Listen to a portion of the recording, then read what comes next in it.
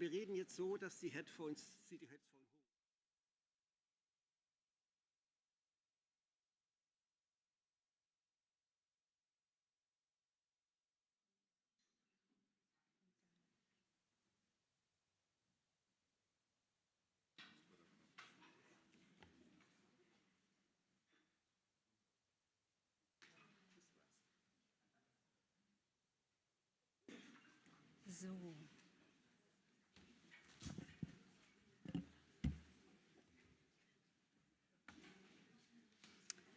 So, guten Morgen und herzlich willkommen. Good morning and a warm welcome, dear audience, here and online. I'm happy to have you here. In case you don't master both languages, German and English, feel free to pick up a headset at the entrance and select the language channel in your Zoom app. Follow both languages, German and English. Please grab a headset at the entrance and choose the appropriate language setting in your Zoom app. My name is Margita Mina and I'm Deputy Director of the Center for Rural Development, the Seminar für ländliche Entwicklung of the Humboldt-Universität zu Berlin. Ja, und mein Name ist Jörg Haas. My name is Jörg Haas. I'm work in organization here in Heinrich-Böll, and we both have the honor to take you through the day today. We're going to moderate the individual sessions bit by bit, and we will let you know what steps next to take. Okay, and what are we looking at today? We have a very diverse day, interesting keynotes, a panel discussion, and deep dives also in the afternoon, where your ideas and perspectives are required. We have enough time for network in between, getting to know interesting initiatives in Berlin, and in the end, we will look outward with a keynote from Adam Tools, who will sum up the discussion of the day, allocate them to the historical context of sustainable development. And I'm looking forward to everyone, and I invite Imme Scholz, chair of Heinrich-Böll and Markus Scholz from the Seminar of Rural Development, to the stage.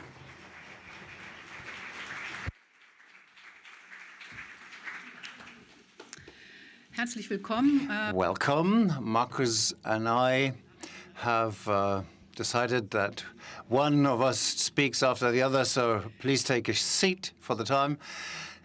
Welcome to this event today, the first Berlin Forum Global Cooperation here, and warm welcome to Carlos, to Maria Sanders and Carlos Lopez.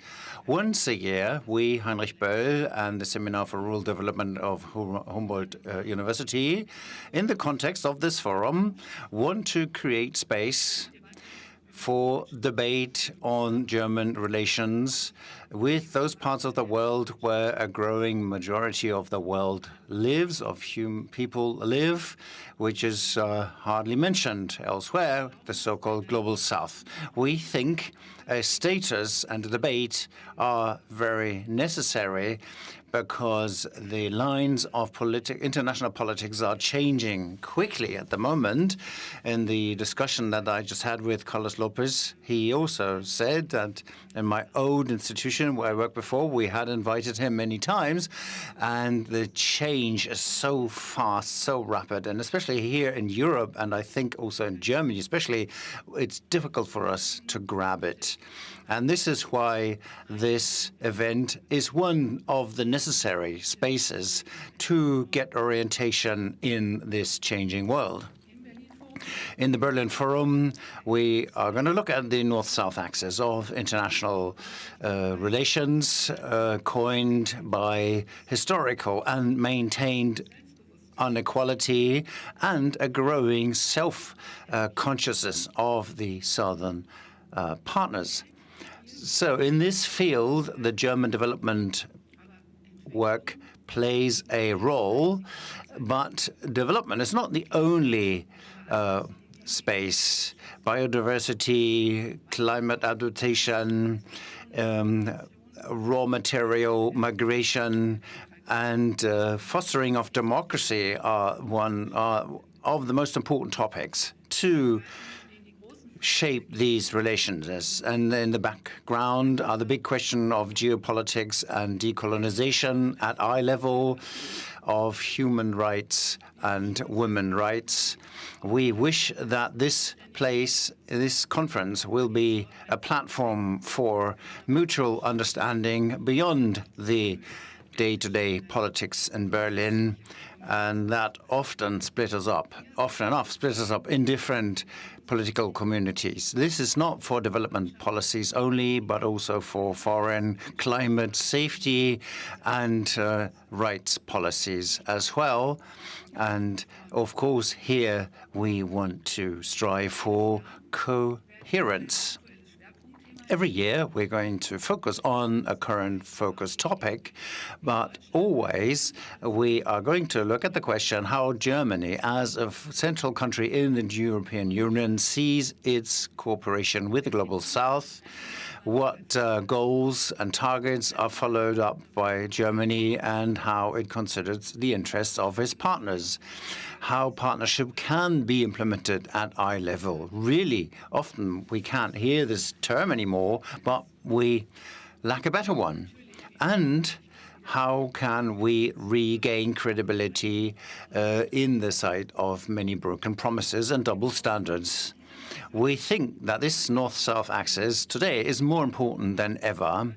Europe in the east is being attacked massively, and in the west we have the transatlantic relationship, which has coined the relationship for many, many years, is in its most heavy crisis since decades, since Donald Trump has moved into the White House. And the more strong we have to look to the south and strengthen that axis.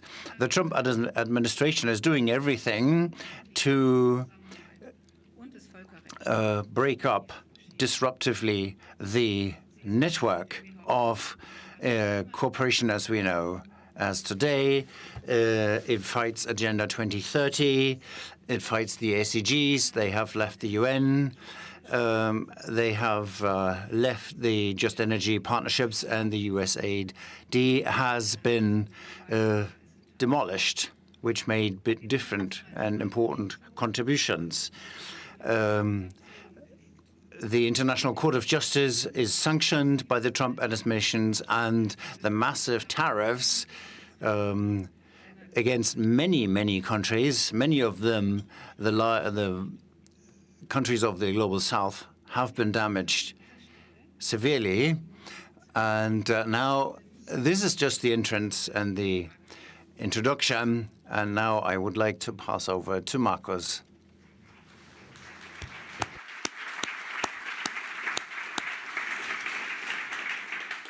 Herzlich willkommen. Ich mache nahtlos weiter. Welcome. I'll just pick it up at this point, especially in the face of the split-up. Global cooperation and sustainable transformation of our global economy is more important than ever.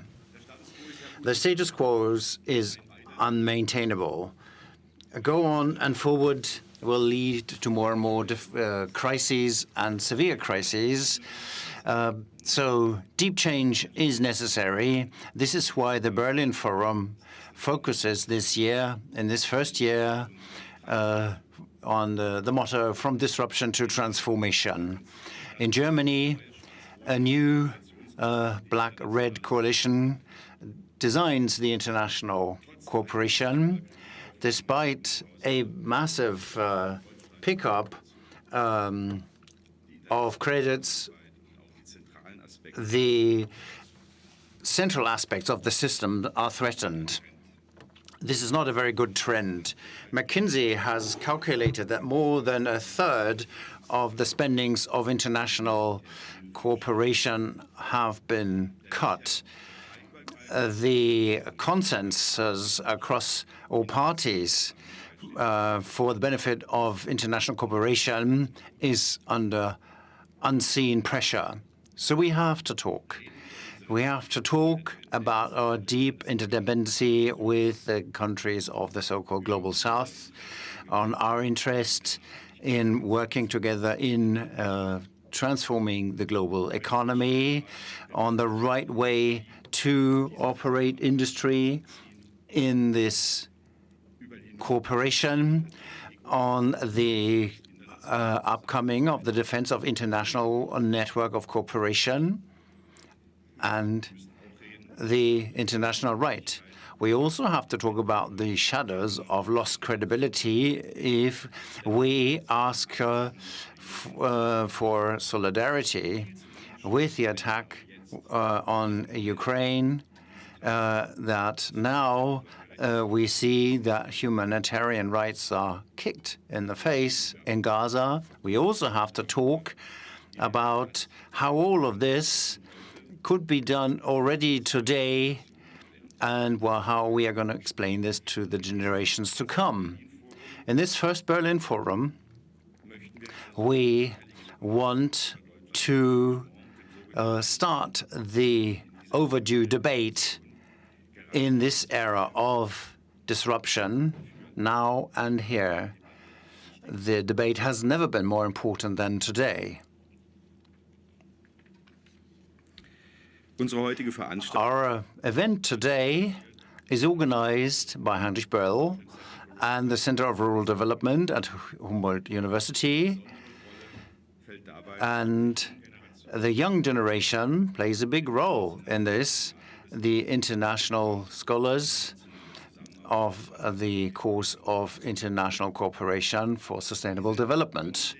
This upcoming international generations of young professionals from all over the world have set up this forum, especially in the deep dives, and we want to thank you already now for your great commitment.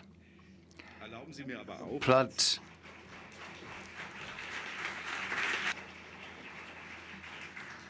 please also allow me to name a couple of people, thanking them, because I fear after 8-9 hours of discussion, we might not be open for this. I want to thank Celia Schmidt, who has accompanied the SAE group up to this point, Miriam Hollander, my colleague, Margit Mena, my SAE colleagues, who together with Jörg will take us through the day today. On the side of the Böll Foundation, of course, everything was held by Elena Glant, supported by Selina Wilfer, and thanks also goes to Florian Fox from the management office, and Jörg Haas as the speaker for the conception of the forum, getting all the most important input. Thank you also to the interpreters. Ladies and gentlemen, please try to speak slow and clear. They allow us today to have this in both languages and create communication, which is what it's all about. The technical team will support us, the facility management, the assistants. Thank you all for doing all that background work.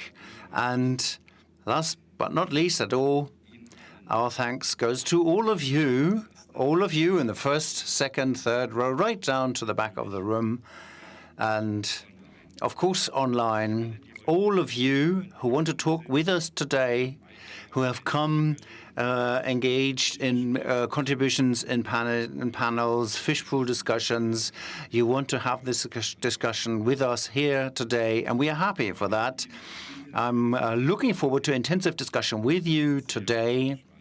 We are looking forward to you, and I wish all of us a great conference. Handing over back to the lead. Thank you.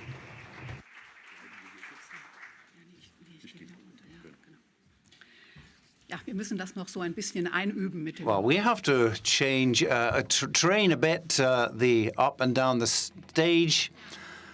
things for us to learn as well. So after the welcome, we will start with the keynotes of the day today. And I'm very happy that we have two very prominent voices from the Global South with us today, Maria Fernandez-Espinosa and Carlos Lopez. Both will look at three questions in different ways, of course. One question will be, as Markus Hannes has already said, what does the presidency of Trump mean for global cooperation, and what will the way to the future look like in international cooperation in times as of today? What are the crucial decisions, as the second questions, that we have to take now to strengthen the North-South cooperation towards a sustainable global economy? And the third area of questions is how could Germany and Europe work better together with the Global South to move their interests forward? Maria Fernandez-Espinosa is a diplomat, politician, and academic from Ecuador with more than 30 years of experience in international organizations, in the Ecuadorian government, NGOs, and science. She was president of the 73rd General Assembly of the United Nations, 18 and 19. She was foreign minister, minister of defense, and for culture and natural heritage in Ecuador, and she is very engaged in many different ways. It would take too long to list the whole list of her engagements here, and we are very happy that she has been working together with us for many, many years with Heinrich-Böll as coach of the project Debt Relief for Green and Inclusive Recovery, providing suggestions and proposals for a development of the debt problem. Fernanda, thank you for coming. The floor is yours.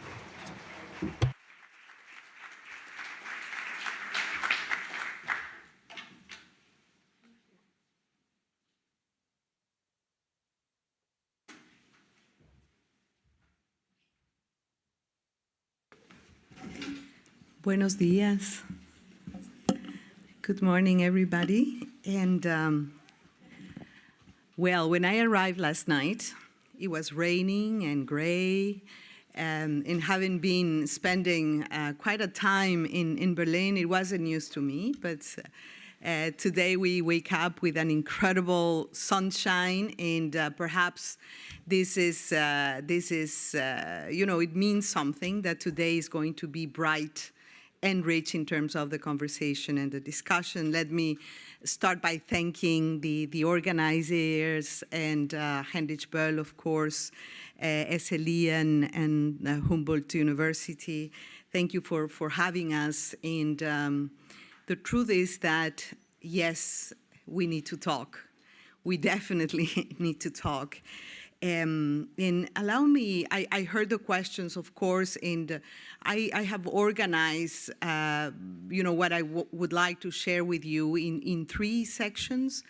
Number one, I would like to,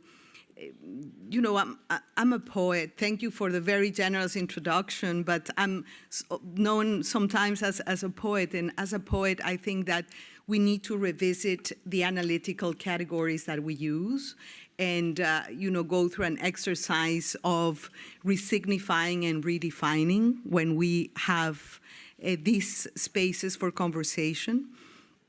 Number two, I would like to do a little bit of a zoom in on the current financial architecture, because resources and money are important, especially for countries like my own, of course. But the way the finances are organized around the world are also a symptom of what is going on. So behind the amounts, the financing gaps, and all of that, the debt architecture, there is an intentional political choice, and I think that's important. And number three, I would like to basically explore some thoughts regarding governance, how we organize ourselves to govern our commons in our public goods. And I think that this goes perhaps a little upper than the question on the current US administration, because the world is organized in 194 countries and in a very interesting, volatile dynamics today. So let me start with a quote and with a little bit of an exercise in the room. And the quote says, "The best way to guarantee one's national interest is through international cooperation." Who said that? I was shocked myself, because I won't go into the polling in the room, but this phrase was said by Henry Morgenthau Jr., the US representative at the closing session of the Bretton Woods Conference in 1944. And I think it really is telling that already at the time, and when we were funding, establishing the Bretton Woods institutions, we heard that phrase from a person like him saying, that the best way to guarantee national interest is through international cooperation. And I think that's exactly what it is at stake right now. So first of all, we heard already a little bit of context setting, why we're here, basically. But perhaps let me quickly revisit. As soon as I'm done with my 20 minutes, please raise a red flag and say your time is up so I can stop. But basically, I think context matters. It matters because it's the way not only that we understand better what is happening, the forensics part of it, but also our capacity to respond. And there are many ways to do an analysis of what is going on. We already heard, very, very important messages at the opening. So in what we see is that governments, nations are reorganizing their priorities amid very profound economic and geopolitical uncertainty.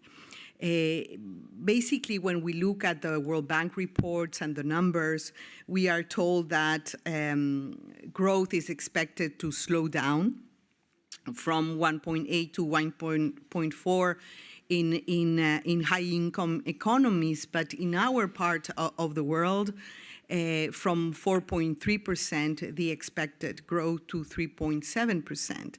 And these are not just numbers. It means that there is an economic downturn, and this economic downturn is really hurting people on the ground.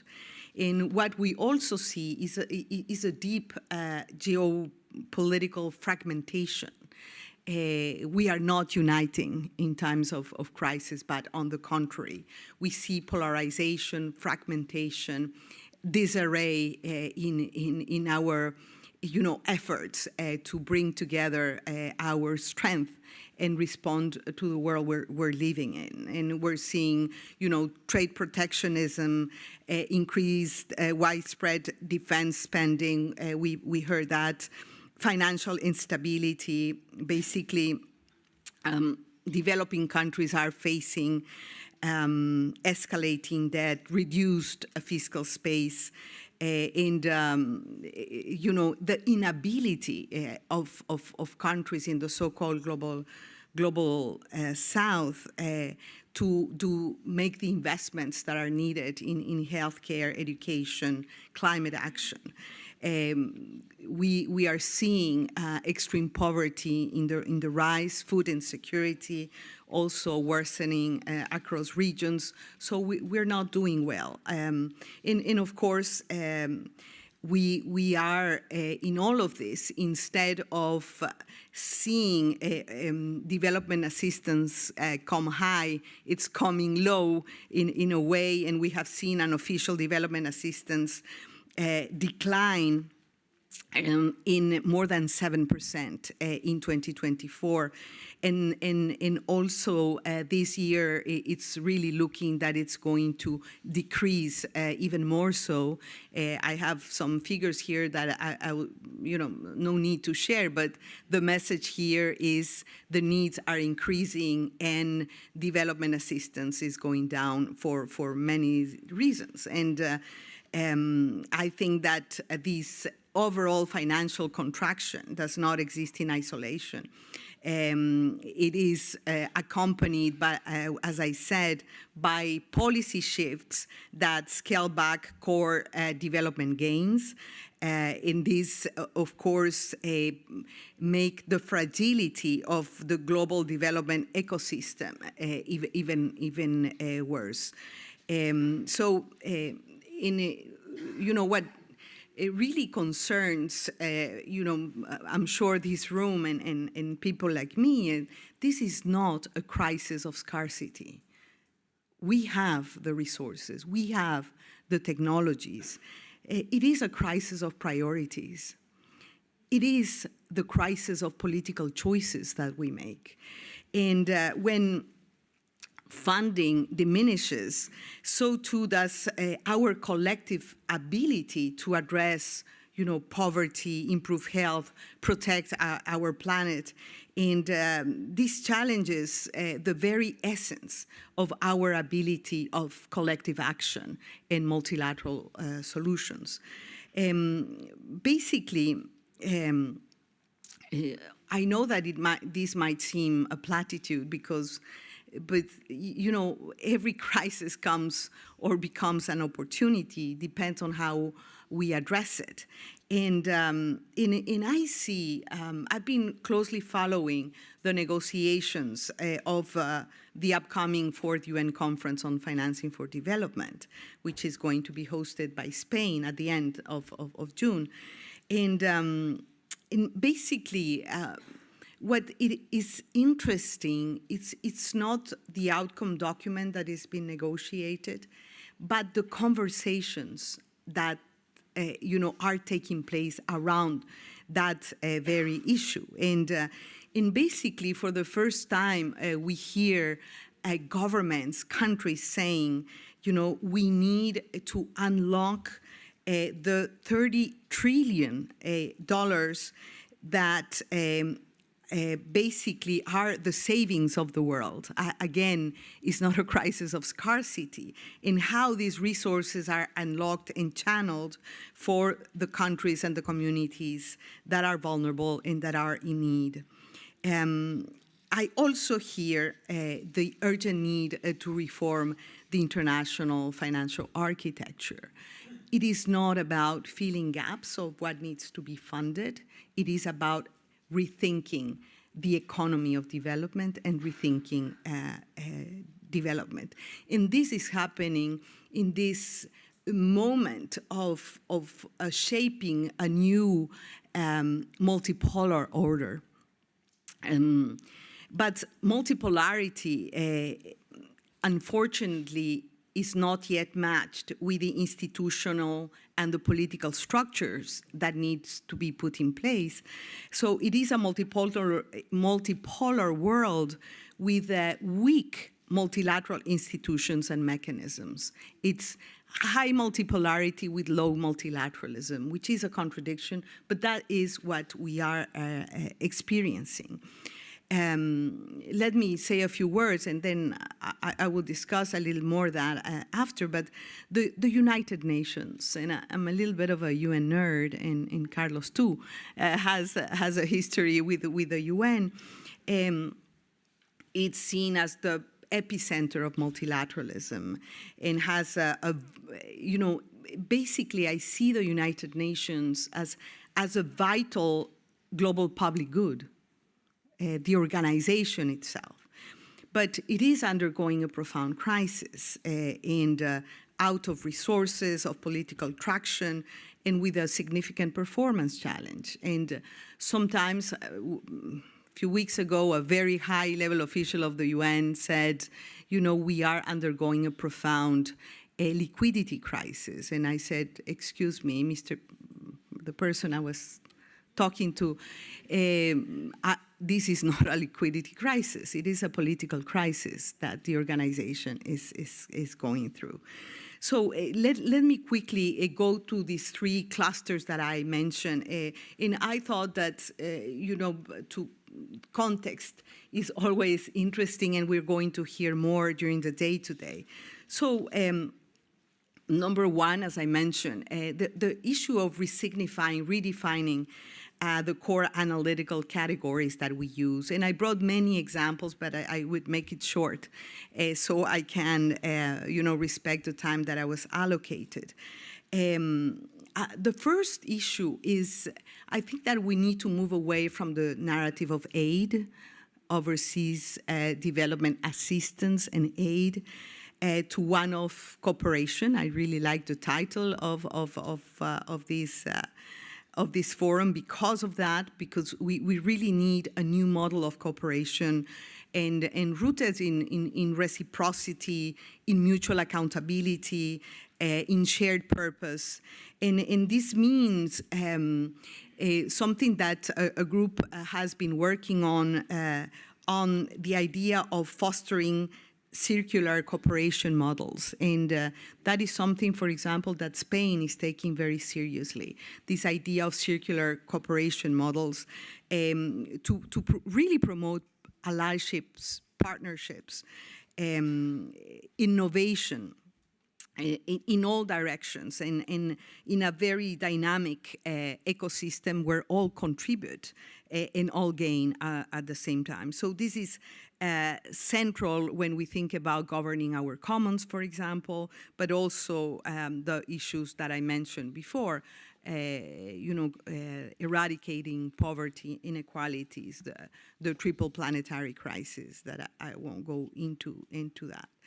The second issue that we perhaps need to revisit is something that, there are many intellectuals, people, practitioners working, the needs to redefine the metrics of development to better respond to the new realities. We all know that the GDP mark is insufficient to capture the true health and well-being of our societies and ecosystems. So the beyond GDP exercise is gaining traction. The system of national accounts in many countries is being updated. And just this past May, there is a UN high-level expert group on beyond GDP working precisely of that. And basically, this is not just a change in names, it's a change of understanding of wealth creation in societies. And this shift includes, for example, recognizing the Earth system that underpins our life, accounting for air, water, biodiversity, the pollination services. And these are truly foundational assets that should be fully integrated into economic valuation. And we have the tools, for example, the UN's environmental economic accounting. So I think we also must properly value the contribution of the so-called Global South. I don't think I have the time to go into this category of Global South, but being a geographer myself, Global South doesn't correspond to how the world is organized, especially today. But I prefer to use the global majority because we are the global majority. But basically, what are the contributions from labor to innovation, from carbon capture to biodiversity preservation to indigenous knowledge, climate resilience and adaptation strategies, there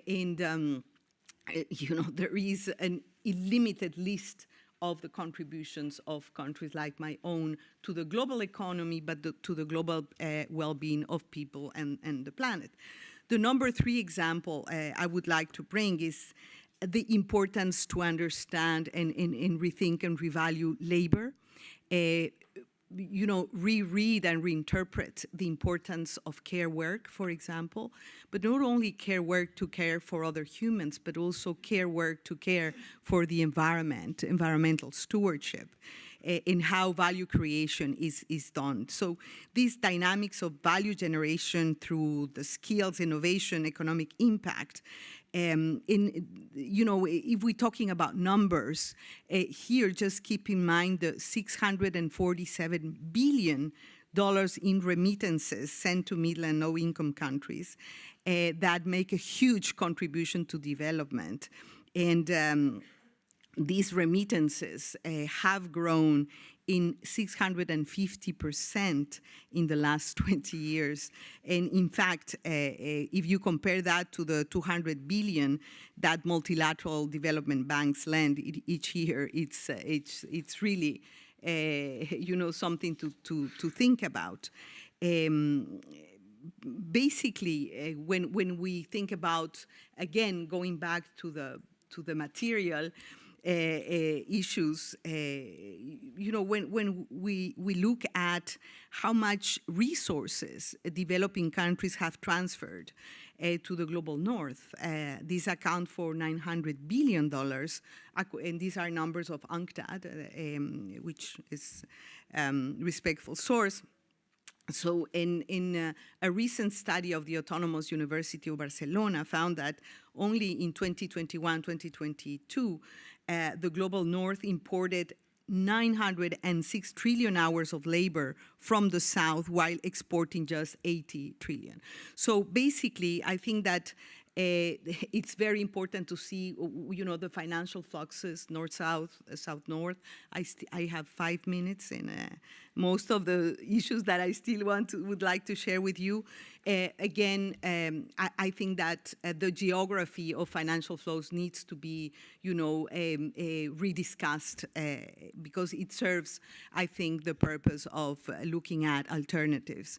Again, to rethink and revisit the concept of the global south. New Zealand, Australia are in the southern hemisphere. Because, yes, and I think I won't go into the details, but, I prefer to use the category of global majority. I would stop just for the last example, I would just stop short on which is the issue of redefining sovereignty. And this, I think, it's critical because basically what we're hearing is that national interest counters in sovereignty and national sovereignty counters collective action and counters multilateralism. And basically, I think that we need to think about what cooperative sovereignty and the sovereignty of people really means. The issues of legitimacy through global engagement, sovereignty in the service of humanity, the idea of network multilateralism, the issue of interdependence. I think it's absolutely critical, and perhaps we can discuss that later because I think this is at the center of justifying the go it alone, the nationalistic approaches to global well-being. And this is not only a problem of politicians and the narratives, it is a problem of citizens defending their own space and protecting their well-being, alienating themselves from the role of global citizens. In this, I think it's part of the core challenges that we face. The number two issue I promised I was going to address, but perhaps in the conversation later, is the need to reshape the financing for development architecture. So who wins with financing development? As I mentioned at the beginning, I think that we need to move from the logic of deficit thinking to a comprehensive reform of the global financial architecture. This includes, of course, reorienting financial flows with all the issues that I mentioned before to serve human and planetary means. It includes integrating, and I'm going to use a shorthand, which is not very popular these days. It's called the Sustainable Development Goals.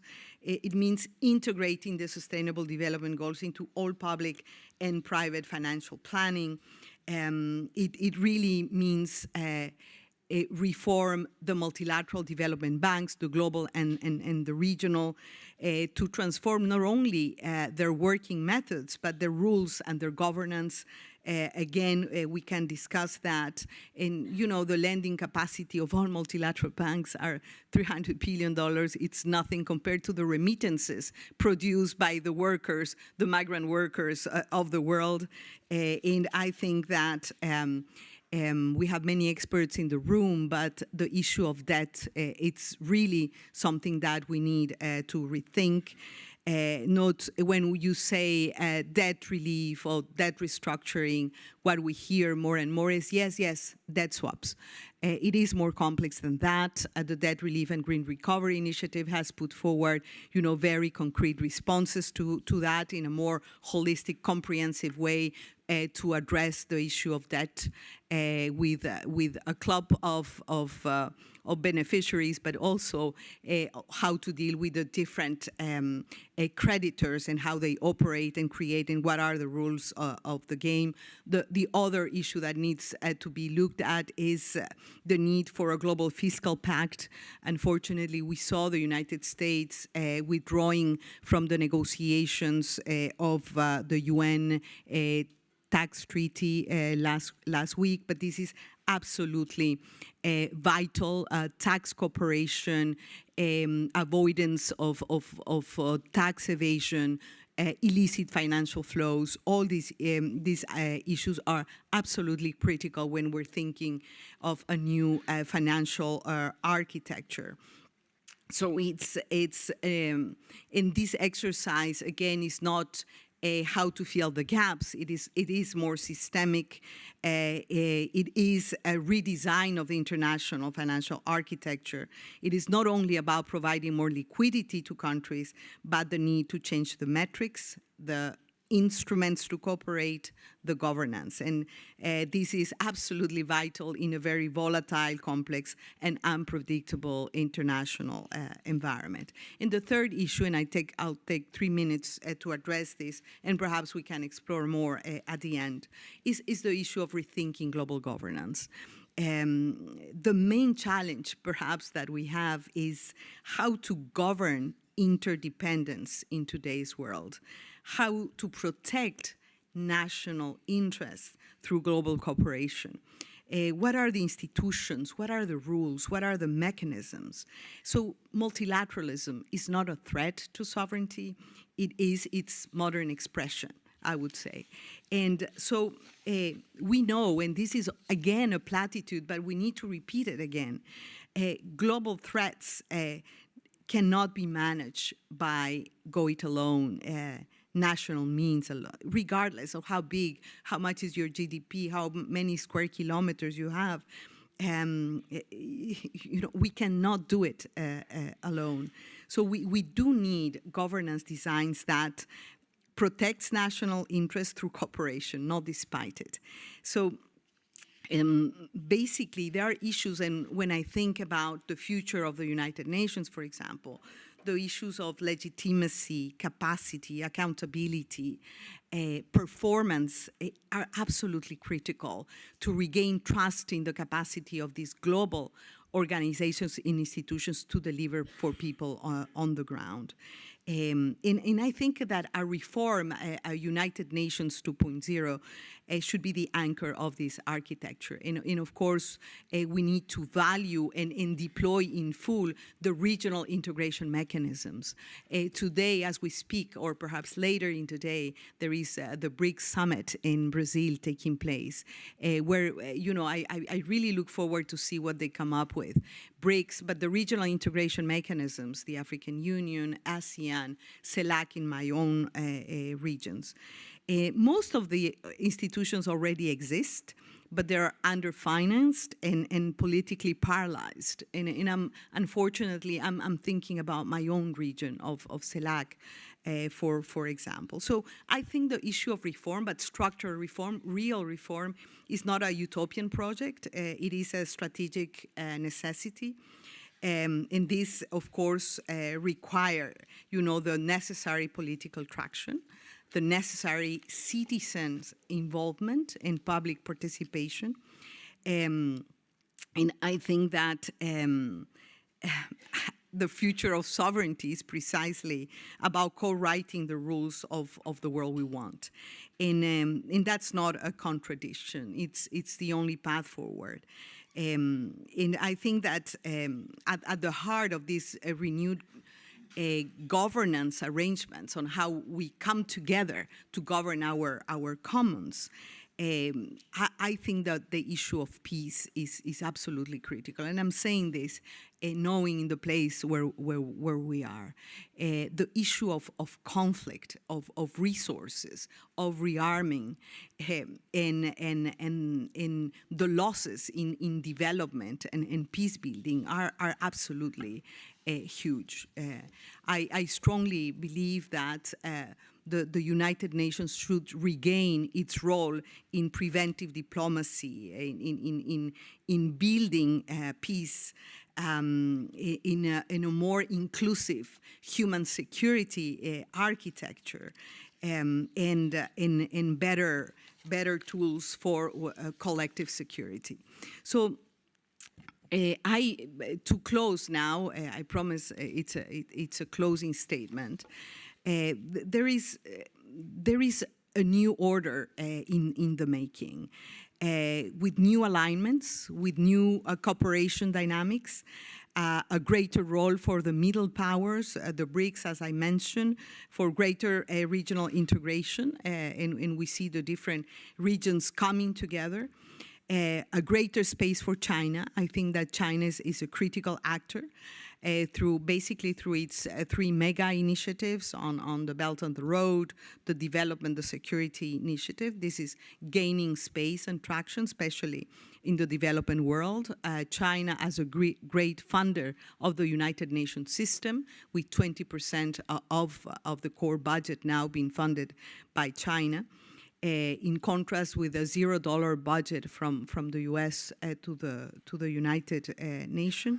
And believe me, this creates, I think, a space for movement with new allyships, a new very important role for middle powers, in my opinion, a make it or break it moment for the UN, a very strong wake-up call right now.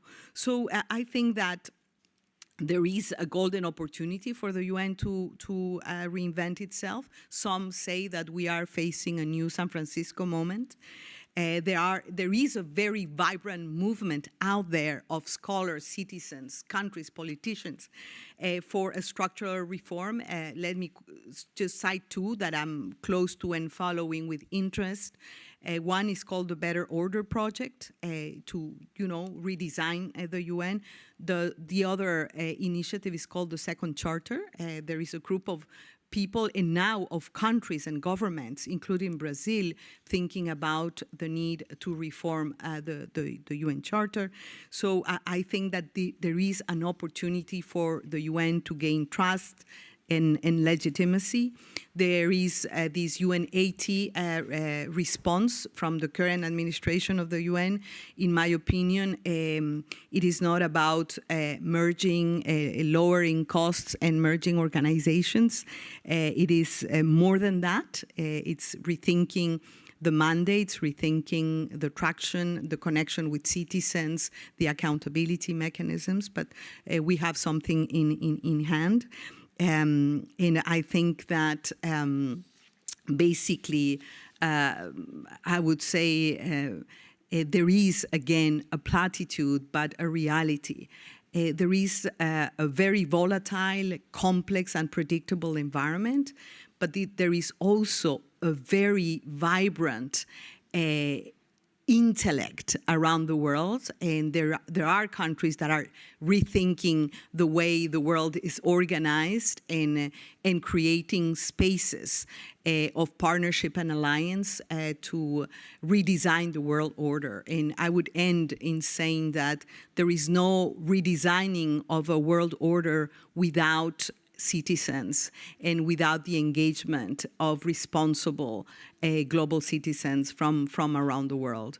And the second thing that I would say is that there is no reinventing a new global order without academia and without thinkers from around the world, wherever they come from. And I'm very proud to say that I come from a region that has launched, a very, very profuse and productive intellectuals that are contributing right now to this moment of interregnum that we are all responsible for. So thank you again for your patience, and looking forward to the discussion and the conversation today.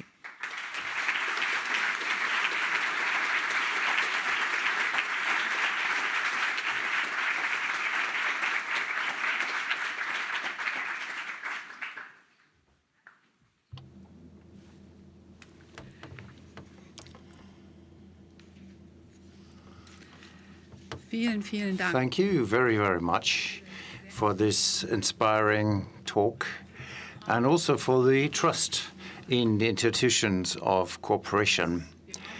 We need institutions to come together to really Ja, zu schützen. protect the global commons and use them. Thank you. Thank you for the many hopeful information. The debate on redesign of the United Nations, the project Better UN project, I have to say, I hardly hear these in the German discussion, also not from those who are responsible for cooperation on the UN level. That was very helpful. Thank you very much. And now I'm looking forward to Professor Carlos Lopez. He teaches at Nelson Mandela School of Public Governance in Cape Town. As a renowned development economist, he was in the United Nations in leading positions as a political director for General Secretary Kofi Annan and as executive for the economics. He was a special officer for partnerships with Europe, and he still is. And he was at our conference, Monopoly in Africa, in 2017. He was here and gave us lots of good thoughts there, and we are looking forward to your keynote.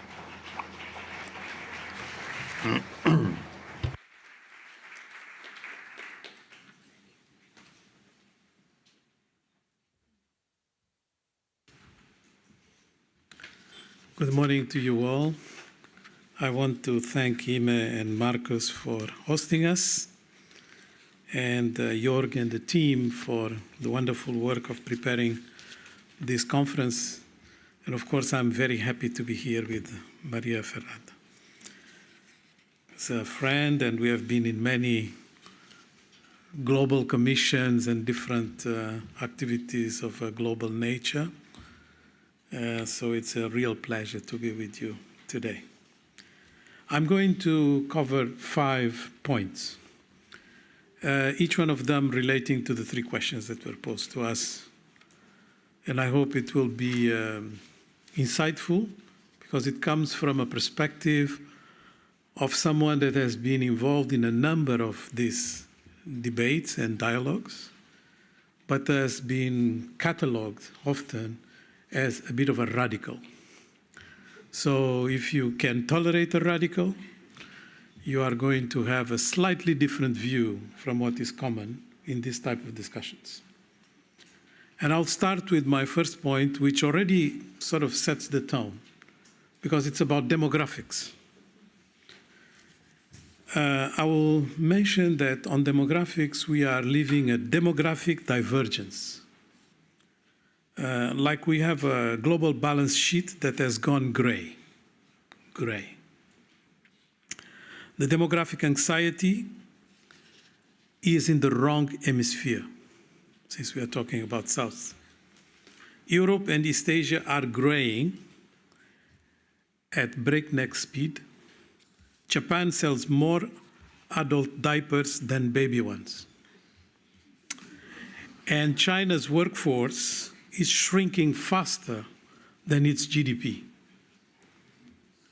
Meanwhile, Africa is home to the world's only expanded labor force, but still is treated as a problem to manage rather than a partner to empower.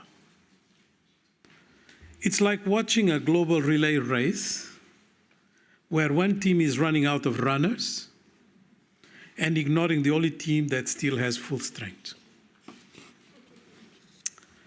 The global demographic shift is no longer about rapid growth, but about unequal aging. While regions like East Asia and Europe, as I mentioned, face workforce decline, we are not matching the possibilities of the future with investment or planning. The North, the global North, if you want, resists migration precisely when it needs labor most, framing, for instance, Africa, but not just Africa, Africa's youth as a problem. This political blindness undermines global productivity and exposes multilateral incoherence. It's like multilateral institutions are stuck in the 20th century mindset, focusing on outdated fears of overpopulation instead of enabling mobility and co-development. There is no global mechanism to align labor supply and demand. We talk a lot about labor, or rather we talk about supply and supply chains, but we never align that discussion with labor supply and demand. A demographic compact is obviously necessarily needed, and we had these various attempts by the UN to produce one. But what we need is one based not on charity, not on containment, but on mutual need and shared economic interest. Ignoring this will turn demographic asymmetry into a systemic crisis. And we are seeing it already. And it's going to accelerate. My second point, it's about the fragmentation of global power and how this is creating an institutional drift. I would argue that part of it results from the way we are dealing with demographics. Power is no longer centralized. States, blocs, and issue-specific coalitions coexist. They compete. The US is inward-looking right now. Europe is divided. And the Global South engages in multiple players with multiple assets for sure, but completely disorganized and fragmented, and without any ideological alignment. Multilateralism was built on stable hierarchies, predictable partnerships. But today's world is shaped in fluid interests, regional edging all the time, and tactical alliances. So institutions cannot cope. The institutions struggle to adapt to this reality, but in fact, they are having the hardest time. Global South countries now navigate a flexible diplomatic space, dealing with China, the West, the Gulf actors, and whatever comes under the sun. This shift that they tactically use all the time also reduces the relevance of rigid multilateral mechanisms and weakens any attempts of coordination. Institutional legitimacy is no longer determined by formal representation, as we were used to, but by a combination of formal representation and an array of other types of interventions. What matters is delivery. Delivery on debt, delivery on climate, delivery on digital access. If this doesn't happen, it's talk. And of course, we have a lot of talk, precisely to compensate the lack of delivery. Institutions that can't respond quickly can be sidelined, and this is already happening. So in fact, power used to be like a G7 dinner. Assigned seating, fixed menu, and no surprises. Now it's more like a global potluck, where everyone is bringing their own dish, and nobody's using the same recipe. The US is prioritizing economic resilience. They say this is the way they are going to build their economy. I have my doubts. Europe is multitasking with one hand tied behind its back. It's the alliances of the past. China and India are playing different games altogether. And countries that are the most vulnerable are watching this like a tennis play. This and that. The Global South, okay. It's a nice word, as Maria Fernanda said. What does it mean? It's not aligning anything in particular. And this Global South is not even revolting against what I just described. It's just edging, like pros, like tennis pros. We now attend summits for solidarity, sign side deals in the corridors, but we don't believe in them. So I call this the end of consensus, the consensus as we know it. Because it was a consensus of words, where you discuss throughout the night the paragraphs, the bracket paragraphs, to get a declaration that is going to save the day. And you proclaim at the end of each one of these summits, it was successful because we signed this declaration. It is completely meaningless because it was negotiated with the faith of the least common denominator, not because you want to implement. Sometimes you go for the least common because you intend to implement, but the least common denominator to be able to take credibility out of the process. So it's not implementable. And that has been the hallmark of the various negotiations that we have seen over the last decade and a half.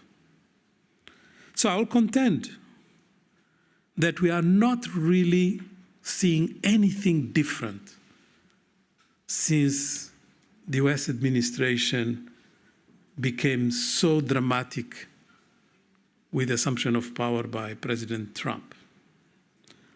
All that he's doing are only a repetition of things that were already happening. Erosion of multilateralism, he didn't invent that. It was already happening.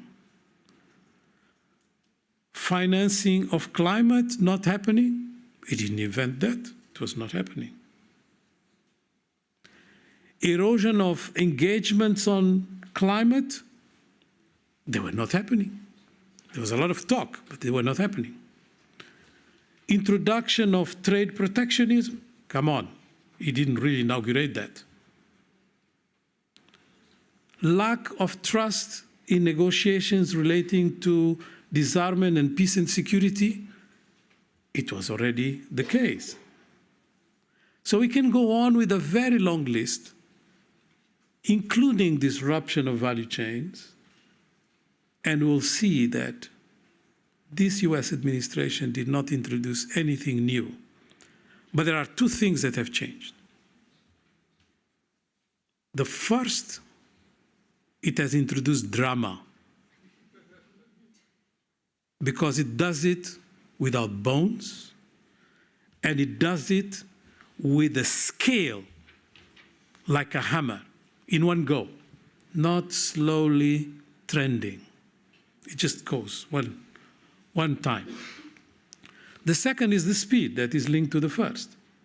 So it introduces drama and speed, but not novelty. Now, if it introduces drama and speed, it's because the trends were there, and these trends are basically indicating to us that this is not an epiphenomena. This is epochal. This is not going to reverse. Which brings me to the key ingredient of this change, which is trade. My third point. Well, it's no longer a sport for gentlefolk. We have built our wealth over the last 4 decades, to be precise, since the establishment of WTO, 3 decades.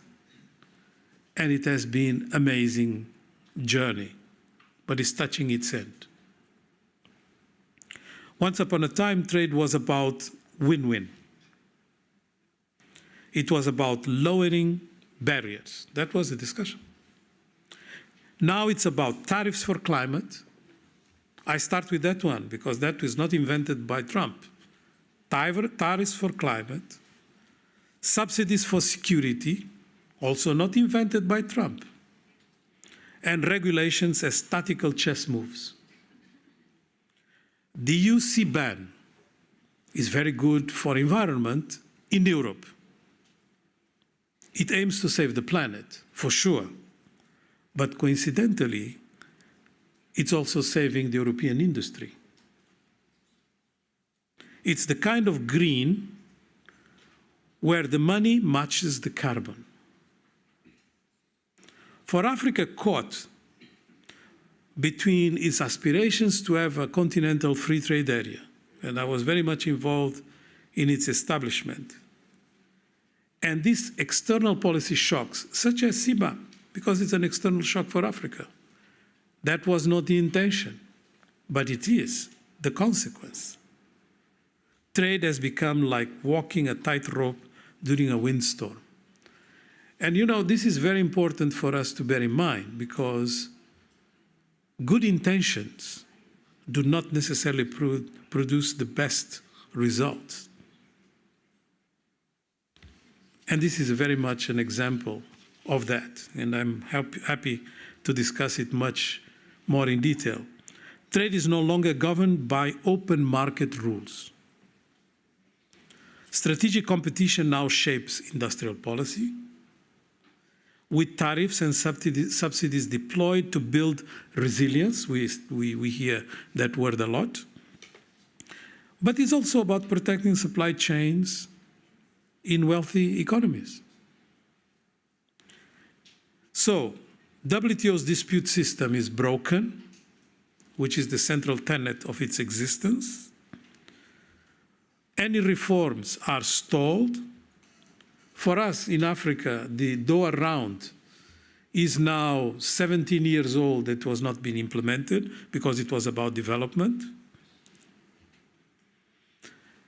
And we continue to have this asymmetric power determining rules on trade. Trade multilateralism is fading by default. What was meant to provide a buffer against global fragmentation, it has become slowly reduced because of the impact it's having by not gearing its entire systemic ruling to protect the most vulnerable. Now, I think trade is a very good example of what is happening to the world because it's dismantling the fundamentals of cooperation and partnership. And if we don't take cognizance of that, we are not going to be able to tackle a lot of challenges, including climate. Obviously, if you say that you are going to impose tariffs on green electric vehicles from China because you want to protect your industry, it's understandable. You want to protect the jobs. But that's not a win for the climate. It's for something else. And we can go on with a lot of examples. I'm picking that one because of Germany and its reliance on automotive industry. So, is ODA the answer for all of what I described? Well, I would argue that we are witnessing the end of aid centrality in development. Not the end of aid, but the end of aid centrality in development. It doesn't mean aid does not have a role, can have a role, but its centrality is gone. And if it is gone, we have to adjust to what this implies. ODA still gets applauded in conference rooms, but the applause is more nostalgic than practical. Like someone clapping for a fax machine that still works. The real capital flows now come through remittances. There we go to demographics. Nobody wants to discuss that. It's twice as much as ODA. It's come from sovereign bonds. It comes from Gulf investment. Well, Mr. Trump is competing with us. Or China's terms. Not Paris declarations or DAC spreadsheets. Instead of asking who gives 0.7 or 0.7%, we should ask who enables fiscal space, who shares risk fairly, who's crowding out the ones that are in blended finance deals. And this is the kind of challenges that nobody wants to discuss because they are systemic. Aid volumes are shrinking, as Maria Fernanda mentioned, while development needs are exploding, yes, but emerging lenders and market-based instruments have overtaken traditional donors. Sovereign bonds, remittances, and even South-South flows are the ones that are shaping the financial landscape more than concessional aid.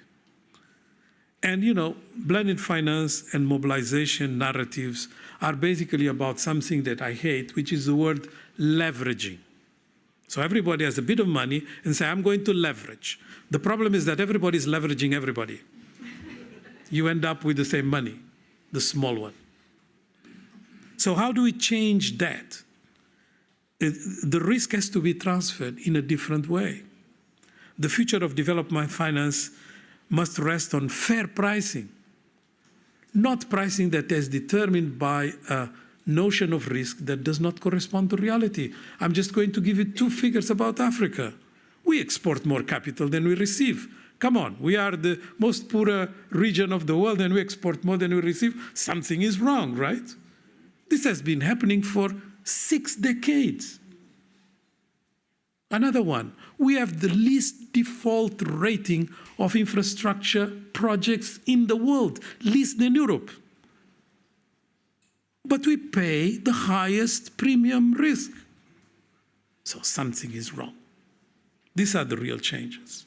If ODA intervenes to change that, it's very much welcome. That's a different type of use of ODA. Doesn't need as much money, but needs systemic change. Which brings me from a fifth point. What kind of disruption are we going to have on the technological front, particularly provoked by artificial intelligence?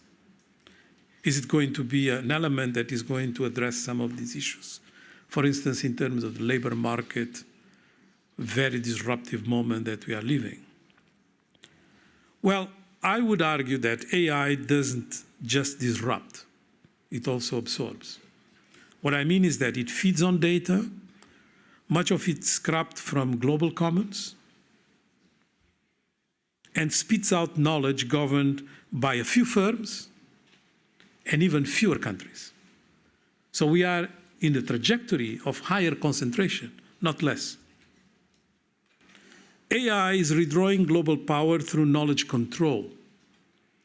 You think that soft power is to give ODA to be nice in diplomatic circles? That was the past. The new soft power is to control the minds. And you control the minds through social media, artificial intelligence methods. That is a much more powerful soft power. You don't need the other. You can scrap it. You control the minds. In my part of the world, you would be amazed with the number of people that love Mr. Trump.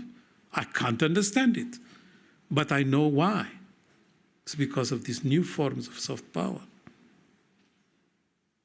Models trained on global data now produce value concentrated in a few countries and a few firms, leaving most of the world excluded from new knowledge economy. Intellectual property regimes that we are so used to being the central tenet of our economic system are exploding, or imploding rather. Why? Well, because we don't understand that artificial intelligence is about stealing. It's about stealing and recreating. And when you steal, it's very difficult to attribute ownership to specific types of knowledge. AI disrupts this model. And if you protected the standards of living based on IP, intellectual property, in the future this is no longer going to be possible. And the consequences are quite daring. A global governance framework for AI is urgently needed. And this is not even in the UN discussions properly. AI must become a public good with the inclusive rules, ethical standards, equitable benefits sharing. But this is not at all on the cards. It looks like it's something very remote. Most of the global south is invisible in this system. Our languages on AI, marginal. Our realities, misrepresented. Our ownership, nil. Even our creativity is monetized. It's monetized in Silicon Valley, but it's also monetized in Shenzhen. Before we know, it went missing. IP systems weren't designed for this. IP, intellectual property systems, are still based on an idea that we can patent solar panels. While AI models are remixing our archives without even saying thank you. Which brings me to my last point. So what kind of multilateralism are we going to have with all of this? Multilateralism needs more than institutional Botox. It needs very profound reform. Our institutions were designed for a slower, simpler world, fewer crises, fewer actors, and more gentlemen's agreements. Today's world is faster, messier, and less polite. Legitimacy now comes from function, not from form. You deliver, you matter. It's transactional. You host more summits than solutions, you are background noise. Multilateralism wouldn't die dramatically, as much as Mr. Trump will contribute to that drama. It will just stop getting invited. That's the real danger, irrelevance. Irrelevance by obsolescence, not by overthrow. Conclusion, disruption is not a phase. It's a job description for all of us. Now, the world is changing faster than our institutional arrangements, our institutional reflexes. Now is the time not to adapt to something that is legacy, but to build the new. This is not a pendulum swing. It's epochal, as I mentioned. It's a landscape shift. Our job is no longer to protect the system. We think it is.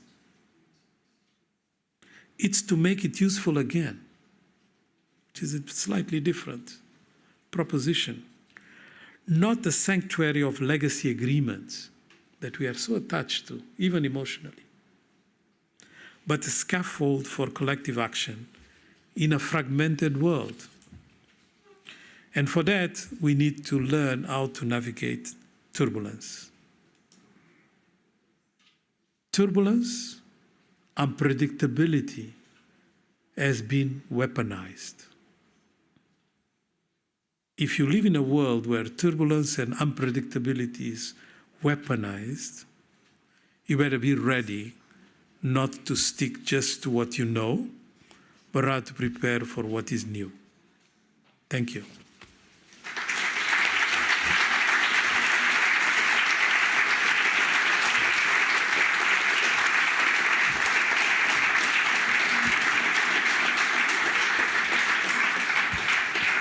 Yeah.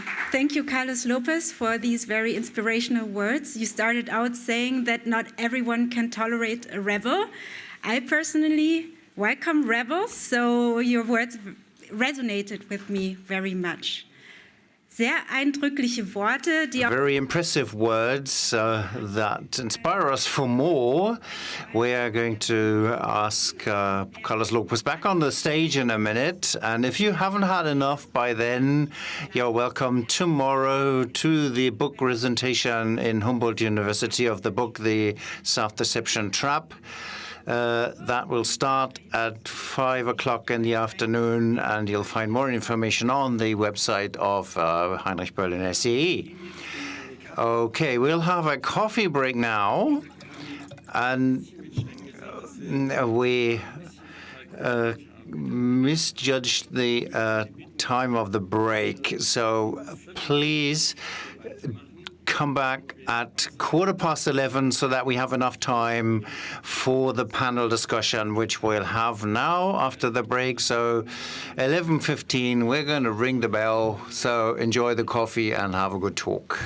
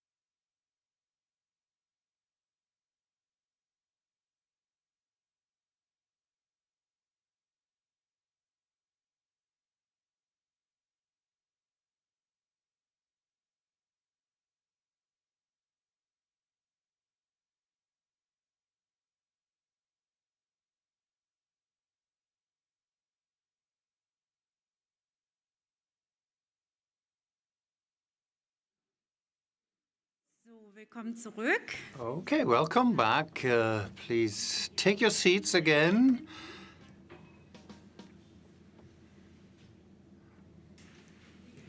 Warten wir noch kurz, Let's wait for a few moments bevor es dann weitergeht. before we carry on.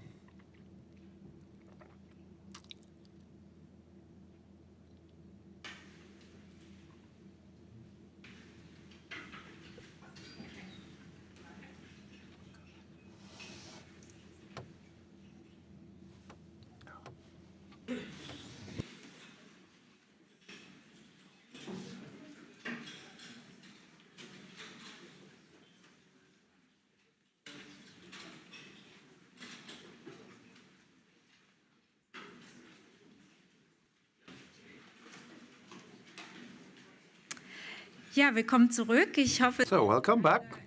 I hope the break was refreshing. It was brief, but refreshing. jetzt geht Now we will directly carry on with the panel discussion, and for this I invite all the guests and Emma Scholz to the stage. Emma will introduce us to the round and take us through the discussion.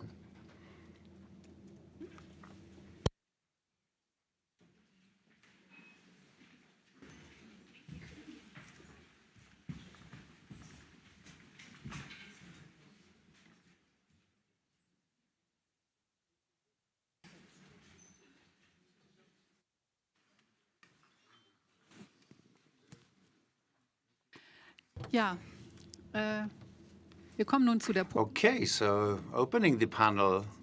And first, I have to unfortunately say that our fifth guest, Rana Bütikofer, had to cancel. Unfortunately, it's a bit of a pity, aber das können but we cannot do anything. And despite, I'm even more happy that Jochen Steinhöfer and Gregor Dahmer are with us. We will change the sequence now. We will have 2 5-minute impulses by Jochen Steinhöfer and Gregor Dahmer, and then I will ask Maria Fernanda Espinosa and Carlos Lopez to react on that. Ich begrüße zunächst First, I welcome Jochen Steinhöfer. He's Director General at the Ministry of Economic Cooperation and Development and Germany, responsible for multilateral politics and human rights. And also he was a colleague before as part of the Ebert Foundation, and he will present on how the BMZ is analyzing the current challenges, what answer is putting forward, and I have informed him a bit about what we have heard in the morning, as he couldn't be with us at that time. And Gregor Dahmer is CEO of Global Perspectives Initiative, which just had a very impressive report last week. The world is changing, and Germany and the Global South. And in his keynote, he will give us the central messages of this report, which square in what we have been hearing in the morning. Jochen, yes, welcome. Thank you, Emma Scholz. Thank you for the invitation. I'm happy to be with you here, and I regret that I couldn't be with you during the keynotes this morning. I hope we can still get into the discussion quickly. I will keep it short and sweet. I just wanted to describe what is the situation that we are looking at, what's the international politics, but also development cooperation. We have quite a veritable landscape of crises, which we have to work together with, lots of acute crises, but also, from my point of view, 2 big erosion crises, which is the question of global warming and global injustice. We have a dominance of geopolitical questions that we, as development politicians, have to look at. We have a renaissance of war as a political means, and I also see that we have a crisis of trust if you looked at from the traditional perspective from the countries of the Global South and the industrialized North. Many of you say, and I would underpin this, we're in a transformation process towards a multipolar world order, and we could talk a lot about that. I'll briefly mention 2 points only. And the old global order, which we have carried up to here, many countries didn't have a space in that. It's important, also countries that we may be speaking about today, and multipolarity, as far as I experience, and I think that's the experience of many of other multipolarity for our partner countries, that is reality, has been for a long time. It's options. They look at options with respect to energy, food supply, and so on. So I think we have to get stronger as the German government as well. We get clear on that these countries have interests. We don't have to share them necessarily, but we have to know them. And here I would say, with a look at the order that we envisage, we had a little of a shock moment. For many, it was on the vote in the General Assembly on the Russian attack war, which made clear that not everybody shares our worldview, but it was also not really about Russian or Chinese orders to be supported, but having options and balancing the options and assessing the options. And I think it's important if we start, and I think that was topic today in the morning, how can we reform institutions? How can we develop the UN system? We cannot underestimate the order propositions of the Global South. And this is something that we have to get at one table with everyone. Germany, brief for development is something that is under pressure. You have heard about cycle lanes in Peru. We have to look at the caricature of this, and at the same time, it is very necessary to get into some reforms in that. The third point, looking at the general situation, the abrupt stop of USAID. This is something that troubles us a lot at the moment, and the consequences cannot be overestimated. It's a massive crisis in the development cooperation. I think we have fleeing, we have migrations to big UN agencies, up to 40% funded by the US. Second area, which is overlooked, USAID. I'm not agreeing with everything that they did. They were very active in promoting civil society. Lots of breakdown here in the Global South. And the third point overlooked is data. We have problems already now to get reliable data concerning hunger and other things as well. Lots of facilities of the US Americans are used there. So financial things are one thing. We're going to see the effects of that more strongly in 1-2 months than we are seeing them now. And the other thing is the ideological work in the UN agencies that we do have concerning inclusion, women, climate, where we actually look at getting up the language, keeping the language that we have agreed on in the last years. UNICEF, for example, there was a first vote, 35-1. We can say, okay, there is some solidarity to be seen here. What has to happen? I think very generally speaking, in the times of mistrust, we really have to concentrate on building trust. Trust is the basis of political activities, and I think development policy can contribute a lot here. Long-term partnership relationships, I think. Also for Germany and for the interplay, we have to balance off and account for the orientation to what does development policy give us without just simply following our interests. But if we want to have a grip on international politics, we are dependent on capacities that we can build alliances that are reliable, that we can build networks, and they have to extend the OECD space. And this was started in the last term of office that has to involve the countries of the Global South. At the same time, we have to say that from my point of view, it is a crisis of trust which is visible in different fields of politics. One is pandemics.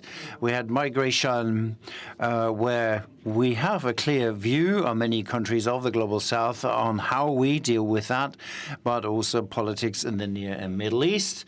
So this is up. We need a positive impulse here, but we really have to cover that crisis of trust. And three more points I want to mention. One is discourse, which I have mentioned already. We have to counteract the caricature of development politics in Germany, but development cooperation has to change at the same time. Maybe we'll hear more about that from the view of the Commission. So I'll leave it in the discussion. I think from my point of view, is that this politics is suffering for decades from overload. We have to focus, I think, and this is because I think we have to make our goals more clear, our objectives more clear, to see what countries can we pursue these goals with, where are matches, where will it not work, what are the UN agencies to be involved here. The second point from my point of view, I do think that development politics work a long time on this, and many will have said this is a platitude. We've heard this from the antique ideologies. We need more structured policies. We need a Europeanization of global development. This is the only way. If we all have to boil down the funds, we'll have to look at on how to bundle our powers. That's the one thing. And the second thing is that we want to have trust in rural relationships with the countries of the Global South. It'll work best in the context of functional international organization. This is why we have to have the focus on that, even though if we look at it today, thinking it all doesn't work and it's all breaking up and decaying, we have to find the optimism to shape things and change the international system. I think this is crucial, because otherwise I think in the next years we will not get anywhere in development policies in the next years. And the last point, from my point of view, we have to make more clear what is in it for Germany without really getting into crude policies of interest of our own. We have to make sure how can we support raw material support, hydrogen, how can we do partnerships, but it has to be on a mutual benefit. And for this, the values and ideas of our partners have to be known. At the same point is that we have to make sure, maybe that's a bit old-fashioned as well, that we don't go into the trap of short-term interests. What we see at the moment, and that is quite obvious really, in development cooperation, we feel at home in crises. Our thinking is coined by crises because we are working in crises all the time. We have a high density of crises, but at the same time, it's clear that if we are not able to go beyond these in our thinking, look at the transformational element in it, we will experience societies that can up the prices, that can handle crises, but we do see that they become exhausted. The intervals between the crises are getting shorter and shorter, so a development policy has to do things.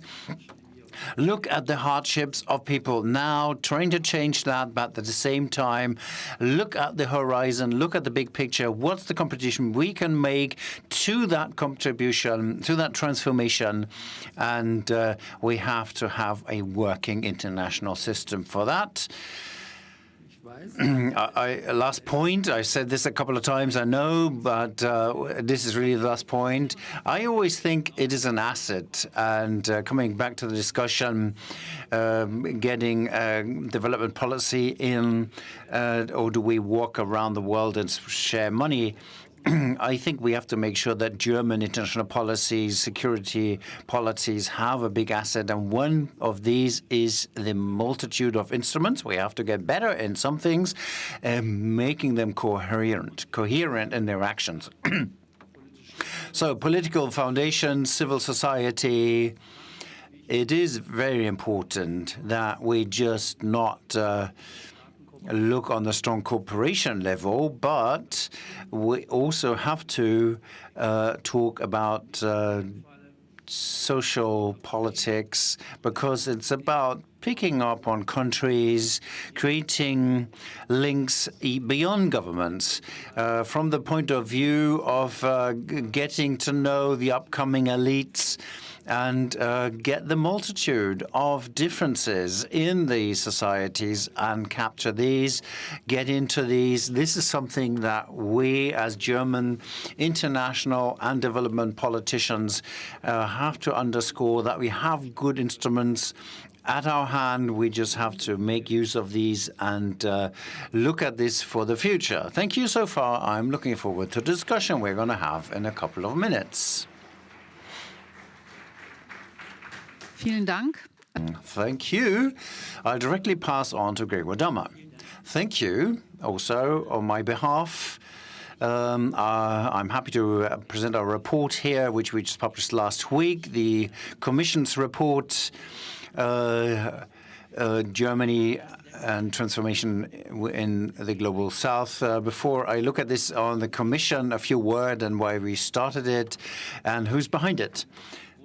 This morning, we've heard it already. We see a world in change, in the course of which countries of the Global South, I'll use the term, although it's not the best of all terms, getting more important, while the West is getting defensive in its order, split up, limited in action. And the second office of President Trump, we do see how the U.S., this has been said again, is retracting from many international associations. And that means increasing expectations of Germany as the third biggest economy worldwide to take up leadership as the giving money. And the question is, how is Germany going to handle this growing expectation? And what is the answer of this new geopolitical situation in which we do see the shifts? How should Germany align its international cooperation, especially with a look at the Global South? This was the starting question a year ago, and we addressed a number of experts a year ago, asking them to enter a structured process in getting the answers. And we could get the former defense minister, Annegret Kramp-Karrenbauer, with the former Joschka Fischer, the former international minister. We had Mr. Friedenhofer from the Institute of Peace Research. We have Janina Kugel, and from Justice we had Christina Langfeld, representatives of the civil society, so interdisciplinary group, which took a year to look at this question. And in that, the process of the work was that we listened a lot.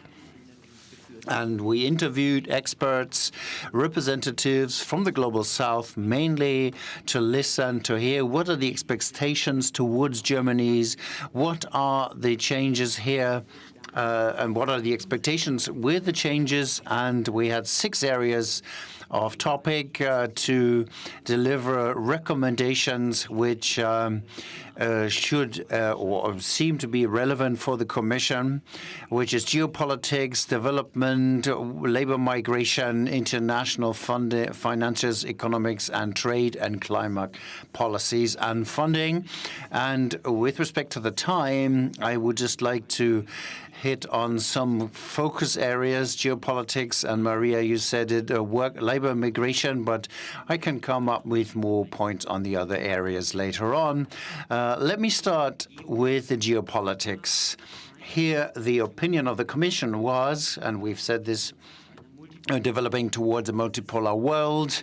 That is very important, that Europe in this more and more multipolar world acts as a uniform pole, and Germany should do everything in its power to get the defense and international politics of Europe strengthened. And multilateralism is something that we've heard a lot here. There was big consensus in the Commission that for the continuation of multilateralism, this needs to be reformed, and Germany should take a leading role here in that, so that the multilateral organizations can reflect the realities of the 21st century. This is a long-term process taking time. This is why they recommend the Commission thinks to act in an alliance of the willing. The Europe of the two speeds is a key word here, and this also includes the recommendation that our partnerships models should be reflected critically, restructured possibly, because science and politics said that Germany has 119 partnerships with 80 countries, and this is where the Commission says we need to sort them, we need to prioritize them, look at the intensity of relations we want to have with which countries, where can we use the instruments of international relationships for government consultations, and where do we concentrate on certain topics, be it energy partnerships, raw materials, all getting into a different priority here. And this segues us to the development policy, because this is where the Commission made very clearly, also in its immediate reports already, which we published in January already, that this is a main pillar of international engagement, also an effective instrument of soft power, and should have an independent ministry. And this is why we were happy that first recommendations were reflected in the coalition contract of the new federal government. Still, we've heard from Mr. Steinhager that development policies is still under pressure, and we have to maintain the funding, drive it forward, and that still we have a strategic realignment away from the old models of the giver-taker roles, but towards interest-based approaches. And that was a clear feedback from the expert interviews we've had, telling us what are your interests, what are our interests. On the basis of these, we should design new concepts for cooperation that are attractive, and that is what we should align ourselves with, looking to the future, interest-based, where are concepts in trade, investments, infrastructure, raw materials, or climate. One crucial topic, that's what we're looking at today. Where can we find new partnerships today? You've said it in your introduction. Eye level is a keyword here. How can we fill it with life, and how can we do concrete offers? And the Commission work made clear that labor migration sees very big potential. So 2 words on this here. Migration, of course, is a big topic. We have focused on labor migration. Otherwise, we could have had a different, an independent commission for that. If we look at regular migration as well, and refugees, but we focus on labor migration, and that was said also in the morning. We have a demographic development which is calling for a triple win situation, really. We see an aging population, you said, Carlos, in Germany, and at the same time a dynamic growth of population on the African continent. So how can we sketch out and shape this situation so that the people, I think it's 12 million, getting into the labor market in Africa with 3 million jobs. In Germany, we are aging 1.4 million jobs vacant. How can we match that so that we have positive effects for both involved countries and for the individual person as well? And all the expert interviews made clear that Germany is not the #1 country where Labour wants to go. We have to look at racism topics and really look at service in the administration. So in this context, the Commission recommends a national migration culture and center where all that process can be accelerated and funneled, and also a talent fund should be set up which can really motivate highly qualified labor to come into the country. With respect to the time, I would leave it at that for the time being. But beyond that, the Commission, and that's important to make clear at the end, it said that we need more international commitment and not less, because in times of change, international policies decide on domestic wealth and well-being instead of nationalism. We have to maintain our interests with strong alliances, and despite of playing values up against interests, it is crucial to name both clearly, and it's better said with the populistic defamation and the national discourse. Don't duck away from that, but use international engagement strategically to get into this and present that it is in your own interest. And the final word, central point of the Commission also was we need more coherence. We've heard this. The Commission and the expert interviews said this. We interviewed Carlos Lopez as well. We heard again, Germany does a lot, but we can't really say what. There's lots of actors, representatives abroad. We have Goethe institutes, chambers, but the overall concept is not clear. And so this is why the Commission pleads to get to more coherence by working in clusters. It proposes a cluster database to which parliamentarians, administration and government can access.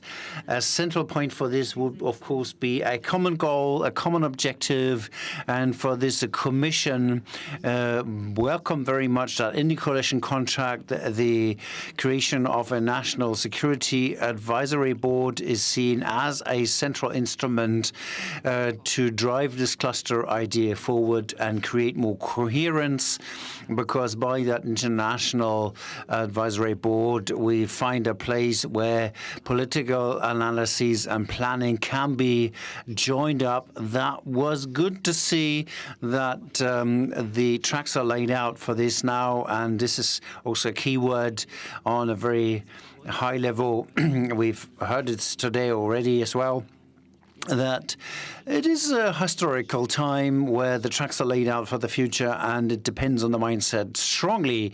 And here the Commission members plead to all people taking responsibility in politics. One thing is the action, the other is really take a stand and let the words be followed by action.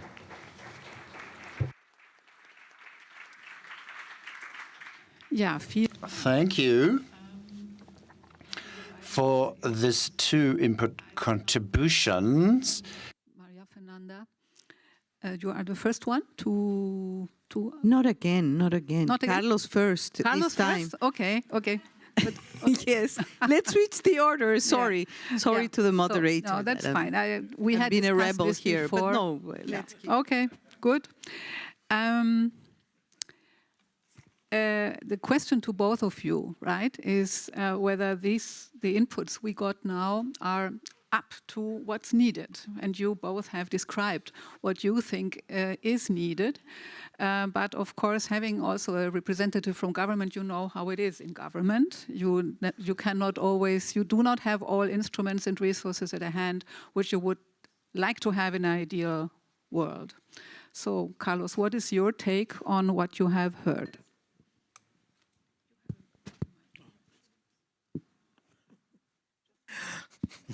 Thank you, thank you.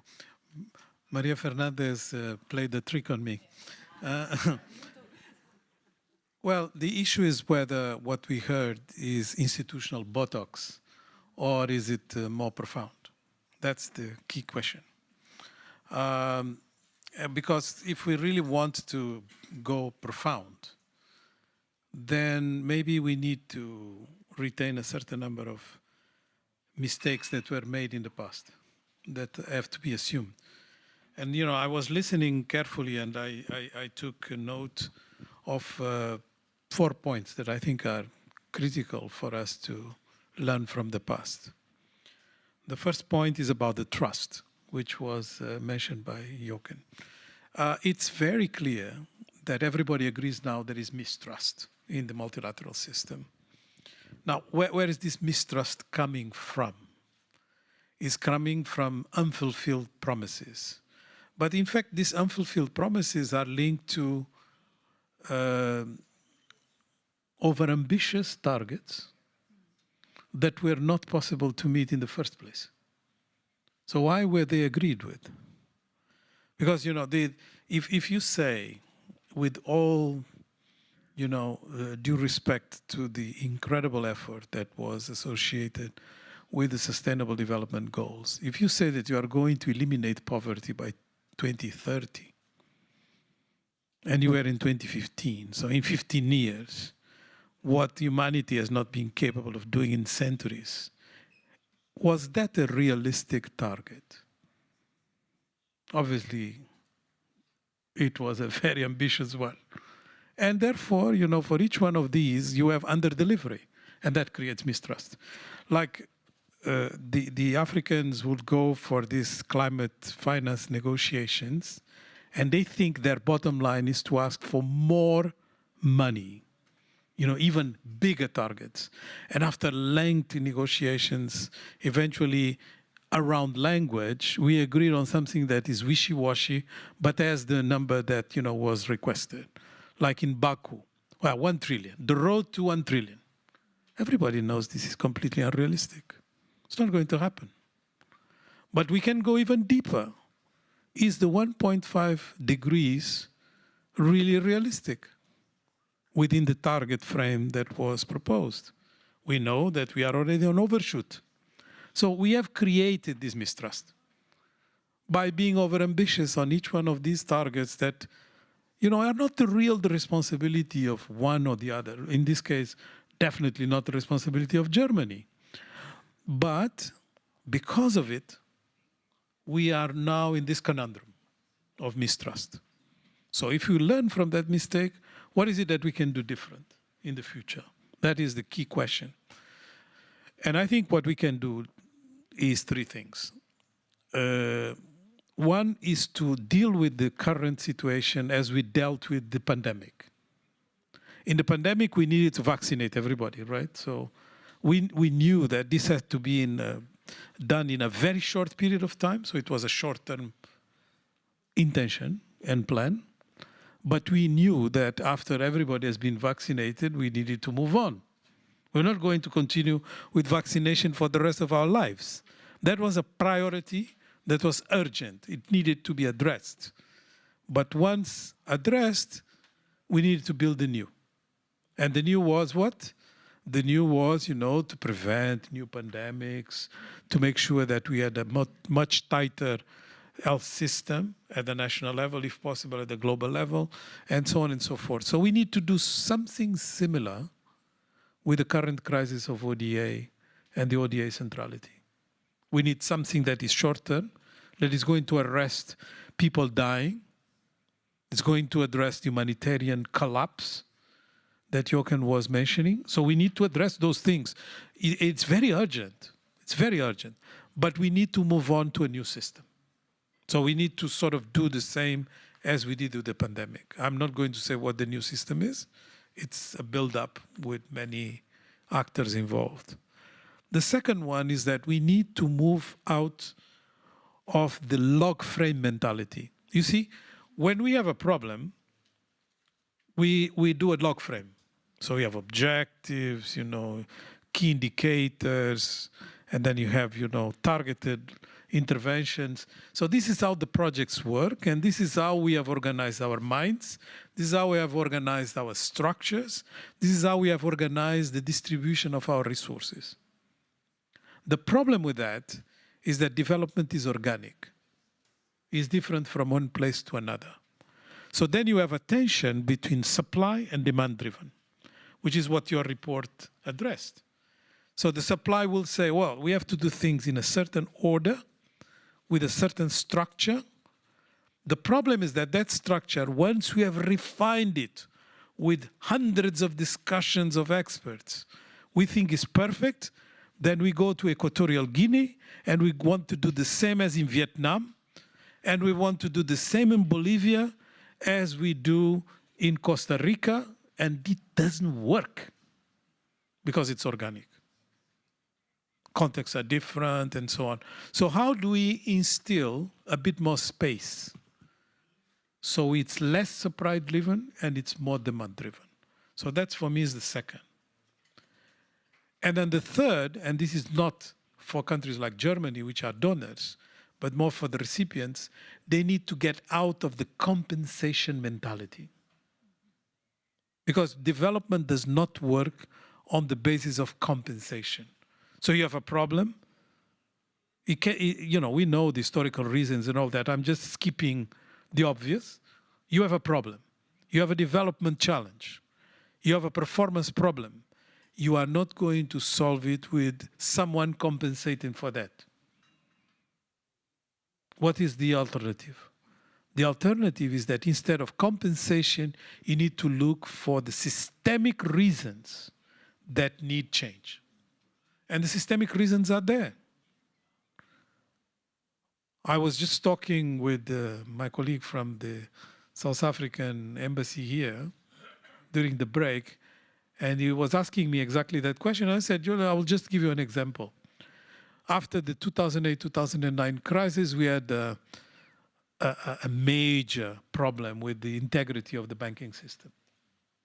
So the Bank of International Settlements, which is like the central bank of the central banks, establishes the prudential rules and how the central banks should act, issued new directives. They are called Basel III directives. So I don't expect you to know about the intricacies of banking system, but needless to say, they requested much more stronger due diligence. And amongst others, stress testing of banks and all the rest. The intention was good, obviously. It was to avoid another crisis like 2008, 2009. The unintended consequences is that by requesting incredible amount of due diligence that banks cannot really fulfill in frontier markets, particularly in Africa, the banks deserted Africa. That was not the intention. That is a systemic issue because the access to capital became even more difficult, not less. So you have a crisis that is provoked by a shock in the subprime in the US. You have nothing to do with us. We didn't provoke the crisis, but you suffer the most out of it because of what has been introduced. And we can go on with examples of this type. So that's the kind of issues that ODA in the future has to address. Systemic impacts rather than compensation. And this needs a change of mindset, both in the donors, but more importantly in the recipients.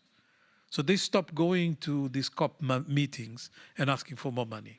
And my last one is about the issue of migration, which I think, if you look into the global report, is quite well covered there as well.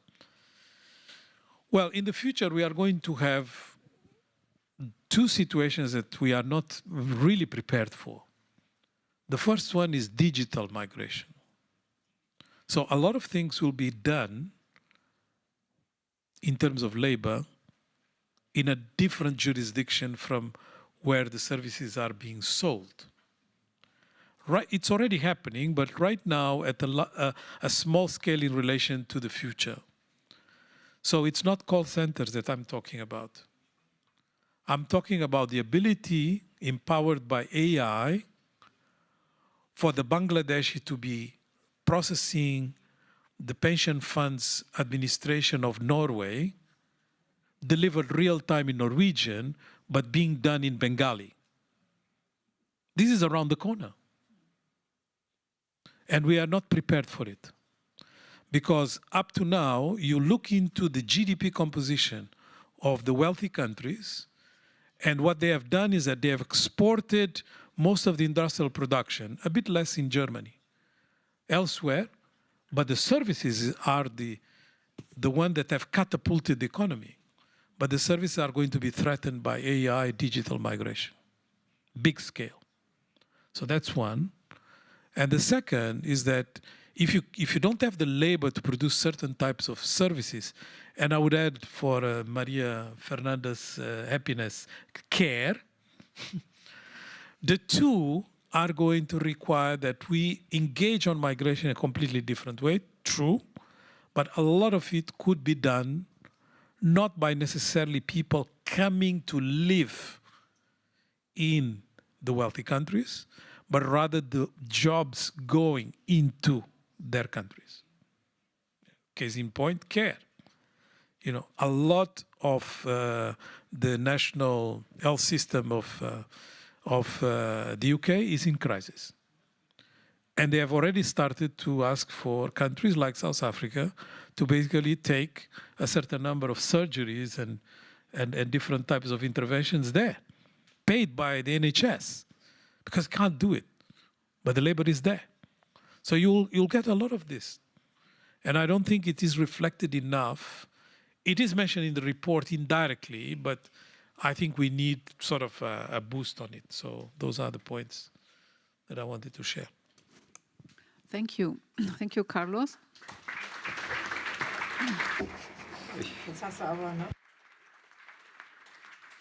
Another layer of what migration means in times of digital and artificial intelligence. So now it's your turn, Maria. I'm very happy. You will take over. You had spoken about re-signifying specific terms. So Yes. maybe I'm wondering whether you were happy how the German colleagues defined and used terms.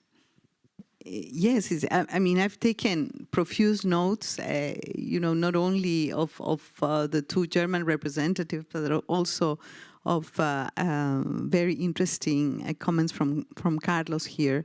And perhaps three reactions. Number one, okay, so the title is The Role of Germany. And I was debating whether to be prescriptive and say 1, 2, 3, in moving to the ideal situation. How would we like to see Germany in the global landscape? And I think I'm going to do a little bit of that, especially listening to the outcomes of the report and to what we heard from the representative of the Ministry of Economic Cooperation. And I would say how we would like to see Germany in the global landscape. Number one, I think that Germany has a very important role to play within the European Union first. We understand that it's a very fragmented, difficult environment right now.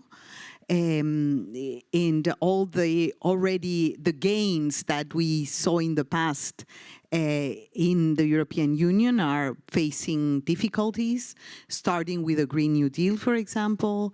I heard with great attention in Munich the speech, not of Vice President Vance, everybody heard that, but I think of President Ursula von der Leyen. And I said, okay, three priorities for Europe. Number one, competitiveness and clean development, number 2, migration, and number 3, security. Which, I was there and I said, okay, where is the rest of the world? Where is the global majority countries? The issue of migration, and here I would like to respond to what I heard, migration is not only about humans and labor force. Where are the people what is that we need, and how we transfer labor force and, new technologies, and if the labor force is going to stay here or go there.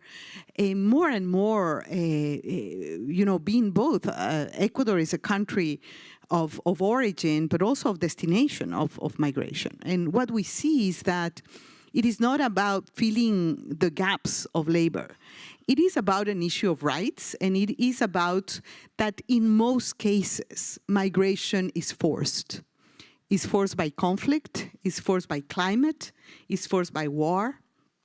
And so there is this component of the human security aspect of migration, which is freedom from fear and freedom from one part of it. And I think that we need to work more on that. And here perhaps an anecdote. I wish this was like more Chatham House, but I'm going to disclose that. I was the president of the General Assembly when we adopted the Global Pact on Migration. And the country that united the European position and helped adopt the pact with all sorts of procedural gymnastics, I have to say, was Germany at the time. And I'm very thankful to former Chancellor Merkel for that. She really, played the cards hard to adopt the pact. And so, in the ideal world, we would like to see, and because Germany has an experience on that, to play strong cards on migration from the preventive side, from the human security side, but also on the demographic side and on the labor side, but in a more holistic perspective. I know this is a very touchy issue, looking within, the European Union, but that's one of the things. And in really bringing back I would say the European Union as an honest broker and as a predictable partner for countries of the global majority. And here, Germany is one of the most important countries in the Union, and is trustworthy and has created, a legitimacy in the developing world.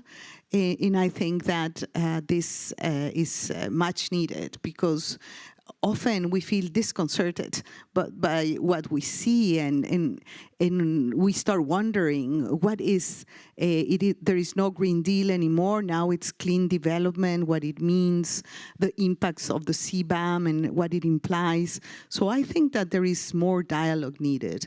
I'm also on the side, when I hear, deeds and not words, I would say we need the words, we need the proper narratives in order to act, and to act wisely. And this is, I think, important. The number 2 is on the issue of ODA.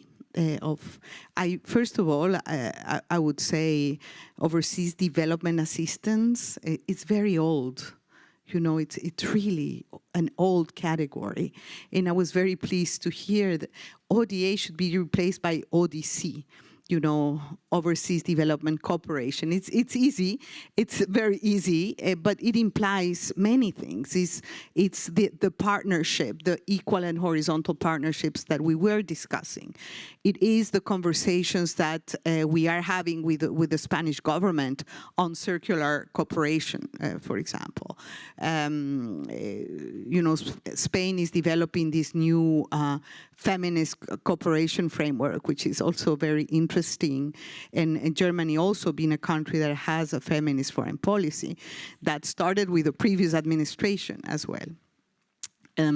So I think that that's important to redefine cooperation. We know that ODA is not going to solve the development deficit in our part of the world. But it is a political deal. It is not an issue very much of amounts of money, but there is a proof of love in a way, no, to say yes, we commit, yes, we feel co-responsible, no, and we are at the table when the discussions on the financing for development outcome document is taking place. No, the voice of Germany counts. The experience of Germany in development cooperation under, with the transformations that Carlos was talking about. I think it's important. So ODA at the end is a win-win political operation of trust.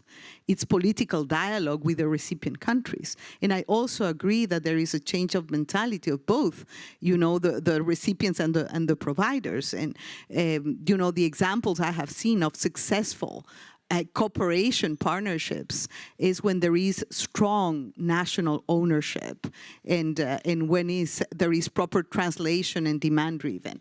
These things that we all know, but they don't happen, often. The other aspect here, I think, is the issue that we saw with the Alliance for Multilateralism that Germany was leading at the time. And I think it's perhaps more important than ever. It was a space that started small with Germany and France at the time.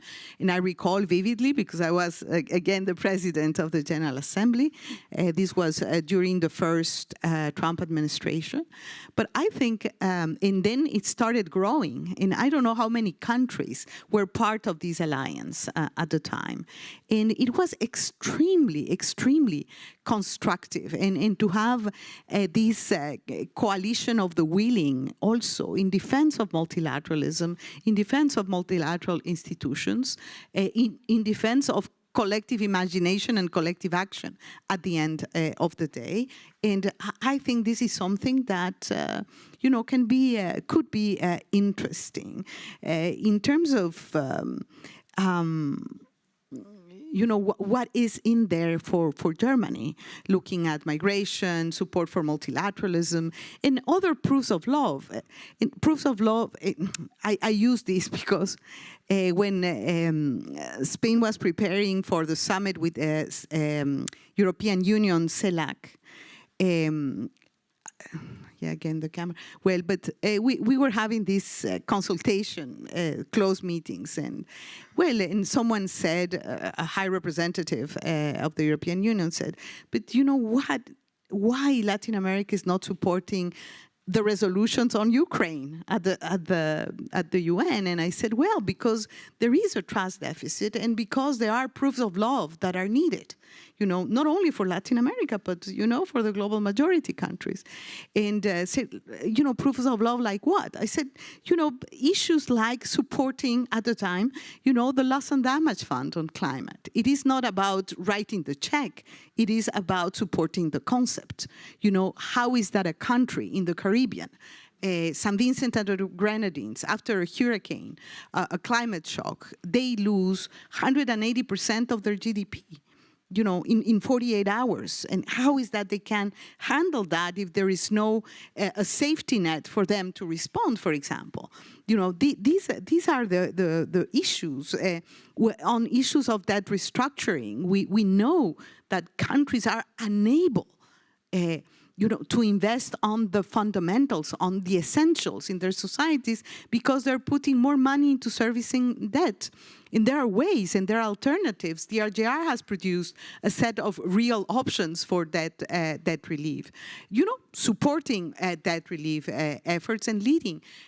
Germany has started doing that. In a way, there are two experts here. There is Sarah and Jörg that have been, behind this.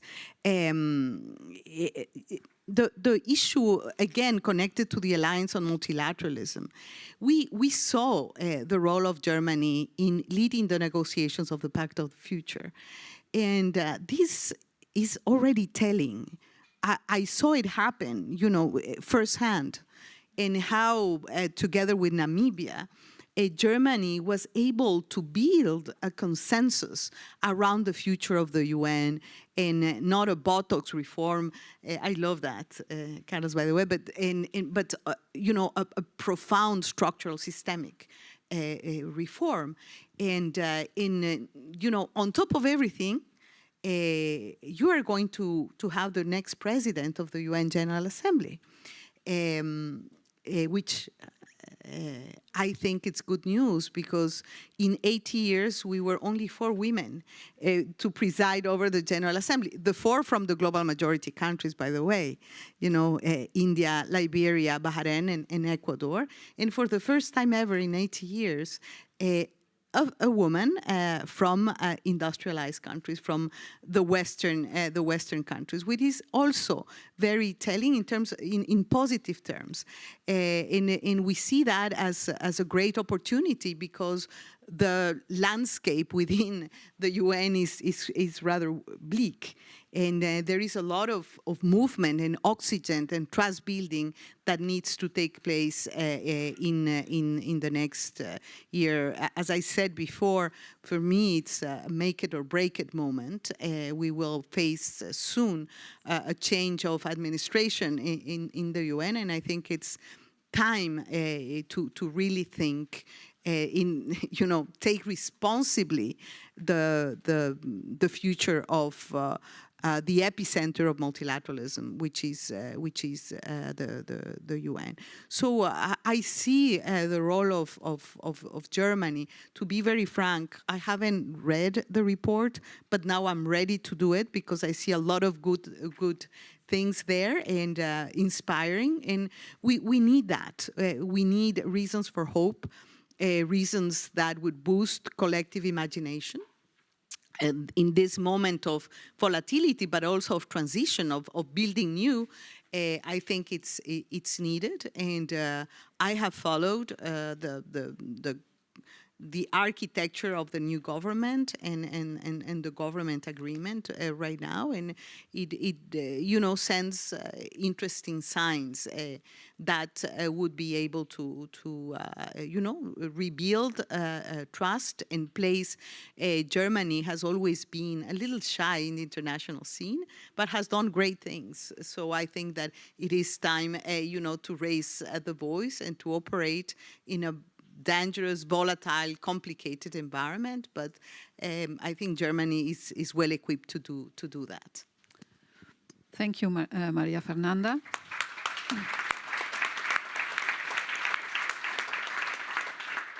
Also for the trust in Germany to produce predictability and honesty in negotiations in a time of fluidity, as you said, where this is really hard to achieve.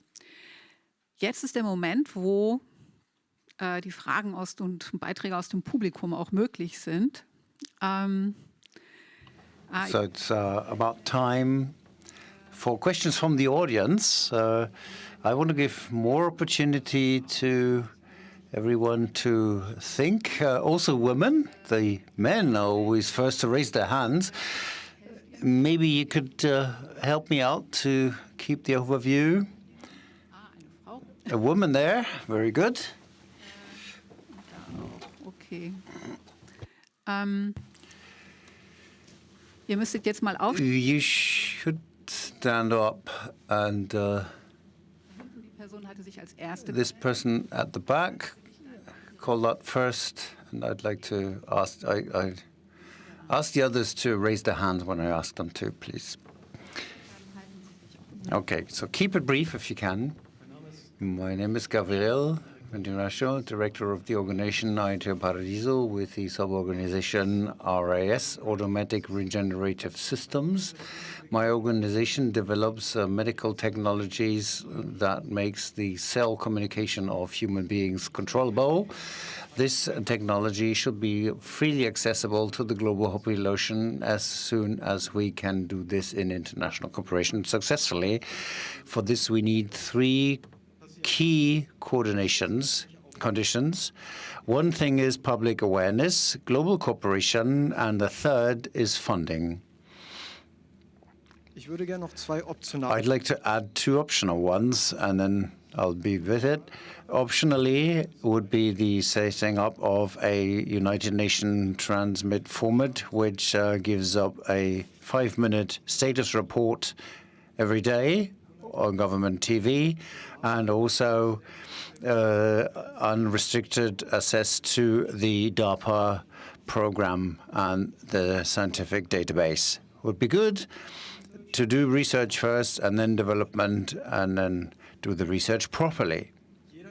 Everyone who can help in this, mainly with public awareness and fundings, I'm happy to talk to them. And during the course of the day, I'll probably approach a couple of people. Be prepared. Thank you.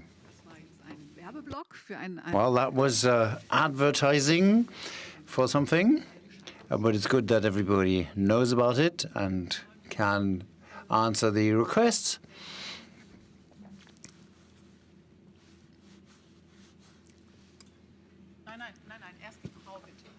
The lady first, please. Thank you. Marie-Louise Absagen from Umwelt und Entwicklung. We are an NGO network. Thank you for the great thoughts. Maria Fernanda, thank you very much for finding a new word, global majority, a very thrilling term, and thank you for being the only one saying that development cooperation should be a human right. For example, in migration, the concentration, as we see it under the new government, together with security policy,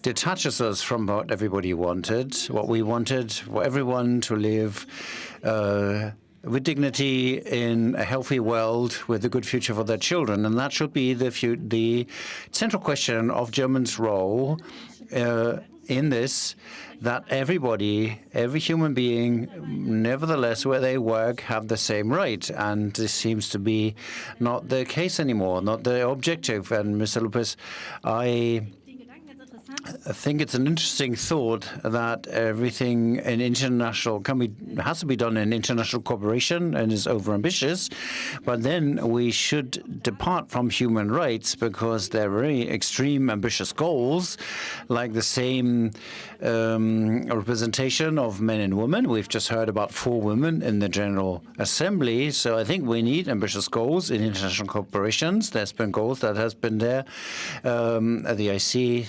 agreement for the sea, for the oceans, but the things that have to be the guiding principle, I would be happy if you could discuss the guiding principle for the future. Germany sees a very horrible narrative coming up, deviating from the human rights.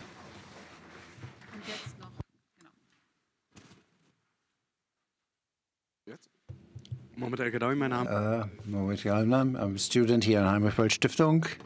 I have a question concerning rethinking multilateralism, in particular on how global cooperation could be redefined. For example, if we just want to look at aid projects that are being offered, what would spring to my mind is an industrialization of different countries that bring their resources to the West now. From my time in Peru, I saw a lot on how many resources go out without them being processed in the country itself. As I was working in an environment NGO, I learned about the risks as well if that industrialization happens, especially in the countries where the Amazonas River is found or other big parts of the wood.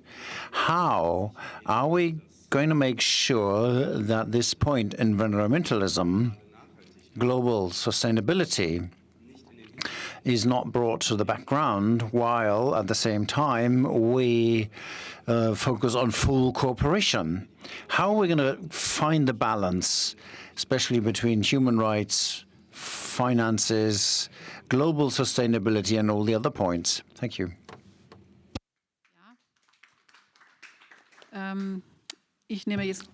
I'll take a third question.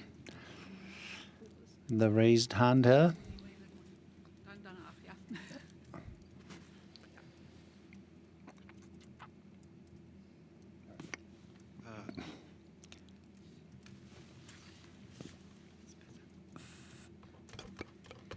Thank you so much for what you've shared. I wanted to ask a question, mainly about, of course, the issue on Africa. In some African countries, let me give an example. I come from Uganda. We have a kind of way that also some systems are built in a way that a lot of resources are centralized. For example, in the big cities, leaving majority of the people, like the majority of the communities, not receiving the right support that they have to receive. So for me, I think I would like to ask this first question. How do you think that changing how, for example, partnerships are channeled, do you think this can also, for example, because the structure is in a way that it's a top to bottom approach, so the resources or the kind of development projects or anything always has to start from a higher level, and then by the time it reaches the communities that really need it, it is really insufficient. There are some regions that also have, there are some regions that actually have so many NGOs. There's a region in Karamoja. It has so many NGOs, World Vision, GIZ, blah, blah, blah, and all these NGOs are there. But this is a region that is very poor, and this is a region that is also facing hunger, it's facing different crises, but then they have most of the NGOs. So what also I would like to ask is, how are these NGOs, for example, that are there impacting? Because we have also NGOs where a lot of funding goes to administrative costs rather than delivering to the communities. Then another question that I would maybe pose is, do you think that also changing kind of also like where young people should be included in, for example, these decision-making processes, because Africa has one of the, like it's, I think, the biggest, youngest population in the whole world, but most of them are unemployed. So how do you think that bringing them also in these spaces can also help them redefine their future? And then do you also think that the labor, for example, labor shortages, when we have people coming from Africa or other countries coming here, how won't this be a brain drain, but rather, how won't this be a brain drain where, of course, labor is extracted and then the countries are left without skilled labor? Yes. Yeah, thank you. Thank you. And the last. Yeah.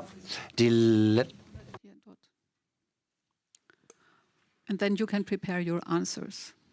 Thank you very much. I'm Joelle. I'm also a student or a scholarship recipient of the Heinrich-Böll-Stiftung. And I would like to ask, also building upon your aspect of human rights and upon your comments on aid.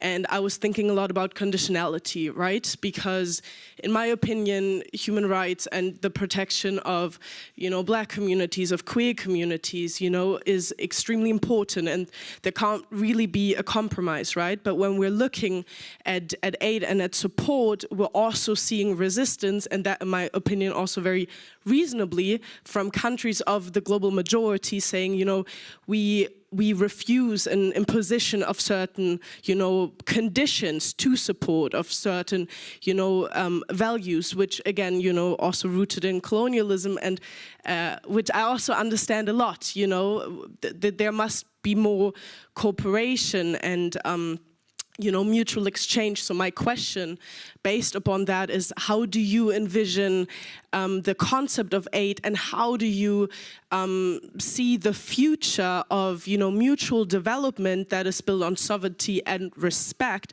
whilst also ensuring that, you know, according to the UN, no one is left behind? So I would like to hear some insights upon that. And also I wanted to say, super interesting talks that all of you had, and yeah, thank you very much.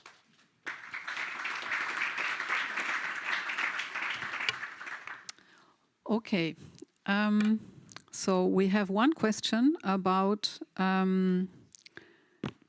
whether to qualify development objectives as over-ambitious or as rights-based, how to deal with that tension or dilemma.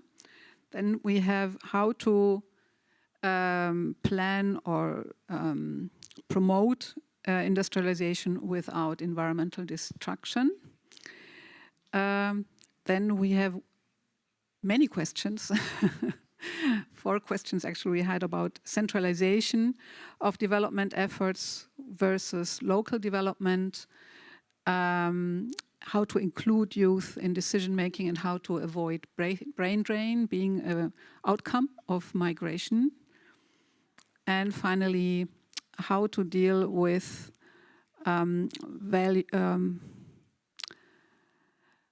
imposition of values or promoting human rights, this tension also. I would like to maybe, and then we had also how does the German aid, yeah, I think these are 2 questions, different questions if asked to representatives from the BMZ, I think, and to others. So I start with you, Gregor, and then we do the round until Maria Fernanda, and then we go to lunch. Okay. Ich versuche mich mal auf die Fragen zu beziehen. Okay, I'll try to address the questions that I can answer to. Others will be better to answer some questions better than I will. Talking on the brain drain effect with respect to labor migration, that is something that we addressed in the Commission. We had a very interesting discussion with Fred Swaniger from the African Leadership Academy, who clearly said it is about scalability. If we have enough training, this brain draining issue is a phantom debate.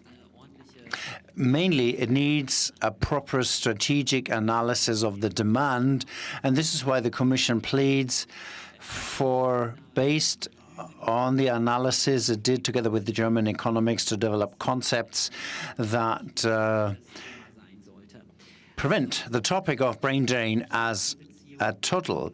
Involving youth, very important, and I think that should be central. Future of aid. We heard about this in the morning. It is about maybe looking away from the fixation to compensation and think things more broad. That was our attempt in the coordination. We didn't do a report on the future of development politics, but it's different aspects that play in: work migration, international funding, finances, and so on. I think we have to broaden the topic a bit to subsumize the topics as part of them. And migration, climate should be addressed here as well. And I wouldn't so much look at it from the aid aspect. One thought as well, which came up when I listened to what you said, Carlos. Maybe I'd like to take the opportunity. You said we need to build a new system.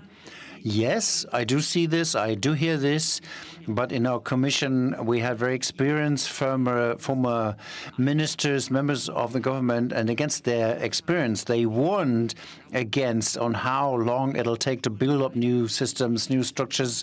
Merging ministries takes long.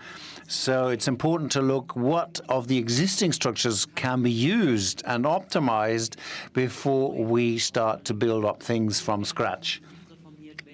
You have to be informed intensively, and one takeaway from the Commission work was that many people see these challenges not with frustration but with enthusiasm, and involving them seems to be important, especially when we look at the young people. Maybe so far, in brief, my ideas to the thoughts addressed, which I could contribute, and I like to pass on the word to the other panelists. Carlos. Yeah, thank you.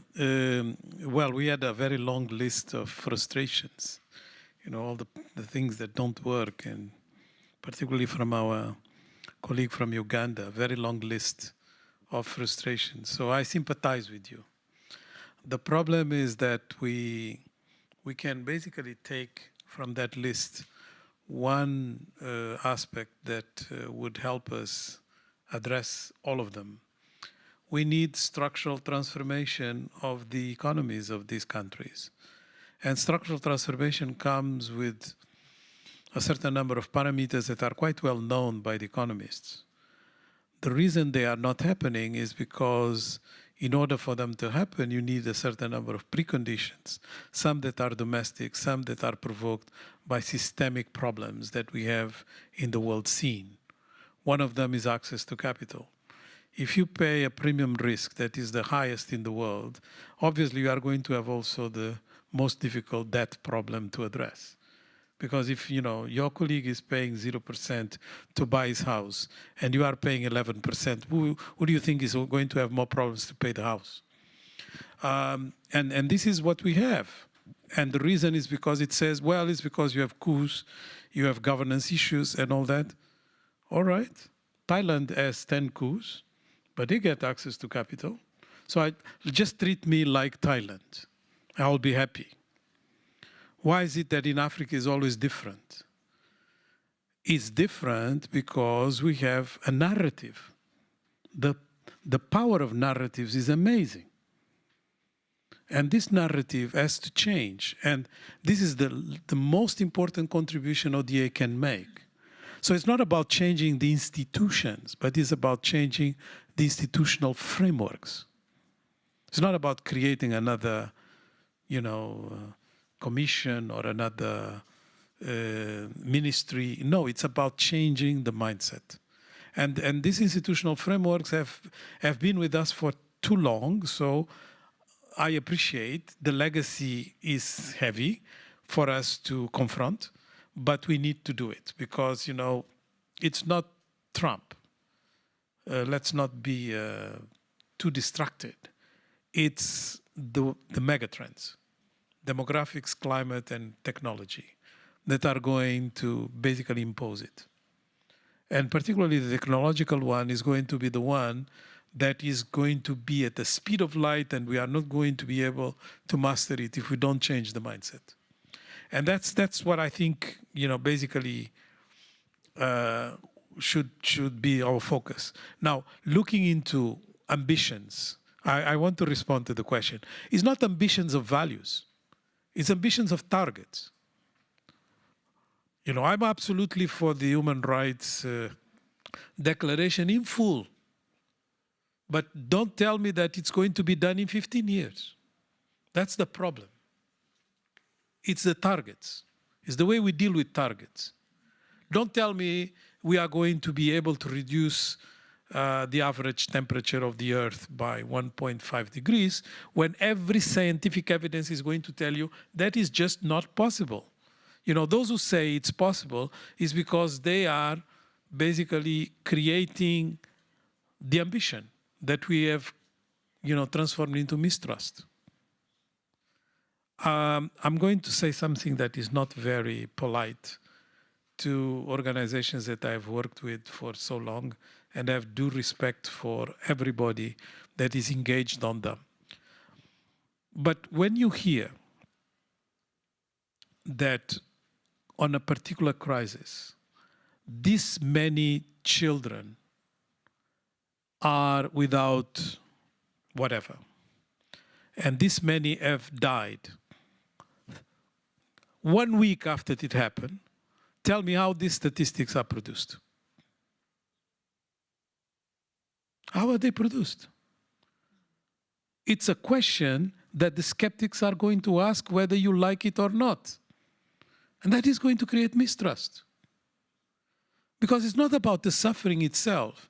It's about the way we associate suffering with numbers, targets, and a certain number of parameters that are very easy to undermine with evidence. This is the problem. That creates mistrust. We have to have a different approach to this. I know why these figures are thrown immediately 1 week after, is because we have been with so limited resources to deal with the crisis that this is seen as an advocacy tool to mobilize money. So we have transformed advocacy in a replacement of facts. Well, we do it for the good reasons. Others do it for fake news. But the method is the same. So let's focus on the method, change the method, change the narrative, because otherwise we are going to keep talking to the like-minded, the ones that agree with us. And we bend the reality to fit what we believe. But it's not going to make the problems go away. They will remain there and are going to create the space for the not like-minded to undermine what we want to achieve for the global commons. That's the problem. And I think, I like to associate this with, my last word, to associate this with the idea that everybody has the right to pragmatism. The right to pragmatism. So when some things don't happen, let's say in Germany, it's just because we are in Germany. I'm not picking up on Germany. But let's say that, this and this, you will hear people say, well, politically that is not possible. Our institutions would not allow this. This is not realistic because we have this and that position. The media will never buy that. All of this is right to pragmatism. We are saying, these things, you have to be pragmatic, otherwise we are not going to advance. Just accept the right to pragmatism also exists over there, in the other side of the planet. They also have political processes and difficulties to move things forward. If we think that the right to pragmatism is just for some and not for the others, we have something that doesn't work.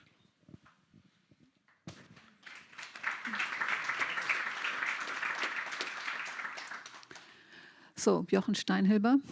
Ja, danke. Jochen Steinhilber, yes, right to pragmatism, I'll pick up on that because I'm completely with you here. I've said this in my first comment. I think we have to watch out that the goals and objective of global development corporations are formulated resistant to disappointment. So migration probably is the most toxic debate that we're having in Germany at the moment. If we don't move on in the discourse there, many other fields of politics will be paralyzed. And what do we see here? Well, on the other side, we don't see pragmatism. We see maximum positions. We see access where we say, okay, we got one way now and one thing, one type of policy, and that'll change everything. So I think we have to make very sure in the different field of policies, and that applies for development policies as well, that we take action, that we propose policies that work, that is affected, that doing the right thing and doing the right thing right. And with respect to refugees, of course, we have a focus on it, not just concerning labor and migration, but refugees in the first place. So we do that. So we look that we support the receiving communities where 80% of the refugees go, so that we don't have secondary conflicts there. What do we do as well? We support both the ones that are already in the countries, like the ones that are fleeing, so they don't have to take up that risky route. And the third point is the debate that politicians in development field say, and they have been saying for a long time, is the question: we have interests on one side, and do they oppose the values? And it's a theoretical debate, really, because in the end, in the concrete case, and here we're pragmatic as well, we have to work on the contradictions that we do see. It's not a shopping list. On neither side, by the ones that say we have 5 interests, and I'll go them through for every country, and also not on the side of the ones that say only the values count. Both won't work. Both is in the reasoning of development policies, interests and values. And we have to make it concrete in the different countries. What are the interests there? What is possible? And there's going to be fuzzy edges and contradictions. And we'll have to address those. That's down-to-earth politics. That has to be looked at, and you cannot get out of that debate. And at the same time, and that's something I wanted to say, of course, human rights are going to play a central role also in the future of development work. It's like you said, it's not there that you do it within a couple of years, but it is part of the value, and that is central in it. And I'm not very sure, or I am very sure, it is not helpful if we look at what's the benefit for us. Not only, I've said so, but it's not horrible. It's we have to look at the German side of things. We won't get around that debate, and that debate also includes the question of solidarity. There's no doubt about this, and many of us are there in the civil societies there, but in the end, we need to look at what is in it for Germany. And I'm not just looking at raw materials. Also, we have to see that we provide global goods, and that's in the interest of Germany as well. But for that, we have to find the arguments, and that's central. Because if we don't do so, and I repeat myself, from my point of view, development cooperation had started because you could take it out, you just take it from the transparency portal of the federal government, put something out and ridiculate it, and that's it. It's not going to be there. For decades, German policy was a project of the elites. Nobody cared for it. It was friendly disrespect or friendly disinterest. You do it. But that has changed. Now it is in the center of the German debate, and we will have to address that we have a critical public opinion which is not as good as informed as it could be, but then we have to make sure with this kind of event and many other things that we get into the dialogue here. And that is pivot. And the last point about concerning ODA, quite right. I think it was never good to do one-size-fits-all in development policies, and it won't be good in the future. It'll be worse. We're going to have countries that differentiate. We have a more differentiated landscape of countries in different situations, let me call it that. So we're going to think what countries can we use to provide global goods. We're going to have crisis countries that need money, where we have to go in together and say, you need money quickly, otherwise people will die of hunger. So that's it. And I think it's quite right. Order is thought too small, and for years we have been aware that 0.7, that we all had this in the coalition contract. Now we don't. For the first time, it had a symbolic value, but it is something that you could drive home. It's out. I regret that, but I am aware that it has to go beyond, and this is why I think it's an opportunity now to think about it. And also, I think in German development cooperation, we have to think more in terms of financial cooperation as well, because I think there are many countries that don't get out of the realm, but they get stronger or more interesting, or find more interesting what the financial cooperation is concerned. And the last point, we've got so many partnership models. I think it's a good point. I'm not a friend of partnership models. I think the question of partnership and how can we get the countries of this world in categories helps us, saying that in all this jungle, we get some structure, and in the end, it is having clear objectives. What do we want to deliver, and with whom?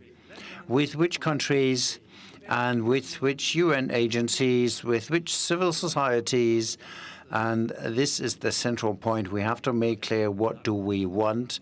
And then you said this, and that's the point I want to make here, or I'm going to fight for in the next years. I do think Germany has to come up with more ideas, change the U.S. agencies, but use them as well for certain things, for ideas, maybe like the Canadians did in the past, possibly looking at how to create alliances and how can we move things forwards. Hola, there would be much more, but I'll leave it at that for the time being. Maria Fernanda. Excellent, excellent. Well, perhaps a few quick thoughts. I think we are late. One is coming back to trust. And I think it's not only trust among countries, it is trust among citizens and trust in the institutions that we have built and represent us. And that leads me to the issue is building new. And I really understood what Carlos tried to convey. It's not just, closing the door of the World Bank and throwing the key and say, well, let's organize again. I don't think that we can afford doing that. But it means, I think, and with, following multilateral institutions for more than 30 years, I see that there is a multi-scale, multi-timing effort that needs to go into reform. So the painkillers and the Botox approach and the Band-Aid approach, the incremental approach is needed at some point. But also the long-term, the structural is also needed. But they both have to happen at the same time. That's the thing. So you have to move into sequences at the same time. The ambitious, the long-term, and the immediate response capacity. And here I'm going back to the issue of the humanitarian deployment, going back to the UN, for example. I saw this study of BP Global that works on global health. And here I don't think that they're making up numbers, but they say that with the withdrawal of USAID, there are 14 million people that are going to basically die because of lack of access to vaccines, treatment, basically on non-communicable diseases and others. So I think that we have to look at that and see how well the system was prepared. The resilience, the scenario building, the preventive part. And I think that's one issue that we seriously need to address. How to be prepared, how to be resilient for any changes that might happen to the system. And now we are in a situation of filling the gaps. And that's where we need the friendly countries to fill the gaps. And we see one country that is doing a serious analysis on how to fill the gaps. And the country is called China. And they're very serious about seeing, where is that they can put their resources and the support to keep the system operating. So I would say it's a multiple multiple timing, multiple depths, and Band-Aid painkiller approach, but also the structural approach to change. Going back to trust, I said among countries, citizens with institutions. But here again, something we haven't discussed is the issue of the performance of our democracies. And this is also a very, very complex issue. Many people, and look at Latino Barometer in my part of the world, 8 out of 10 Latin Americans do not trust political parties.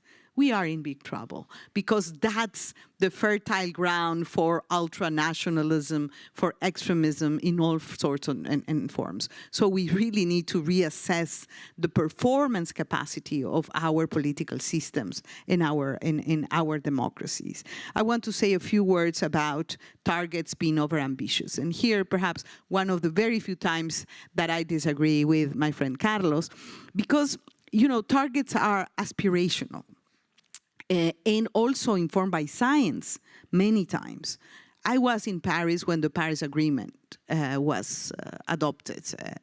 In the issue 10 years ago, that was, and the discussion is how to phrase. We had the scientific information in our hands that we could not go beyond 1.5. And we agreed, because if you look at what is writing, it's below 2 degrees. It doesn't say 1. It says below 2 degrees or something. No, because we had the panel on climate telling us that is the limit. We also have the information of the Potsdam Institute about planetary boundaries telling us we have trespassed 4 of the 9 planetary boundaries. We are in deep trouble.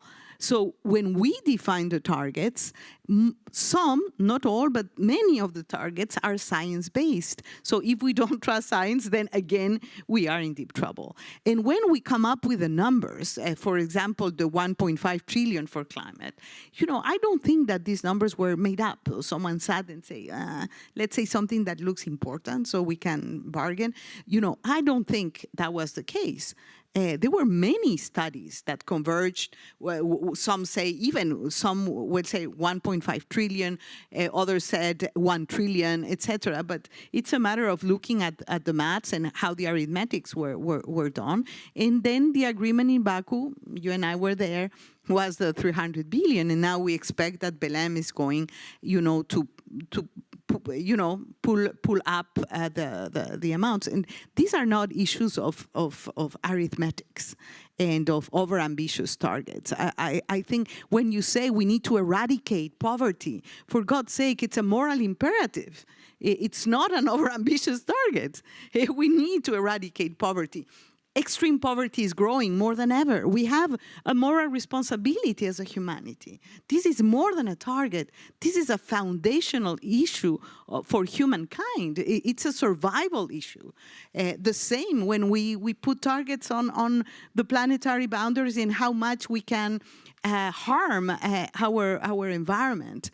So I would say, yes, they are aspirational. Yes, there are difficulties. But when you look at the amounts in remittances, the amounts in global savings that I mentioned before, it is not a problem of scarcity. It is a problem of political choices. And our political choices have proven not to be the right ones in the world of today. And just to close is... Again, and I can say this with authority, I've never worked for the UN. I'm a UNer, never worked for the UN. But I can tell you one thing. There is something that we should go back to the drawing board is on prevention, on the preventing conflict, preventive diplomacy, preventing and being resilient to shocks, even financial shocks. And if we have a responsibility as humankind, is to fund, to provide the resources, so our global public good called the United Nations organizations can continue, to operate on these 2 timings, the mode. And here again, I see a very important role for Germany to play.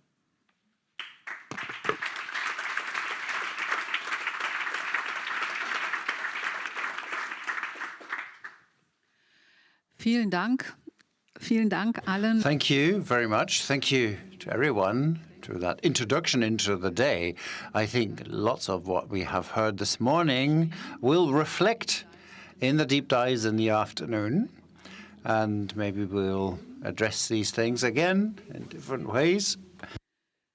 We are moving between the necessity to reset up global goods like the UN system, at the same time handle acute crises. We need pragmatism, but also a very clear objective of where we want to go, which can't be less than the problems that we have, which are big to be solved. So that ambition has to be high. Still, at the same time, in this country, we have an independent BMZ, but a declining budget. We don't know how far yet, but that's a reality, which it boils down to. So keeping up the objectives and get more effective in the way to go there. So avoiding double structures, organizations that pull different ends, although they could do something together.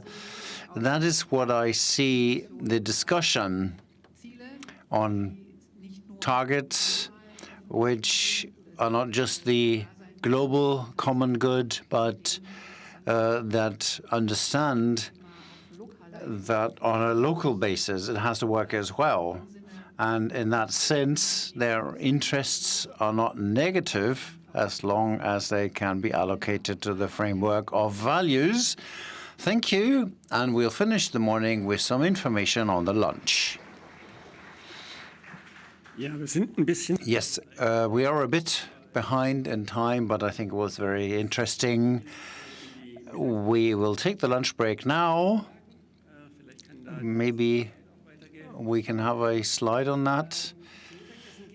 For lunch, we have the terrace with 2 stands where you can select Colombian and Japanese food. The Colombian stand will donate to flooded areas in Colombia. That's an initiative, and the price for the lunch is €8 to €9.50. You can only pay in cash. So if you need cash, you can walk over to the cash machine outside. We have a market of opportunities with lots of stands of different organizations. During the lunch break, this is where we have German Watch, PowerShift, Miserio, Mozambique, VID, Initiative, Perspective, FDCL, ASA, who have their stands here. We are very happy to have them here, take the opportunity to network, to discuss during the lunch break, as we have done so far. Yes, and at 2 o'clock, we will carry on with our deep dives. You see it on the screens. We have 4 deep dives. 1 to 3 was prepared by participants of the SLE postgraduate program. That's something that we want to give here. If you're interested, maybe do the forum next year. The application is open. Go to the website for more information. And deep dive number 4 was proposed by Heinrich-Böll-Stiftung. So 3 little points on these. Number 1, the space is a bit limited. So if you don't find a space in the one you'd love to go, come to the forum here. Deep dive number 4, and there we are going to have the online audience as well. The second in the deep dives, there's going to be a graphic recording, so the discussion will be visualized and live recorded. And what's going to happen to it is a little surprise. And the most important point now, please be on time in your rooms. 2 o'clock. All of the rooms are on this floor here, so you won't get lost. And then later in the afternoon, we will meet again here in the big audience. Enjoy the break and enjoy the lunch.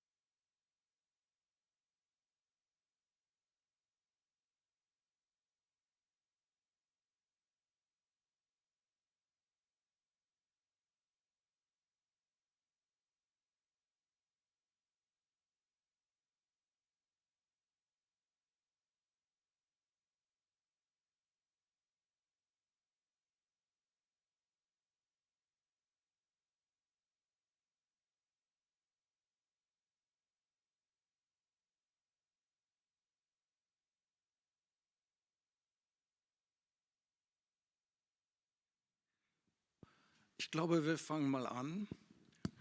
Well, I think we should get started. I would like to welcome everybody to this afternoon session. Der deutschen Entwicklungspolitik. We are going to talk about the reorganization of German development cooperation. And here at the panel, there are 5 colleagues, and I do hope that the last one is going to join us. Mr. Bischof Niems is not yet here, but I do hope he'll join us shortly so that he can participate in the panel discussion. Let me introduce the panelists here.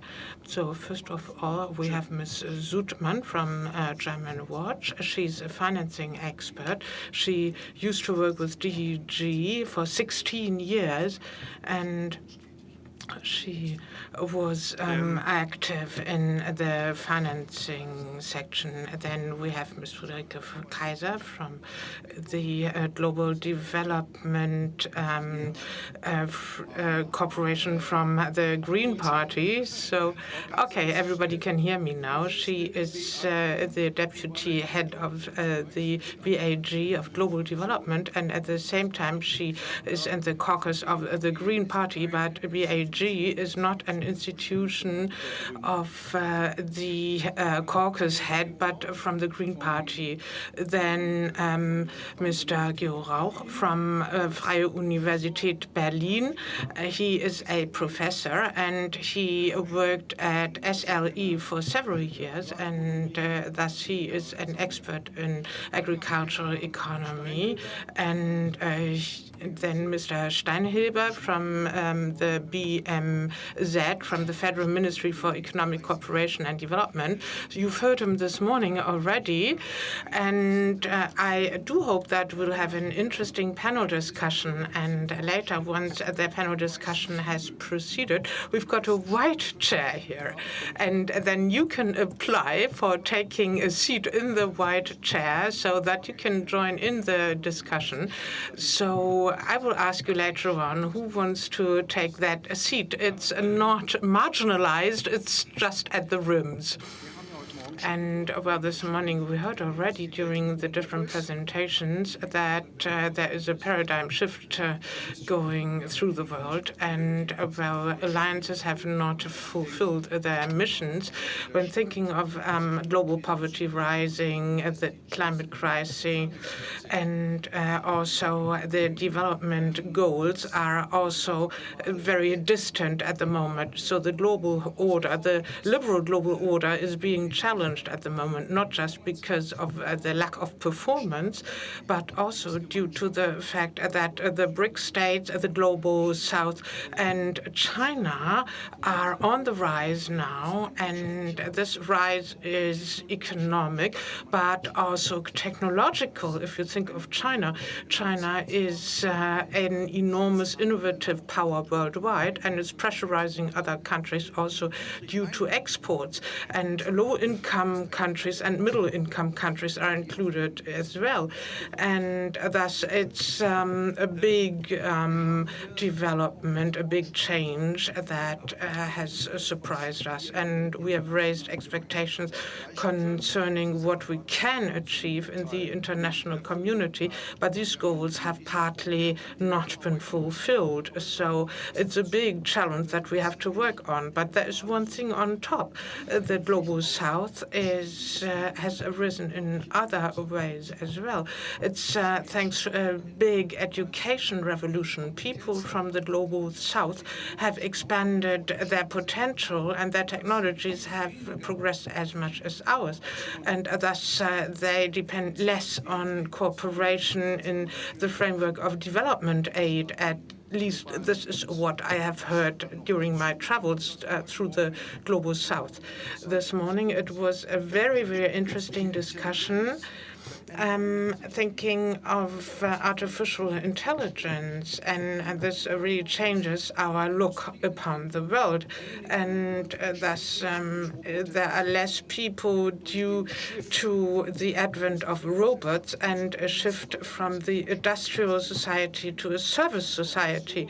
That means it's a transformation that goes along with the big urbanization, and this is what Mr. Lobos has described this morning.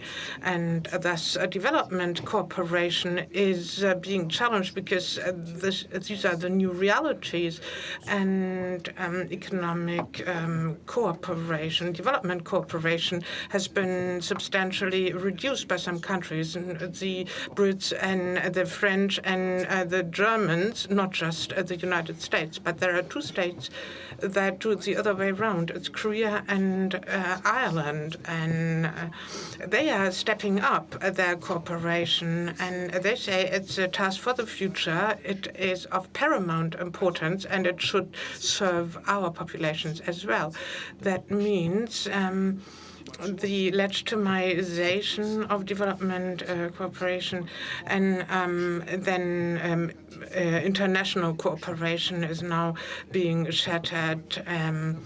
And it is also not just the advent of right-wing extremists, but it's also in the general population that the importance is not seen that this way. And international cooperation is thus impacted by the fact that 1/3 has a positive opinion, 1/3 is neutral, and 1/3 has a negative view on international cooperation. And then next to the public opinion, there's another challenge. The budget is being restricted all the time. And then political foundations have more or less been silent for a long time. In other words, this shying away, this being silent is a problem, because if you don't prioritize important challenges, as Mr. Steinhuber put it correctly, there will be a true problem, and we will talk about it. And that means die es hier geht. So, daran wird sich die neue Regierung messen lassen. Wohin geht die Reise? Good field cooperation is over, it has been said. So new ideas are needed. How can we perform better? How can we create more coherence? All these are topical questions. And Ms. Radovan, the new minister, has paramount tasks awaiting her. Of course, she has a ministry and many other cooperation partners, but she is now really being challenged to set new rules. And of course, the new coalition is setting the rules, that's clear. And if we can contribute our ideas, where the budgetary negotiations will start next month only, thus the minister and her ministry and many others can still take an influence and make an impact, because cooperation has to be strengthened, contribute ideas, no hegemony, and then SDGs have to be put in the center, because these sustainable development goals are somewhat being neglected in the discussion. And I have got a question that I would like to address to everyone on the panel. If you were in a consultation with the minister, well, Mr. Steinhuber has had several deliberations already, so maybe you can report on the trends, what perspectives you have, and what the coalition agreement offers in terms of potential in order to strengthen development cooperation. And to the others, what would you hope to achieve if you had this type of conversation? What are the goals that should be prioritized? Mr. Steinhilber, would you like to start? Or would you prefer to listen to the others? Then you can tell us how realistic this is, like, oh, we are working on it anyways, or maybe you'll get some fresh ideas. So let us start off on the left, so everybody has got like 2 or 3 minutes. Well, I would recommend the minister to heed everything that we heard this morning, to take these hints very seriously, the new conditions, the new challenges that you summarized so nicely, and also the new role away from aid towards an approach based on partnership and global problems in the public sphere, like global public goods. My big but would be the minister should by no means put the focus on the new challenges alone and thus neglect the well-known challenges from the past, because poverty continues to prevail in many countries of the world, and we are really far from achieving the goals, the number 2 of the Sustainable Development Goals, zero hunger. We are far from that. And it is time and again that in development cooperation we risk that we are fascinated by the new challenges while neglecting the well-known challenges from the past, and by thus achieving the promises and meeting the promises that we have made in the past. That means the Sustainable Development Goals, particularly number 1 and 2, that is eradication of poverty and eradication of hunger. I think this is somewhat mentioned in passing, like, okay, we'll do that on the go, but we'll focus on our geopolitical positioning.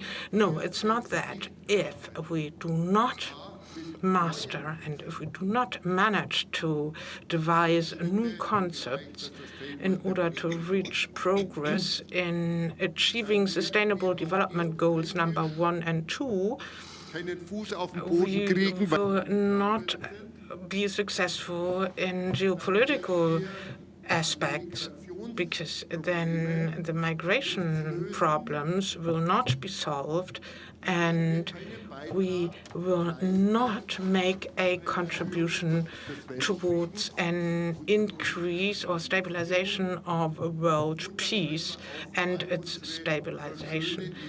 And all our lofty goals, like democracy and the rule of law, can be forgotten, because those who are daily battling for the minimum of their survival. So any other political goals will be neglected. Thank you very much, Theo. This is a very good introduction to this conflict between the SDGs, or keeping the SDGs, or working in the realization of the SDGs, and the consequences that arise if we do not, which is a lack of trust. So, Ms. Kaiser, what do you say? Well, first of all, thank you very much for the invitation. I'm quite happy to be here today. I would very briefly like to say that the BAG consists of very committed members of the Green Party that are also working in this field. And, of course, based on our discourse, we provide advice to office holders and also different parliamentary groups. That much as an introduction.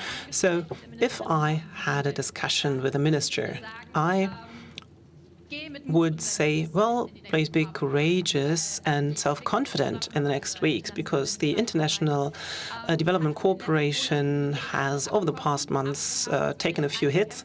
However, we have fought a few fights. The BMZ is standing, and the next big thing will be the budget. So please fight for the new budget, because this is what we will need. And I personally, also last year, would have liked to see more commitment of Svenja Schulze into that direction. This is why I'm quite interested to see how it will be with the new minister. So more self-esteem also means that the BMZ needs to have clear political targets for this legislative period.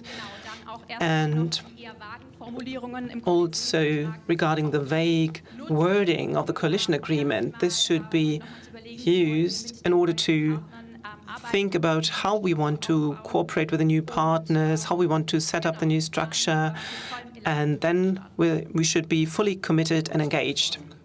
Well, let me briefly ask, where would you set priorities if the budget undergoes a cut? And it seems that the budget might see a cut, so you fight, then the budget might remain. However, there are more and more tasks.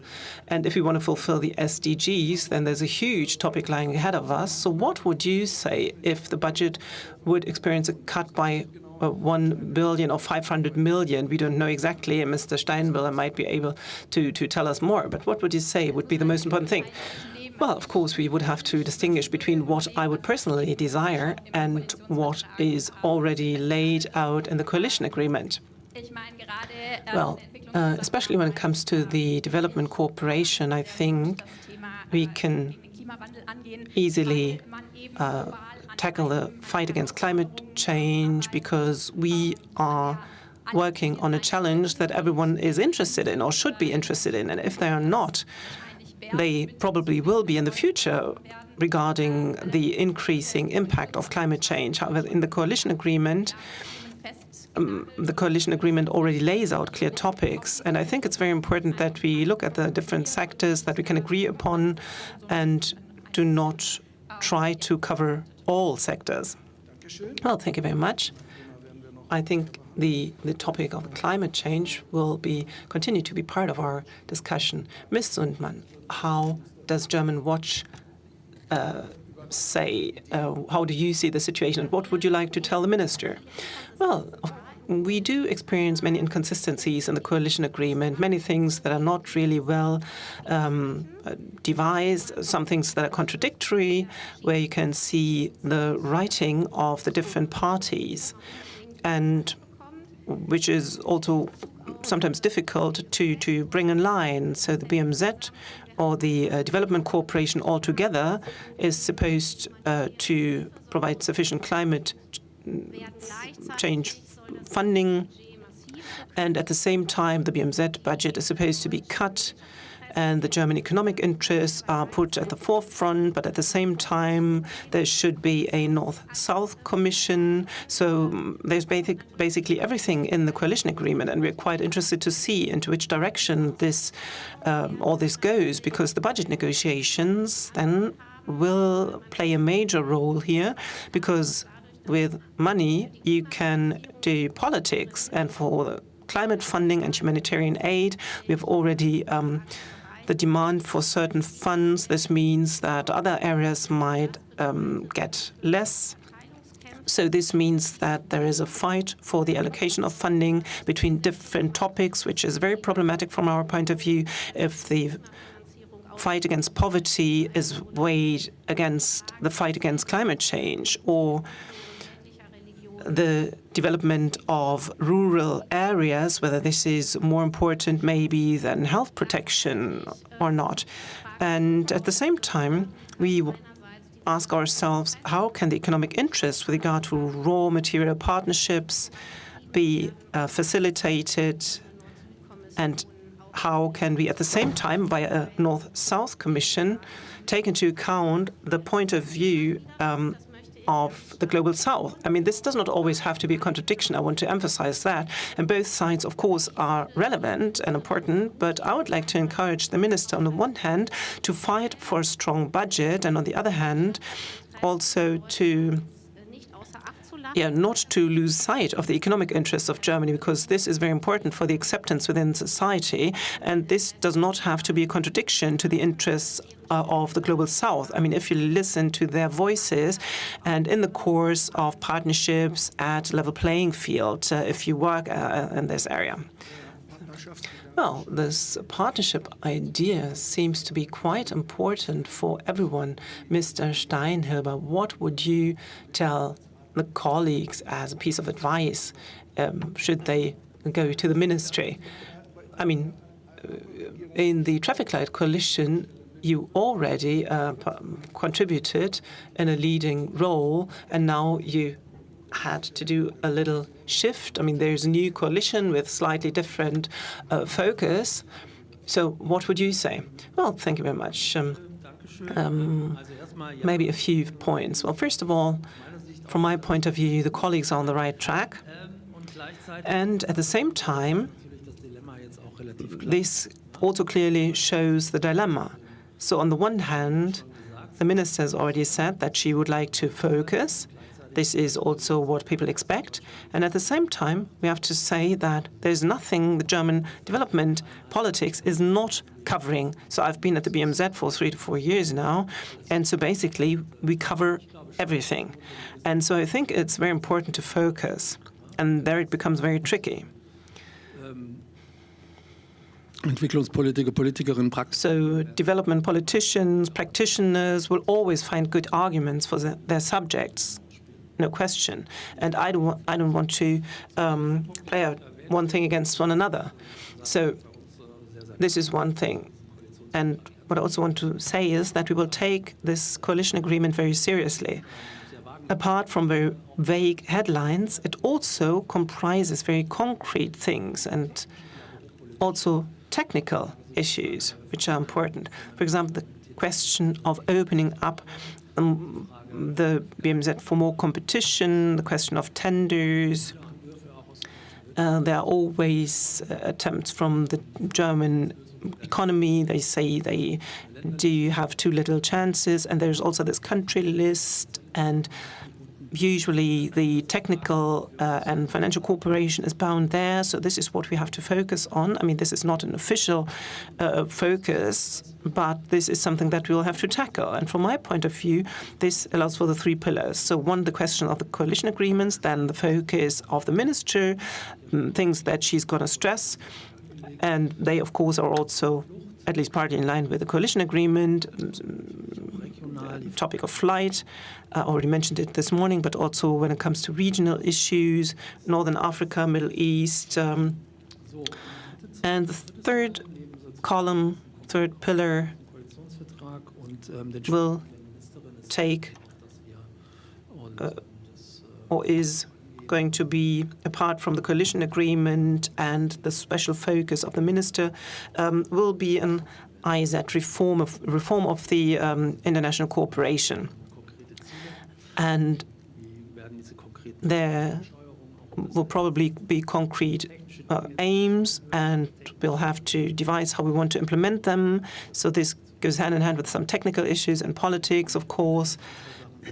I'd like to mention one or two other things. So from my point of view, I mean, I cannot yet tell you what the focus of the minister will be.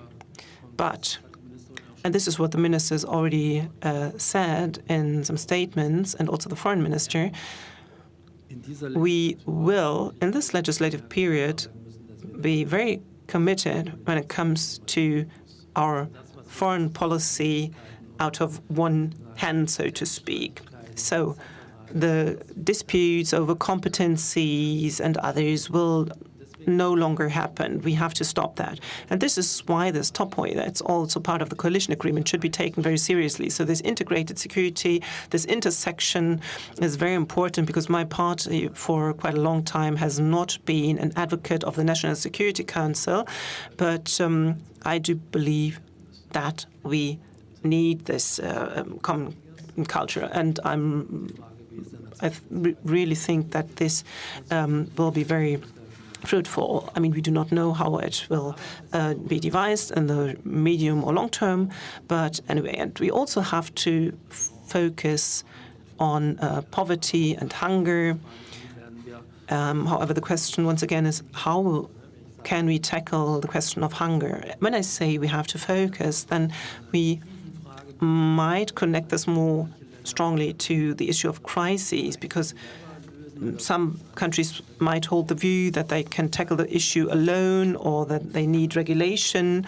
And I also mentioned this morning that other countries might need a completely different support. So we need a differentiated approach according to the different backgrounds of different countries.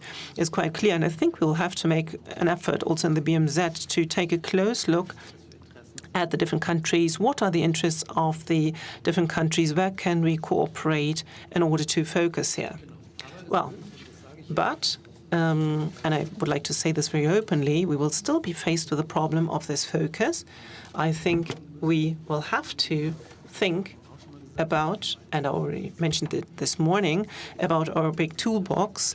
And there might also be problems that we'll have to tackle via civil society, democracy promotion, and there are also other topics, and this is just my personal opinion, that we have to look at more from a multi-perspective way from different countries. For example, health is one thing, but this is just my personal perspective. I mean, we're not yet there.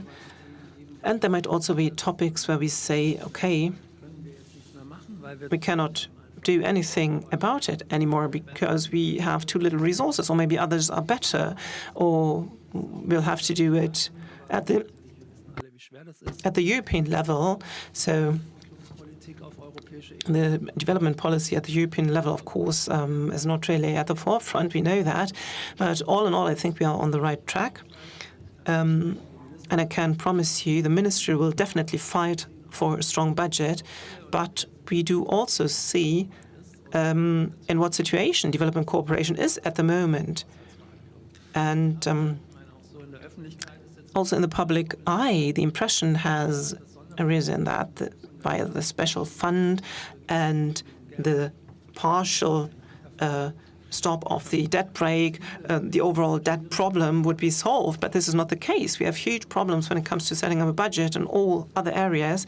And insofar, I can only say yes, and the minister has already mentioned it, she will fight for this budget. In how far she'll be successful, we'll have to wait and see.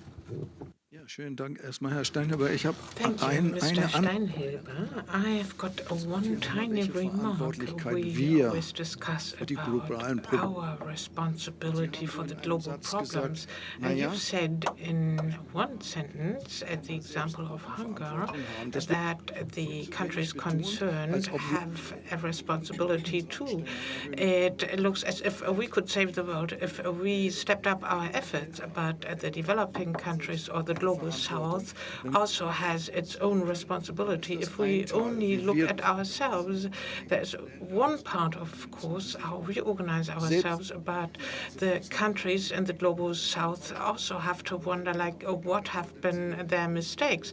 I've worked in Africa, and I've seen that there are governments like autocratic military governments, and they have little interest in fighting poverty, and we cannot help everywhere. So there is also a responsibility of the countries concerned themselves.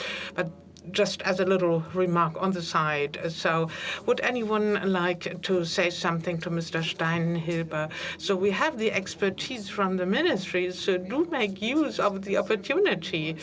And there are many hints. There will be fierce negotiations. So I think it's a justified question, like, what would you recommend the minister to do and what to avoid? I think it looks quite balanced for the time being. Well, I would like to know what the role of the private economy is and what strengthening they're planning to do. For example, mobilization of private funds. we said, well, we need a rethinking, because I was active in the former government. So there are overarching questions like a strategic positioning of development cooperation, and the other one, mobilization of private capital. And I think this continues to be a central role. And then I like to say, like, we have initiated a major process, Neuaufsetzung von Fonds etc., KfW. Ideas like restructuring global funds, like the KfW is active here. And of course, it's not a panacea, it's not a one-size-fits-all. So we need areas where we are doing well, and with others there is room for improvement. And it also says in the coalition agreement that economic cooperation will happen. And we sometimes have to overcome fears of joining shoulders with people that we are not used to. So everybody needs to get moving, and the private economy needs to tell us what they want, what they need, where they need support, because often one makes sure, okay, the BMZ has, a certain economic responsibility, and there are different approaches, in fact, like vocational training, all the way through to the regulation of regional economic alliances. So the macro to the micro level is possible, and at the same time, you need to open access for the German economy, and we should make an effort here. But I think we need to be realistic at the same time. To give you one example, there has been debate about the participation of German companies in financial cooperation, and it is less in a European comparison, and I think this is where we need to fill room for improvement. But there are areas where the German economy has few interests, and the German economy really needs to join the efforts at an early stage, and we need tendering for that. And there are already competitive elements via the GEZ in the framework of the BMZ, and we really need to check where to start. The sustainability conference, we already got offers for the German economy, and like green shipping and other projects, we have made agreements already, and this is where we need to continue our efforts. Thank you. Theo Rauch, would you like to comment on that? Or Ms. Kaiser? Zum letzten Punkt. Also ich gehöre jetzt. On the last item, I'm part of the generation who. Ja, sagen wir mal die Jungsteinzeit. I mean, this is really like the early Stone Age of German development cooperation. This is where I come from. I still have horror in remembering those nights where we had to fill out catalogs and say why in northwestern Zambia in our development program, why we preferred Land Rovers of Japanese make compared with Mercedes. So we needed to justify that. So this was what they asked for, and well, it really made me shudder when I had to remember that, and I sometimes feel reminded of that. So it must not be the goal of the German economy, like solving the employment problems in Africa or elsewhere.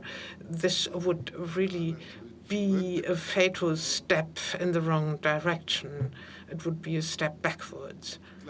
And I really believe that dedication, engagement, and the dedication of the German economy needs to be pragmatic and realistic with a view to the interests of the German economy.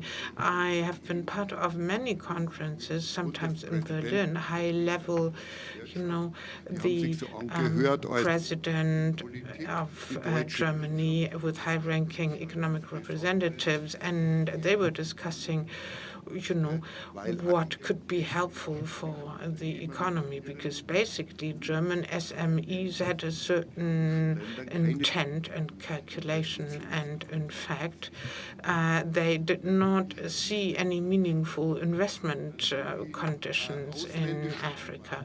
But in fact the foreign private investment, direct investment, is mainly in exploiting resources and also in the privatization of public services. For example, waterworks in Bolivia, Cochabamba. This was a famous example at the time.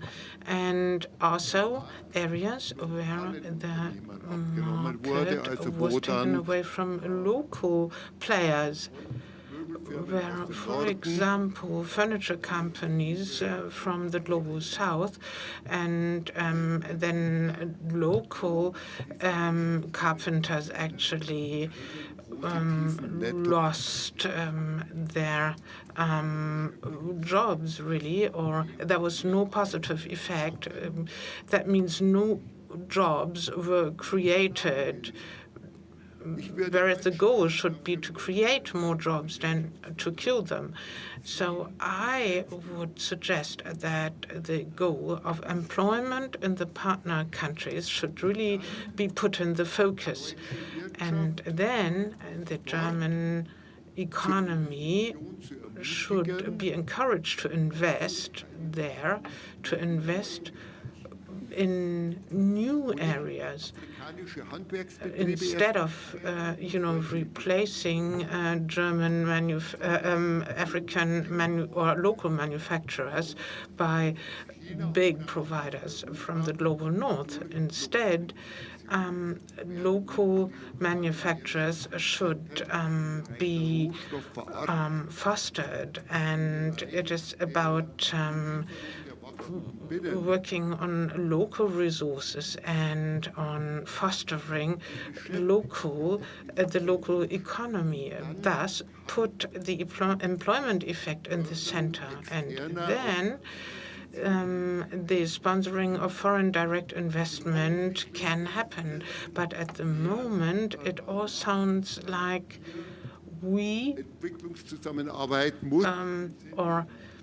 a development cooperation needs to be oriented along our own needs. Nothing speaks against it, but it shouldn't be put in the focus. So I really need to scrutinize whether the German economy is creating better conditions in order to make people earn a living, or will the conditions deteriorate? And these conditions need to be taken seriously. With all reports that I read about, private investment and so on, all these programs, compact, but the employment effect is not even mentioned in the reports. And if so, 17 jobs were created with this scheme without scrutinizing how many jobs were lost at the same time. So this is as much as economic cooperation is concerned, yes, but the development policy goals and employment goals need to be put in the center. This is just a remark on the side.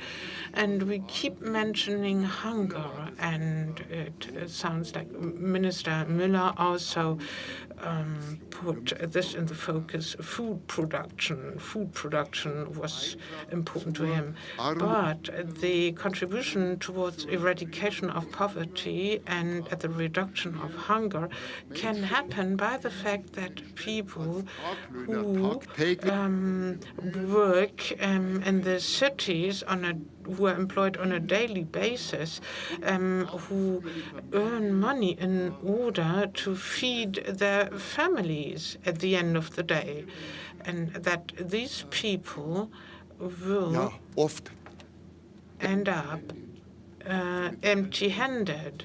They often return home empty-handed, and in at least 50% of hunger in African countries, this is the case. So, securing food, that's a sustainable development goal, and this is at least as important as the others. That's a valid point, but we shouldn't believe that German investment alone can solve this problem, because there were 20,000 jobs that were created by German investment, 130,000 by the Chinese. This is less than 1% of all jobs that were created in Africa. So this is basically a task of the local governments. So to really fund SMEs and smallholders. So really, we must not exaggerate what we can actually do. What can a German Development Corporation do in order to foster the local economy? This is what the DEG doing without the use of tax funds, and like fostering small and medium-sized enterprises, and they will create the jobs. Our role for KfW and DG is that conditions will be good, adequate social standards and measures in the area of climate protection and vocational training. This should be or is the role of a German Development Corporation, instead of fostering companies that do not even create local value chains. But we have a very big lever here, because many private investments take place only in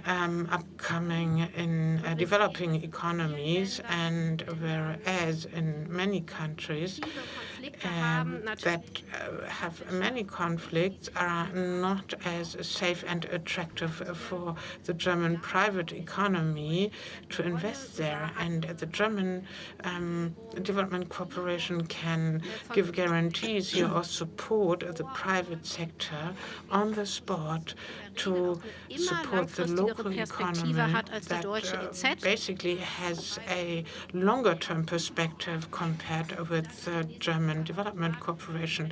They think of the next mission or the next tendering, whereas the local stakeholders are on the spot. Local investors want to invest there, and they know best what is needed. So local entrepreneurs know best, and there are also local consulting companies that are important for sustainability also, because they know the local special features a lot better than we do, instead of having a focus on German companies, and this only if the local perspective is neglected. Well, this is a very important aspect. Ms. Kaiser, you also wanted to add something to it? Well, not exactly on the economic aid, but I found it quite interesting that we stumbled upon the same point, which is the tendering or handing out of development aid funds, or to German companies, or the funding of it, because this is an efficiency criterion which different donor countries, as we've already said, have set themselves many years ago, the OECD DAC, and this would mean that the aid would be taken out again, which was actually abolished. And one other aspect I would like to mention is, which I personally found quite interesting, and this is something that you already mentioned, is the question of, or in how far, or put differently, in how far can the funding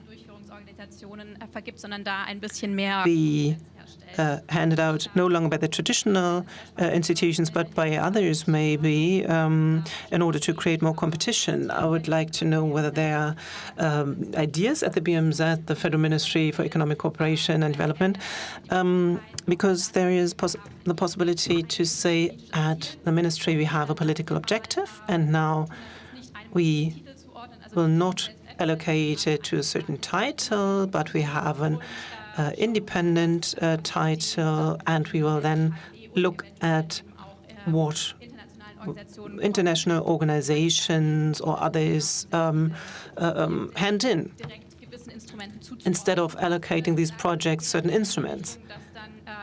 Or would you then say that the private consulting business will then be taken into account more strongly? Well, this is a slightly different topic. Maybe the GIZ, is it going to remain the key operator of the ministry? But we will leave that aside for another moment. I'm not sure whether we can do all this with German investment. I think there's quite a good tool set. Of course, you can all criticize this, but there have been instruments that have been developed. The problem is that only few companies from the German side are prepared to work in this framework and to invest, for example, on the African continent. You're quite right. It's above all the medium-income countries like South Africa, Latin America, Asian countries. However, between Cape Town and Casablanca, there's hardly any German investment. In Nigeria, there are 35 German companies doing business there, however, without any investment aid from the ministry. And there are some investments in the field of energy where the ministry also plays a role, but without, or the instruments are not always taken into account. This is also due to mindset problem of the German industry and the small and medium-sized businesses in Germany who prefer to look to China or the Asian continent or elsewhere. And another remark, raw material investments are not being done by Germany. There's no big company. I mean, the last company was Wintershall in Tunisia. However, they sold the company. So we are not a raw materials producer. This was always an idea of the 1970s. We need raw material companies in order to provide for our raw material supply. However, the raw material discussion is not really a key issue in Germany currently. So there is the idea of the Africa Association. I don't remember the name of that person who said it. It said that German companies should get a development aid support when they lead to sustainable job creation and sustainable growth on the ground. I mean, this is a good idea, but it's difficult to achieve because we lack the instruments. Who is supposed to accompany that? What kind of funding should be made available? And then the problem is that the local company is under huge pressure and maybe pushed out of the market. However, this is usually rather done by China, which destroyed many markets. I mean, China is not really a model that we should follow. Just one thing I would like to say here. I mean, foreign direct investment will not be able to solve the job problem in Africa with or without government support. This would be an illusion to believe that. And in all the things that I say, I do assume that the solution of the employment problem is not a task of the international cooperation, but that, as with all other problems, we have to cooperate with the partner countries in order to come up with solutions for these problems. So this is basically the starting point. And part of the employment problem are quite a few other things. Part of it is, for example, a foreign trade safeguard, that the investments in Africa are not protected against European dumping or Chinese dumping competition, is not only an obstacle for potential African investments and companies, but also European small and medium-sized companies. And they are, this is an obstacle to their investment in Africa. Wherever growth has been achieved to a considerable extent in Africa, or let's look at Germany between 1880 and 1900, and Japan at the beginning of the 20th century, South Korea between 1960 and 1980, or China between 1976 and 2001. They only became part of World Free Trade in 2001. So all these countries only achieved mass employment through a consistent, well-thought-through industrial policy, plus complemented by safeguards from abroad, which means a focused and targeted and protected customs policy. So German companies and others can only play a minor role here. So what I would like to see is that the Ministry for Economic Cooperation and Development embarks on a cooperation in the field of industry and employment policy. I mean, this is not really a task for businesses, but these are basically paths that need to be laid out by the state, that every business needs in order to conduct a good employment policy. And the issue of employment is not really mentioned in the coalition agreement. Okay, so this would be a suggestion if you would go to the ministry to pick up that topic and yes. The interpreters unfortunately cannot hear what is being said because no mic is being used. Okay.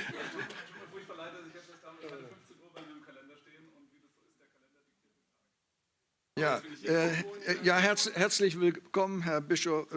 Well, welcome, Tobias Bischof Niemz. We have started with the topic on economics. It would be great if you would make a contribution here. I mean, we talked about the possibilities of employment through development cooperation, support, foreign direct investment and jobs, but we also found out that the jobs can only be created on the ground and that foreign direct investment are not the solution, actually, to this problem. But still, the issue is, how does the business world work or cooperate with government development aid?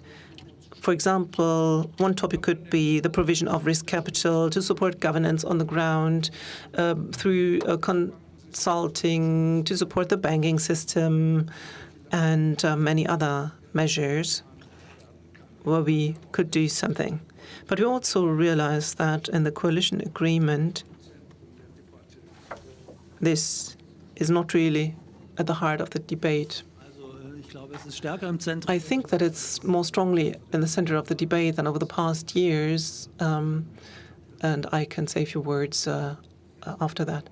Well, welcome. Could you please explain how you see the cooperation with the development cooperation in view of the investment activities that you're conducting? Well, I'm happy to do that. I'm sorry for being late.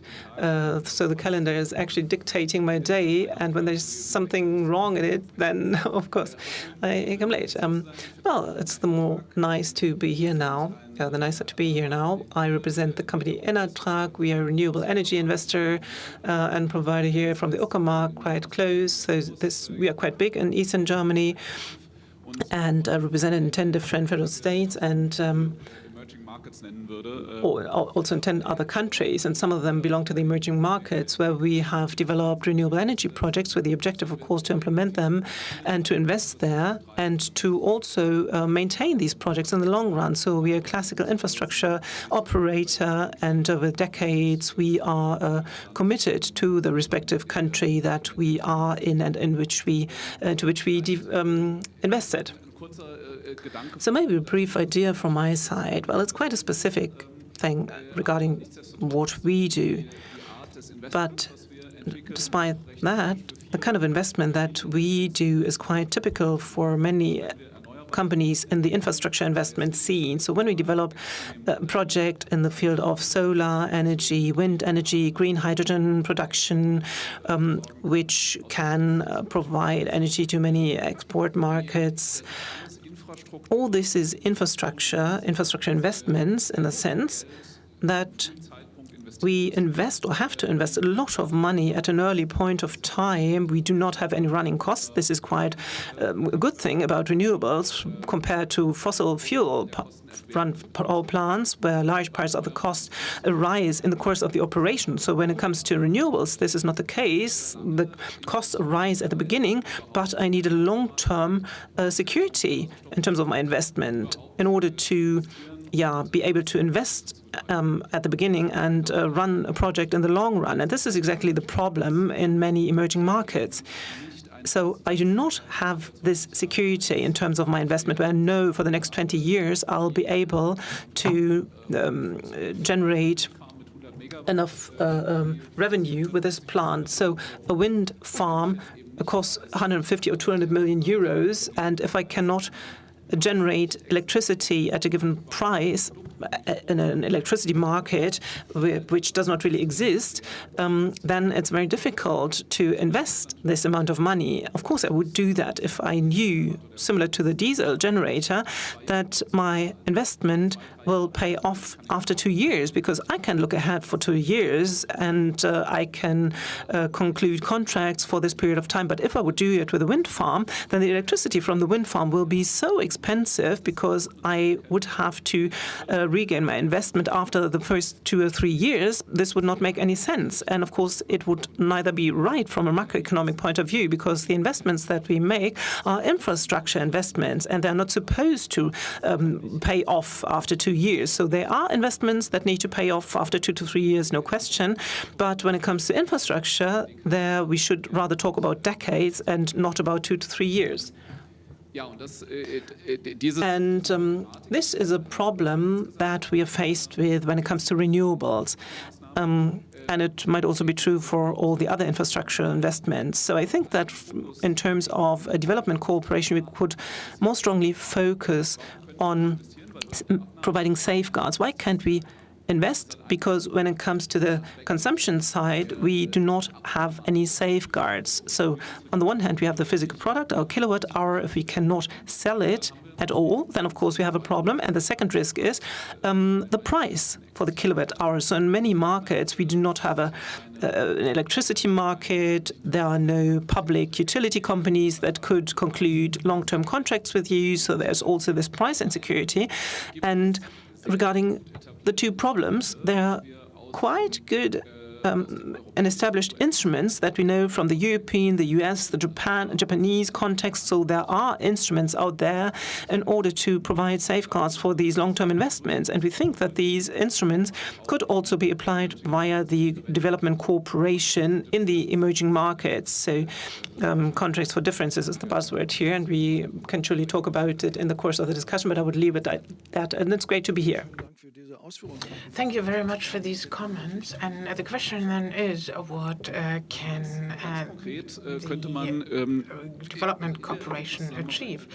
Well, in development cooperation, there is a lot about funding and the funding of funding costs and support of credits. This is what people are talking a lot about. And of course, in development cooperation, there are many development banks, and of course, their task is to award loans. And well, if the tool that you have is a hammer, then every problem you have is a nail, so that you can hammer the nail.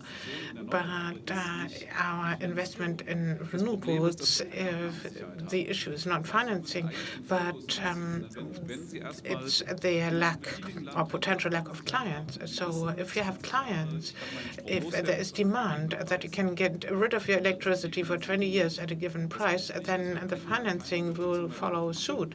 It doesn't mean we do not need any funding support. Aber zu einem Großteil wird das Finanzierungsthema dadurch gelöst, dass a big problem is solved by having the demand. So securing the demand would be a good tool, and they exist.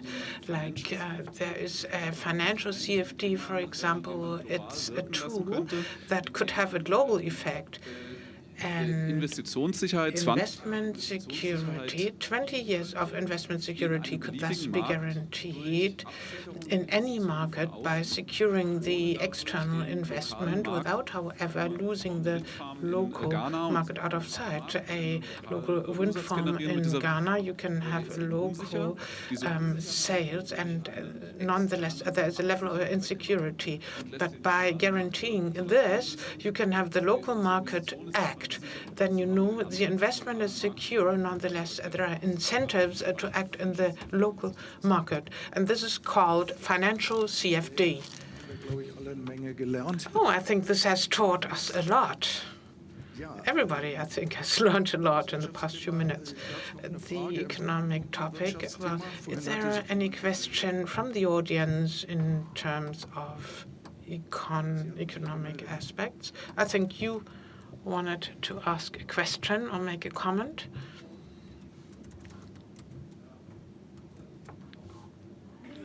So they have to wait for the microphone. We are sitting in a soundproof booth. The interpreters speak in, and we wouldn't be able to hear anything without the mic. In practice, it is true that Daimler in Sinsheim da ist ja deutsche Wirtschaft ganz praktisch involviert. Parts from Congo, so Germany is involved here. And what scope do you have? What scope of effect?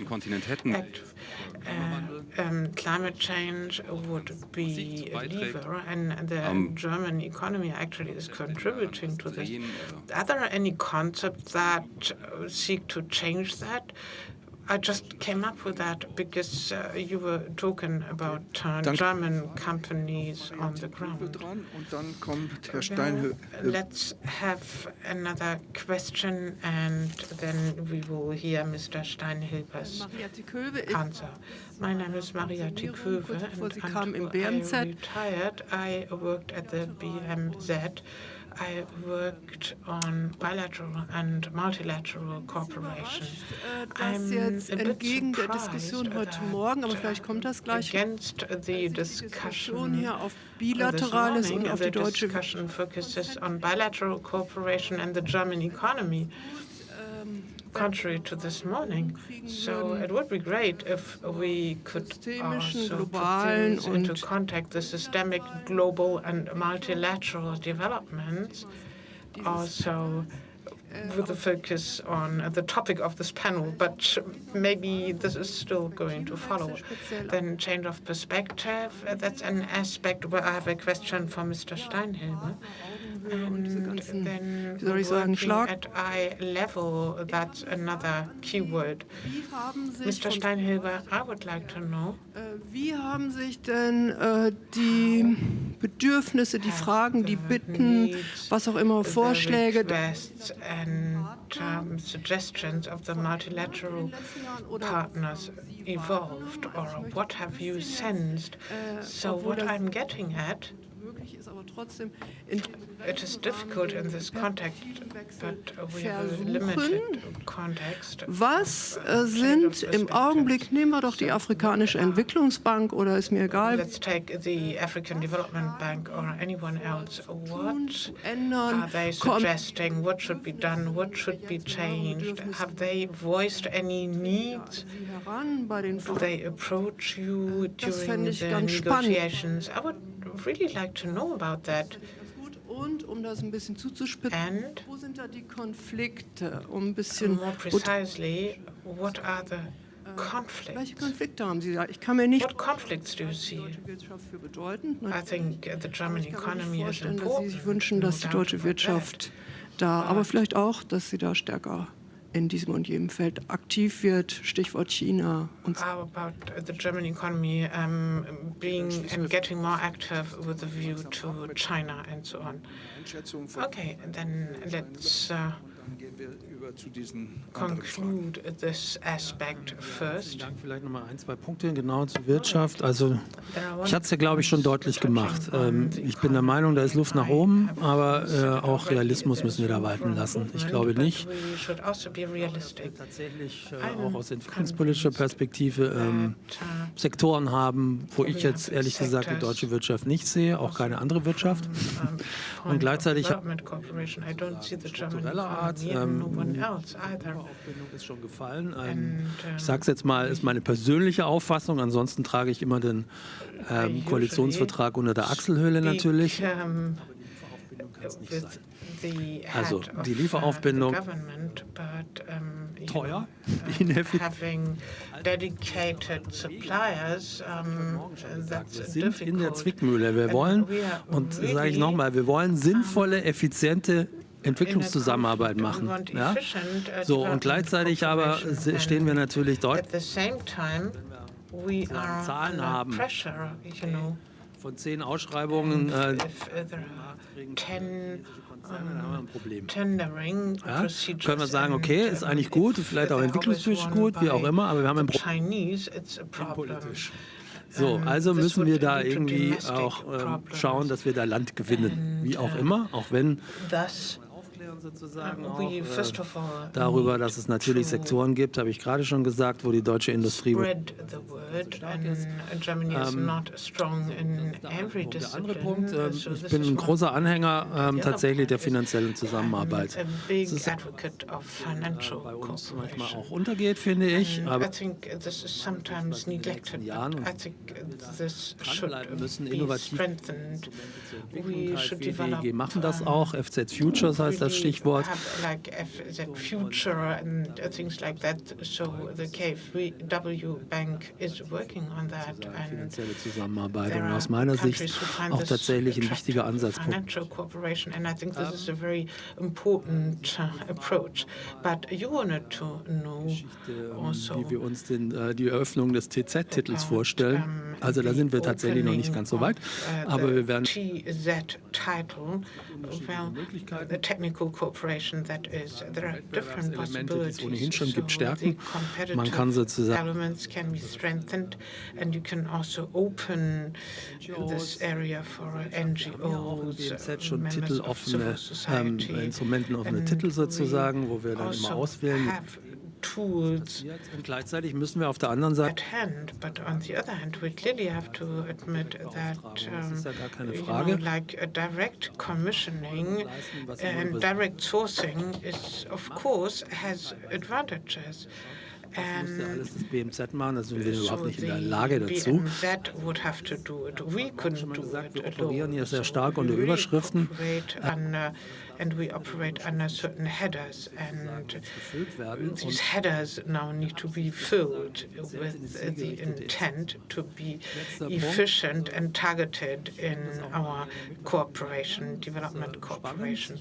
And your comments were really interesting and exciting. So there have to be tools, of course. They have to be varied, particularly in financial cooperation. But I also believe that the future is jetzt nicht based on the fact, sozusagen, aber dass wir nicht immer nur It's really dedicated, but we shouldn't have a focus on isolated companies, but we should see the greater picture, like how does an entire region benefit. So a regional approach is good. Like how can we promote renewable energies in the region? And if we use different tools, we also have planning security as compared with isolated investment initiatives.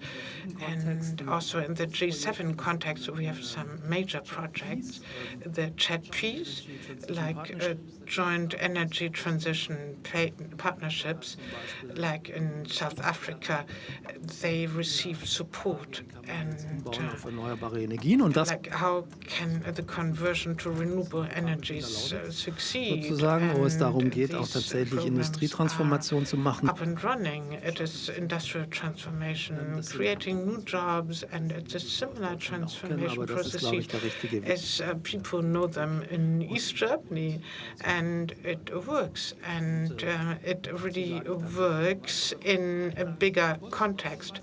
But just let me briefly say the following. Your question was really interesting, and of course a lot has changed. Die ganze Überlebensperspektive von in the more recent past. The question is, will we focus only on the core mandate, or will we look beyond the fence? So I think initiatives have been added. Just let me touch upon that, because you triggered me with that question. The question of fragility, this touches on economy. Again, we are talking about emerging markets. 3/4 are highly fragile, or at least jeopardized by fragility. And thus we need to focus on different conditions. Like the fragility component needs to be scrutinized before also das ist ein Ding, was jetzt mittlerweile as a basis for yet something else. So this is important, and every organization, whether it be the World Bank or somebody else, this was one aspect. And the second aspect, it touches on my personal responsibility. So humanitarian aid and development cooperation.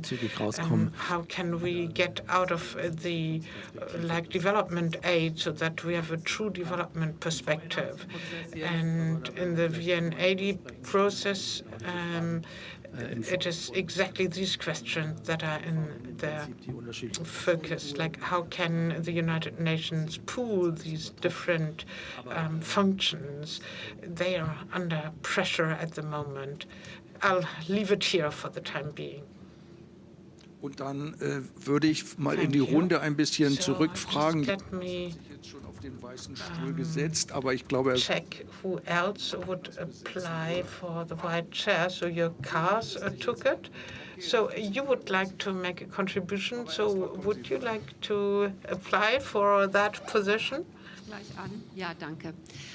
Ute Kotschi, ich arbeite bei der Nichtregierungsorganisation Urgewalt. NGO called Urgewalt, and my focus is the World Bank. And I would also like to talk about reinventing Germany's global cooperation. This is a lofty goal because it focuses to the inside and the outside. To the inside, a smaller and a bigger circle. To the inside, it is to convince our own people in the Bundestag how important German development cooperation is. It's a paramount task, but why not? Because people working in the committees, they are not really aware of what is going on. Für den AWZ. This is advertising for the AWZ, which is also advertising for the BMZ, and then nationally, how do you achieve a situation where development cooperation secures positiv darstellt mit Blick and presents it in a positive light? This under the aspects of justice and fair, global justice and peace, and this means that rich people must not stay rich. These unfair circumstances destroy this planet, and this at a breathtaking speed. So in those 4 years we have available in this coalition will not be sufficient. But anyways, it is happening in very, very big steps. And I think we must be an activist in order to solve global problems. We really need to look ahead. We need to talk in terms of the future and say, if you want to save this planet and if you want to do it jointly, we need to work jointly, and this feminist development cooperation. And then my last point, because, well, the World Bank, public funds, how do we deal with public funds in other development banks? And in what category do we put them, and how do we act together? Because this is where we are acting jointly. There are so many countries working in this context of the development banks. But we are acting jointly already, and maybe we should make progress in that discipline. And my last point, no nuclear power, because the debate alone about nuclear power is a ruin for sustainable energies, because it shifts transformation into yet another debate. Coal, oil, and gas, that's enough. But if you open yet another chapter, the nuclear one, even for those countries who do not know this, but nuclear power really is the end of a good transformation in the limited time we have. So this is a call upon the whole federal government and not specifically the development cooperation. So now we hear something from you. I would like to look at the discussion that we had this morning over the changing geopolitical situations, and maybe also what Mr. Toos will tell us this afternoon. So I would like to connect this with the economics and industry policy discussion. And also the large topic of disruption to transformation. Well, we are living in a world where we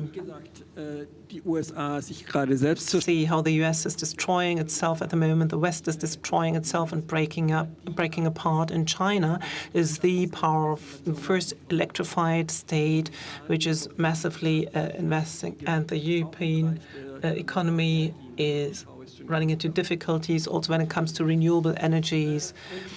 And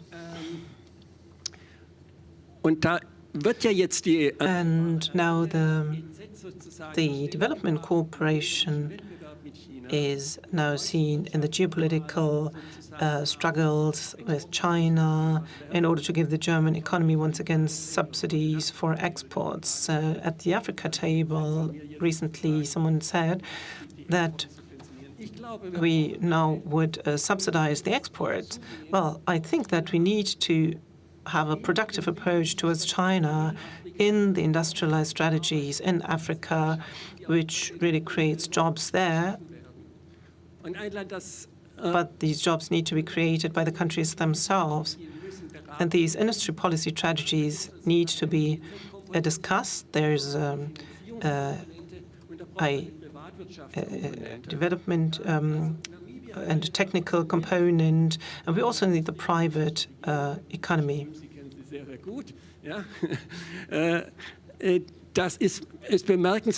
Well, we also need to provide advice and consult and the private economy, and not against China, but together with China. However, we have to create value added on the ground. It should not be an export market for the German economy, but we should build up an economy and industry on the ground. And this also holds true for minerals. Well, we tend to say we want raw materials, raw materials, raw materials. But we need this triangle relationship with China and the countries in, for example, Africa. May I reply directly? Well, thank you very much for mentioning that. Well, in Namibia, we are about to build a new ammonia project from wind energy, which leads to hydrogen production, green hydrogen production. And regarding Namibia and exports, I mean, this is not a contradiction, of course. Coming back to what you said and painting a larger picture, I mean, at the moment, we are at a crossroads. On the energy policy side, we see geopolitical energy streams that reshuffle. And I also see this in the context of the overall security policy discussion, because looking back over the past decades, I can see that many conflicts that were there were, at least in part, driven by the energy question, because the fossil energy that we have is very much concentrated on certain countries, and there's a fight for this one resource. And when it comes to renewables, for example, green hydrogen, it's completely different. A country like Namibia, for example, has a huge potential to produce green ammonium. However, it's not the only country that can do it. So technically speaking, every country in the world can produce green ammonium. One can do it much cheaper, like Namibia, and in another country it's a little bit more expensive. But anyway, it's a completely different situation. This is not really a monopoly. In the fossil fuel segment, we have monopolies. So what do we now need for Namibia from our point of view, from a German or European perspective? When we say we want to diversify our energy sources, why? Because this creates more security and facilitates peace. And we also want to create a value chain in Namibia. Then, of course, we need the investments that I talked about in the beginning. We need these investments in Namibia. And we need long-term safeguards for these investments. The good thing about such a green ammonium project at the size of what we are doing it is that the local market is being taken care of as a side product, so to speak. Just to give you an insight into the dimensions, if we are successful with this project, then we will have 30 terawatt hours of electricity per year, which will be converted into ammonium. Namibia, at the moment, needs 4.5 terawatt hours of electricity. So this electricity surplus coming from our project alone is more than sufficient in order to completely decarbonize Namibia when it comes to electricity generation. So 1/3 electricity imports, which is coal-based electricity, can then be replaced if our project succeeds, because on the one hand we will provide or create sufficient electricity for Namibia, and we will even be able to export this electricity. So from my point of view, we have to be much more strategic. We should not always only look at individual projects. Of course, decisions are being taken at the project level, but we need a programmatic approach so that we do not simply invest in one of these projects or two, but in many projects like this. And I think we, as Europe, we need energy. Namibia, the country, the state Namibia, needs secure investment. Namibia itself is also an investor, so we are investors, but Namibia, the state of Namibia, is investing as well. We are co-investors, and so Namibia should have long-term security in terms of the price, consumption price. And so Namibia should also know that the electricity will be, the surplus will be imported to Europe. And thus, in turn, would lead to funding possibilities they do not have at the moment. So if the European imports of this electricity is safeguarded, then, of course, this would allow for further investments into Namibia. And regarding the value creation, I mean, when we are producing ammonium at the moment in Namibia, it's also a basic product that we need in the fertilizer industry. It is also produced by BASF in Germany, for example. So today it's being created based on natural gas, and up until most recently, Russian natural gas. And if we say we would like to produce it based on the or we would import the ammonium from Namibia, then of course parts of the European production capacities would leave the country. So we would have to decide whether we would transfer the production in Germany to Namibia, so to speak, and this is much more part of the discussion, also from the Namibian point of view, whether we want to do this. I mean, the Namibians want that. They want to build up this chemical industry in order to have value creation in the country, which will actually amount to many percentage points of the current GDP. And we would need the discussion in Germany too. Well, thank you very much for the very interesting information. I mean, this would be a shimmer of hope. I mean, if we look at the global value chains that are being dominated by the global, 80% of the global market are dominated by Chinese, American, or European large corporations. There's only little knowledge transfer. Many countries are at the end of the value chain and sweatshops, where with low salaries they have to create products. So this would be a completely different model, more job creation. There would also be a knowledge transfer. So this would actually be a real shift. I mean, Jörg, you called it from destruction to transformation. I mean, this would be one example. But how can we manage to get the large corporations and the large global value chains to do that? So how can we break up or reduce this dominance? And how can large corporations become part of this structure of local value creation and knowledge transfer? And Carlos Lopez this morning said it's the revolution of artificial intelligence and robotization which leads to more pressure for the low-income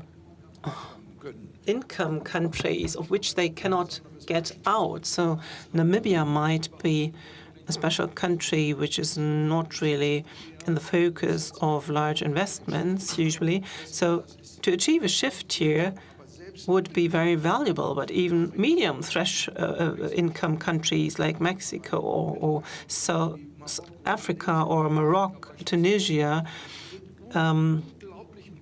they are faced with a lot of pressure. They want to develop technologically and also create jobs.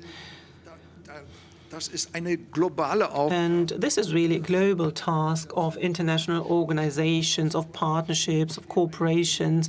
How can we achieve a win-win situation in order to be successful in this transformation process?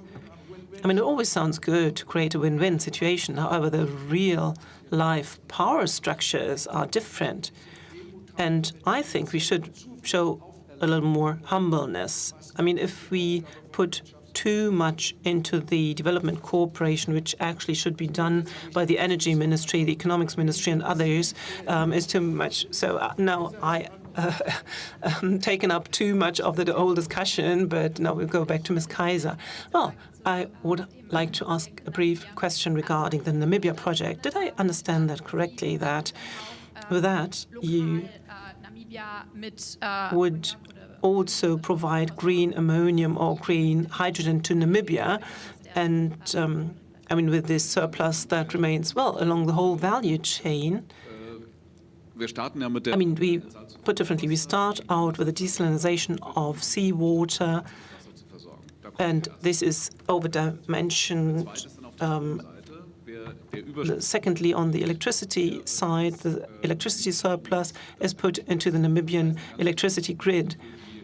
There's a clear component for development cooperation, or the KfW, and this, of course, the grid needs to be enhanced so that this surplus of electricity can be taken into the grid. Then there is the hydrogen and then ammonium.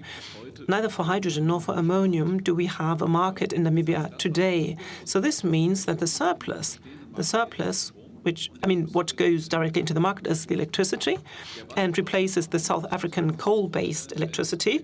And in terms of hydrogen or ammonium, you have to imagine that the investment is based on the export amounts. So ammonium and hydrogen can, in addition, be produced at threshold costs for the local market, but this does not necessarily invest or create funding for the local market. So, for example, the reduction of the production of iron ore is also part of it. So you could imagine there's a lot of hydrogen, ammonium is being produced, and you could reduce the amount of iron ore in order to produce raw steel. However, if the funding is safeguarded through the consumption in Europe, then everything else could chime in. And it makes it much more easy because a country like Namibia cannot provide 20 years of safeguards for investments in infrastructure projects. The infrastructure for the surplus energy or green hydrogen. Of course, all this needs to be guaranteed, and this again leads to the question who feels responsible and who provides the financing. Well, would you like to go to the white chair or the hot chair, which sounds similar in German? Do take a seat. Jörgs Frage und dieses Namibia-Beispiel nutzen, and the question of Namibia should help us to build bridges to the question of today. What can development cooperation look like in the future? So this leads us to the initial question. Well, this may be totally overtaxing development cooperation. No, it's just moving away from the old project orientation in development cooperation towards supporting national programs. It's an orientation that we can already see in Namibia. Namibia's government is the one that will then decide, like, will we take this credit facility of the African Development Bank, or will we accept rather Tunisian or German investors in this particular area, or maybe a combination of the two, like EU and Chinese value chains? And die Rolle der deutschen EZ wäre aus meiner Sicht, cooperation would be, as I think, to encourage the partner countries and say, if you have good ideas that you can contribute, erneuerbare Energienprogramm national aufzustellen. Wenn ihr gute Ideen habt, ein beschäftigungspolitisches Programm aufzustellen, wo wir Frage auch integrieren. Die question can be integrated, a question that is so dear to you, then we will be willing to cooperate on a basis of partnership and to contribute also to the conceiving and trade agreements between the EU and your country for this particular sector can be modified in a given way. And then we will be diese Development Bank and then to guarantee the demand and stabilize the demand. I think this is a connection between our questions, like how does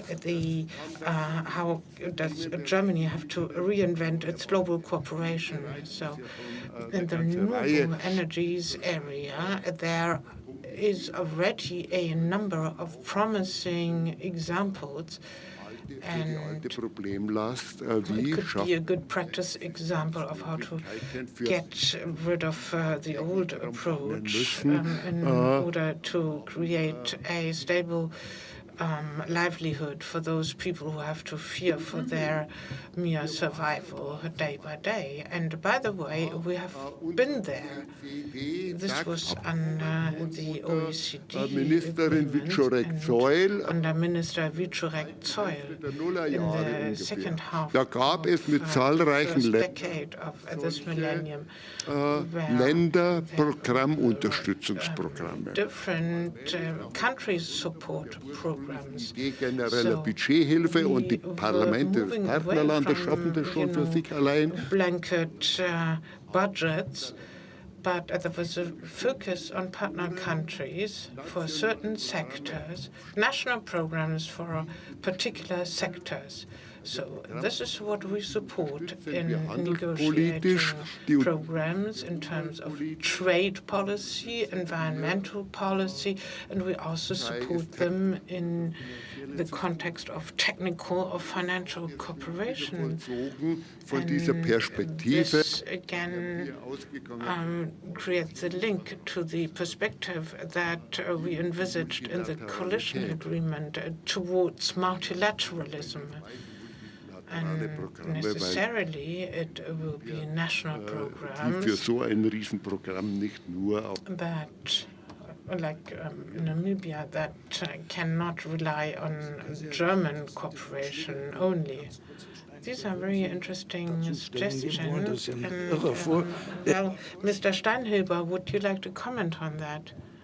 I think there is a suggestion from the audience. Ja, okay, also dann nehme ich kurz dazu, also in den Nullerjahren, ja, haben wir heute auch, machen aber eigentlich alle Entwicklungsagenturen. Das first decade of this millennium, yes, like policy-based programs. It was budgetary assistance. In some cases, it means earmarking funds for certain programs and priorities. I think that's a very good approach, and there is even room for improvement. Nonetheless, let me say something that may not be a good fit for the general flow here, but we really made an effort because we did not know, we could not foresee the outcome of the elections, and we certainly didn't want to create one-off short-lived projects, but we really wanted to have a sustainable basis. So we wanted to create something that organically follows our ideas, and the implementation follows certain criteria and also certain quotas, and this will continue to be the case whether the minister now will pursue feminist development policy with the same enthusiasm. I do not know, but essentially it will stay the same and the quota will stay the same. And I have to say, in the past 3.5 years in the organizations, as I've seen that, and that was created a certain level of euphoria, and I think this was really quite interesting. So it was said that it's not just about quantity but also quality, and the KfW had certain problems there, and this is normal in the framework of infrastructural projects, but this gave rise to a lot of creativity, and thus this will continue along these lines. Well, we have a guest here. Ja, vielen Dank. Thank you very much. And it's really great that we have already devised a vision in this context. I have a very pragmatic question nonetheless. It's a question that is still a burning issue for me. We have to expect that 25% of our development cooperation funds may be cancelled. So what what promises do we still have to fulfill, and what can be implemented? We have to wonder. So my question for the BMZ is, what will you manage to achieve in the meantime until our German Development Corporation has been readjusted? So, maybe also projects that used to be implemented by USAID in the past. I'm also thinking of the world of science. I'm thinking of projects that have proven to be successful, not only in the health sector, but also in the context of eradication of poverty. There are programs with a proven effect that have been cancelled now. Does it make sense in order to position Germany that certain projects could be continued? You know, there are projects where we know it made sense, it was successful, and now billions have been cancelled. Do you think there is a possibility of doing something immediately? And then how about strategic prioritizing? So this is moving away from visions, but it is something tangible that could be started tomorrow. So is there any strategy so far? Well, I think I said it this morning. Of course, we Projekte weiterlaufen. Wir vertreten das natürlich auch jeden Tag, ich auch. Ich bin ja auch für Krise zuständig, wiedergespielt. Organisationen, wie die Lage auch. Großen, auch in erster Linie die Frage natürlich auch Hunger, World Food Program. Das ist schon so. So it's a question of budget. As I said already, there will be fierce negotiations, and we really have to check we may be able to jump in and help. But one thing is sure, we will never be able to close this gap. It is two-digit billions, and we cannot make up for that. On the other hand, we do have to concede, you know, the World Food Program, for example. There are austerity measures. Der Entwicklungsleistung von den Europäern und Europäerinnen in terms of Europe compared with USAID. So it was drastic, and it's certainly a decline, speaking overall. Ab und an mal früher Zahlen sozusagen veröffentlicht, wo wir gesagt haben, wir sind publish figure, and we said we are the second largest giver, and on the giving side, well, we will not be able to mention it at all in the current public debate. So this is the situation we are confronted with. So we really have to. Da habe ich große Hoffnung, dass das jetzt auch sich, sagen wir mal, Postwahl ein bisschen beruhigt, nicht unbedingt mit Blick auf eine Partei, aber auf die anderen Parteien. Aber wir werden da weiter im Zentrum auch. But we are also in the center of observation and criticism. And thus this gap, when talking about marginal lösen können. Das werden andere Ansätze sein. Ich meine, VN 80%. 85%. I said it after the summer break. Well, have to be provided. Kompetenzen Polen sozusagen zusammenlegen, effizient. Competencies and really economies of scale, but at the same time we have to make it clear that we have a serious crisis and where you simply need money. And I mentioned this before, the BMZ maybe just does not only need funds, but also a level of regulation. For example, the big Chinese Silk Road always wants to acquire export and import opportunities, but it's also about setting standards. It's something we can make an effort for when it comes to regulating free trade zones. Europa gar nicht so schlecht in der standard questions. And I think in setting standards, Europe does not fare that bad.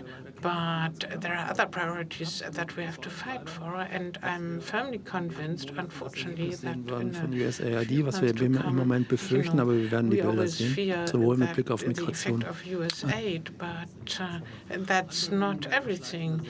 And then there is also the question of energy, and the USA is a strong factor and also a factor for vulnerable groups in different countries where civic structures were set up, and now it's about hunger and flight.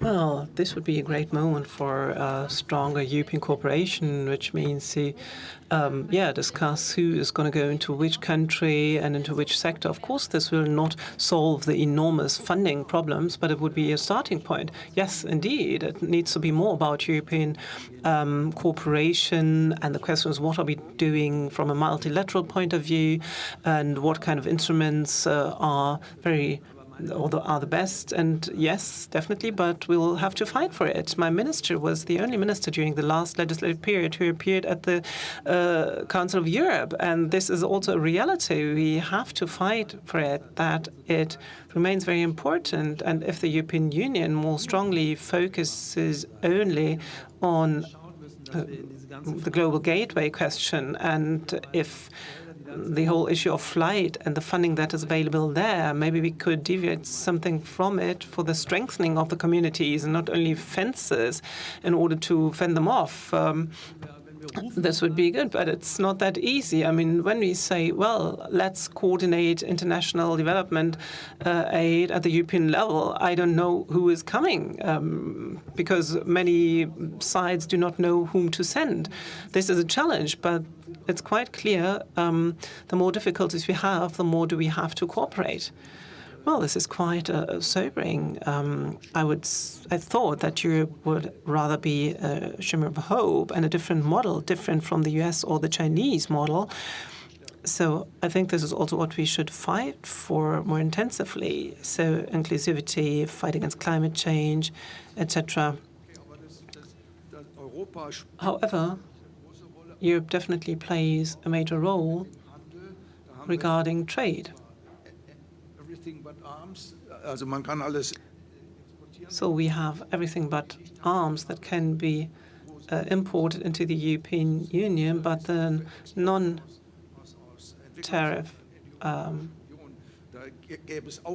obstacles are still there, so things remain to be done there. So at the European level, we need to act here, and with the global gateway also needs to be reformed and not only be a counter-model against China, but have a strong own concept as something that we should think about as well. Ms. Kaiser. Entschuldigung. Ja, Europa haben wir jetzt. Well, I mean, we now discussed Europe. We do not have much time left now. Let me take a look at my watch. We have 10 minutes to go now.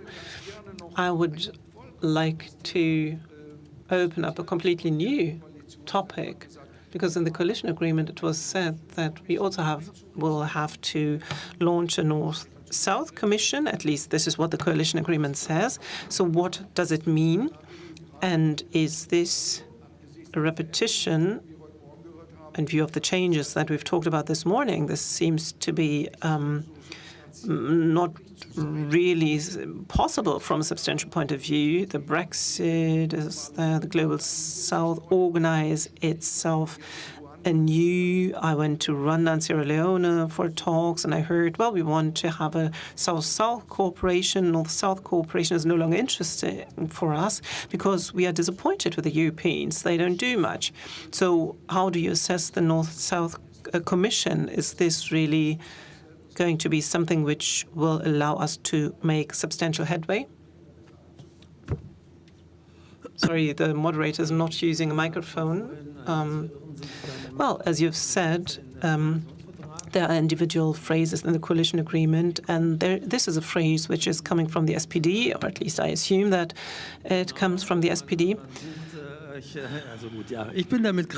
So, I'm looking into it at the moment because now we have to fill these headlines with life. And yes, I would also like such a commission, but we have to make sure that we do not have double structures.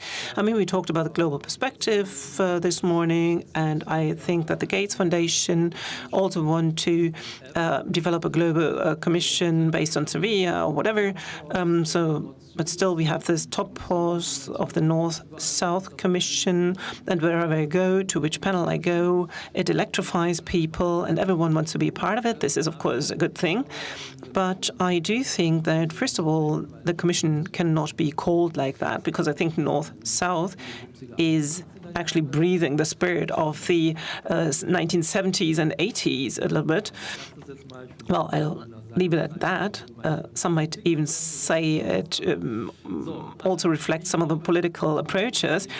Well, but anyway, we have to think about what do we want to achieve with this commission. And of course, there are two different approaches. One is a classical North-South commission or a development policy commission as it was set up at the past. It was launched by the World Bank. It was not a German commission, of course, but it was Willy Brandt as a new Nobel Peace awardee who was an integrative figure. And based on this commission, we have a lot of quotes, but not much has been implemented. This is also a result and also part of the historic truth. So, of course, we can set up such a commission. And, of course, there are different questions. How should an inclusive, rule-based world order look like? How can we calibrate things? An ambitious post-2030 agenda? Well, these are things that are possible. And the second one is an approach where we have to get a little bit away from this North-South Commission and focus it more strongly on Germany and ask whether we can renew the development cooperation in Germany and maybe reshape our partnership strategies. How can we conduct a partnership policy? What do we need for it? Also for such a commission. And we could say, well, okay, 2/3 of the commission or whatever come from the countries.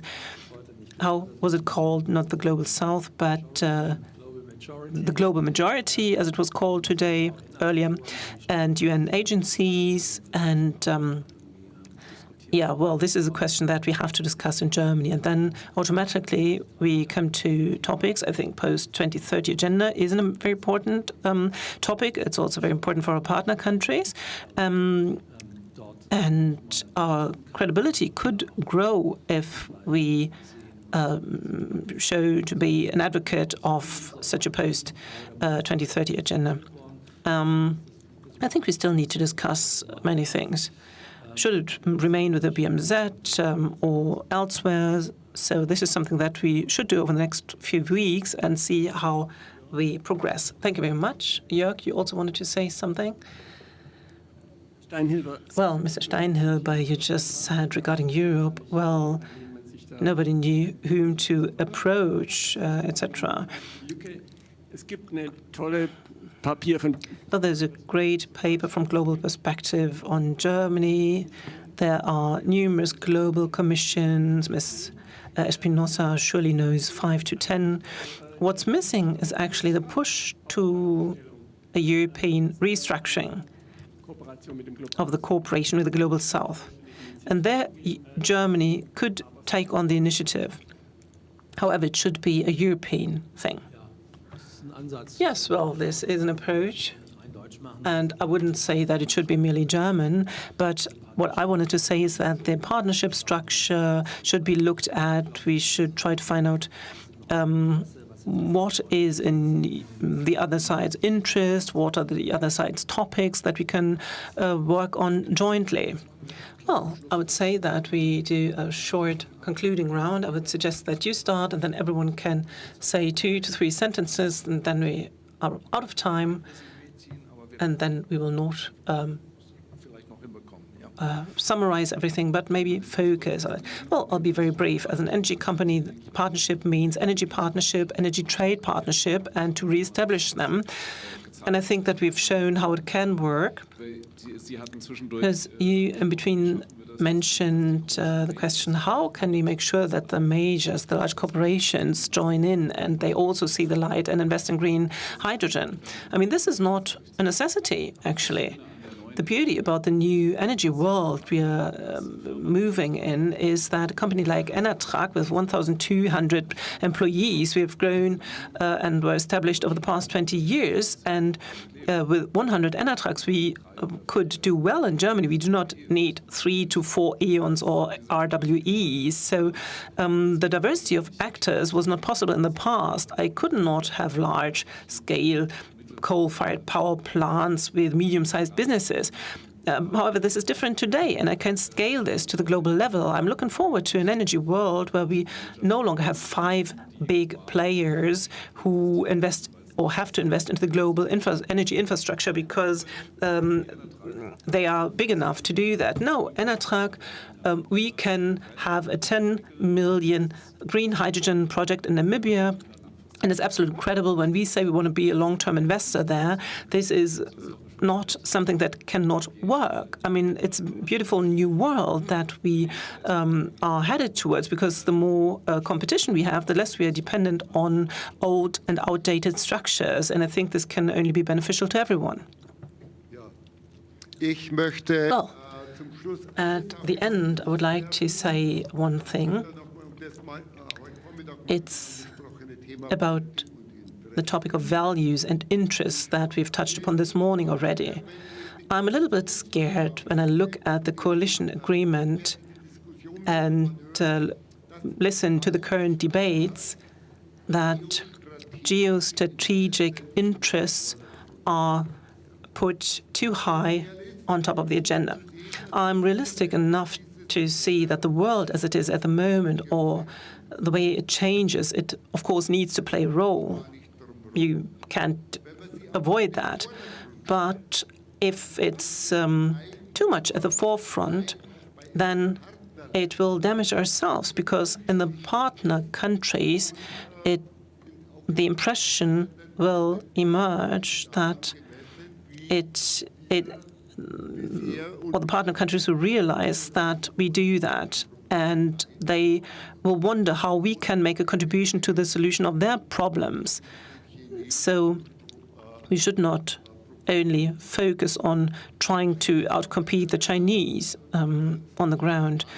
I also like to remind you, and this is not meant as a nostalgic anecdote, but there was a very advanced concept of long-term and enlightened and well-informed interests. This stems from a coalition of 25 years ago, a red-green coalition.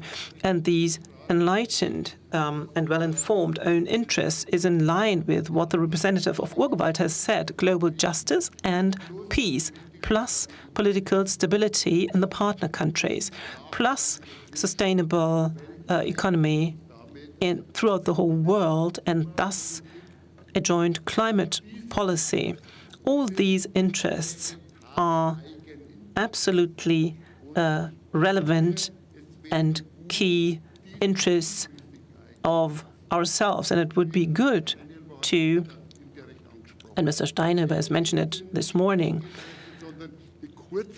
our own interests are not detrimental, but the short-term own interests are detrimental. So products that can be produced in Africa, maybe also based on African raw materials like mango juice or mango jam, do not have to be produced in the EU, for example, with African workers, and then being exported again to the African countries. This is just a short-term interest which does not lead to global peace and stabilization. It leads to a destabilization, a lack of functioning democracies, and more migration flows. So all this is not in our own interest. This is just the short-term interest of the business world. Die Märkte der Zukunft kann EZ aufbauen. Ich glaube, das ist sogar noch ein So this is what we focus on, the long-term interests. Beschäftigung in unseren Nachbarkontinenten.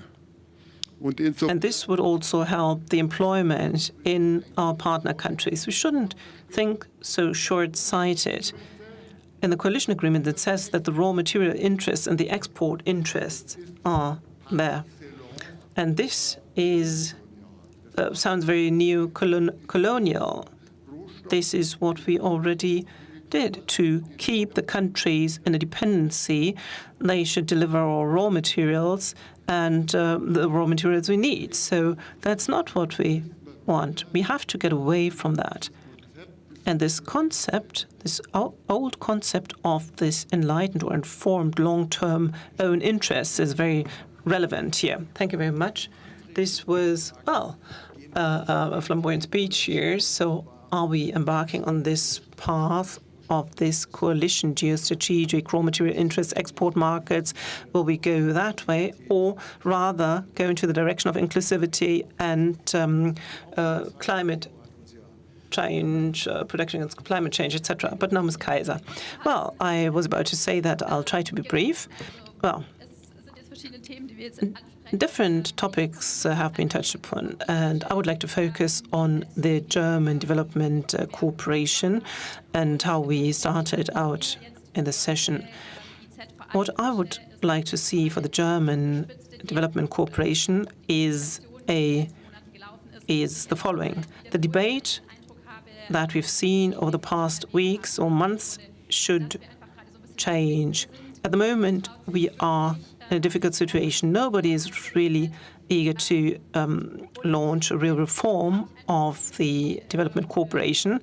And now my hope is for the next 4 years is that the situation calms down, that we focus, and that all the evidences that we see in the ministry or the partner organizations, that we sit down and think about a possible reform for the whole system. Now we have the time.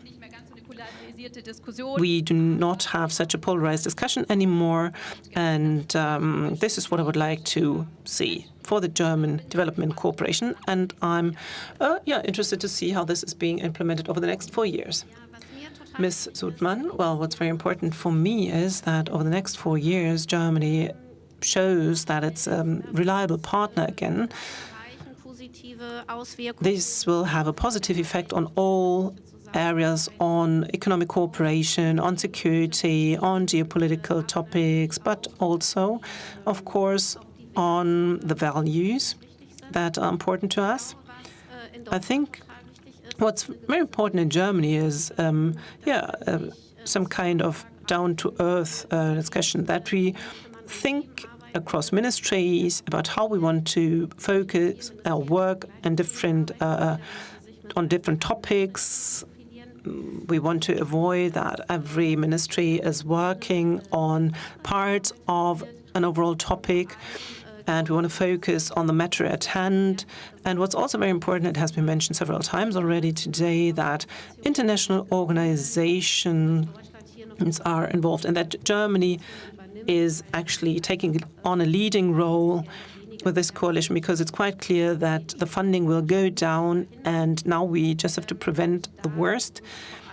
And most importantly for us is climate funding, and also making sure that there's a consistent further path towards a reduction of emissions, and also sufficient funding for the adaptation to climate change, because much of what we've discussed today will have a positive value added.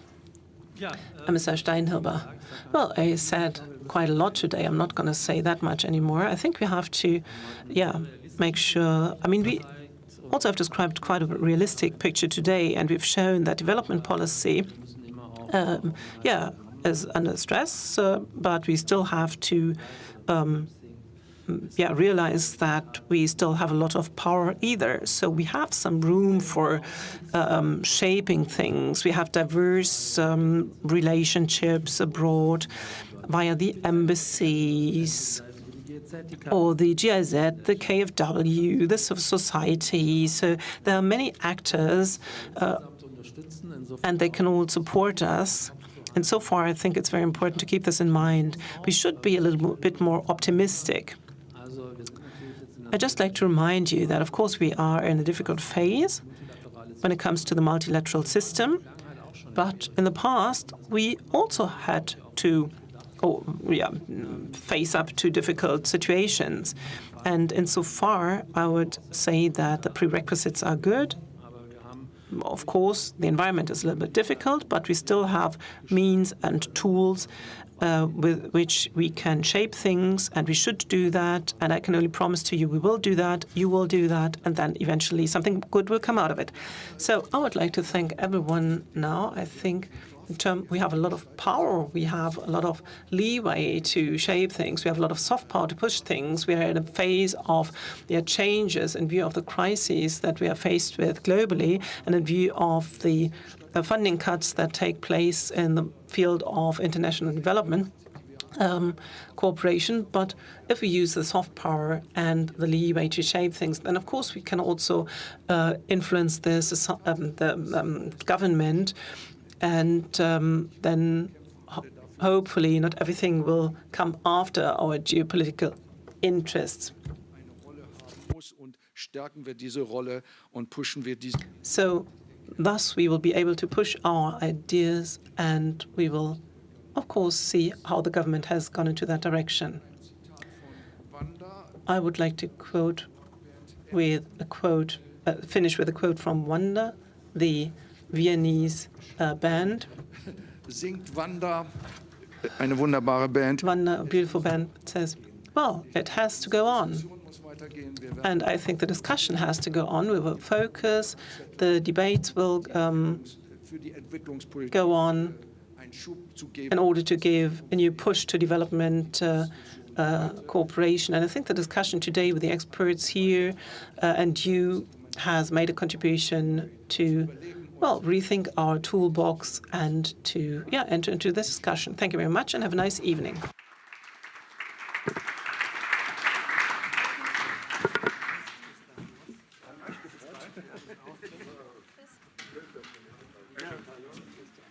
Wir haben jetzt Pause. Well, we now have a break, 20 past.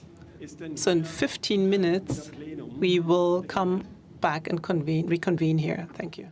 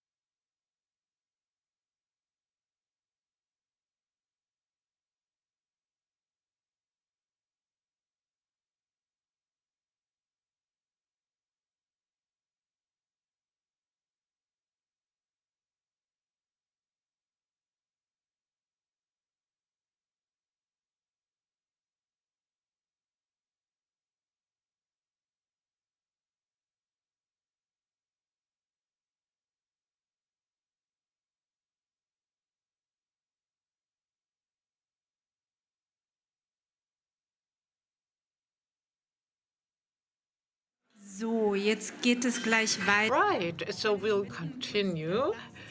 So could you please return to your seats so that we can start momentarily and so that we do not lag too much behind in our schedule.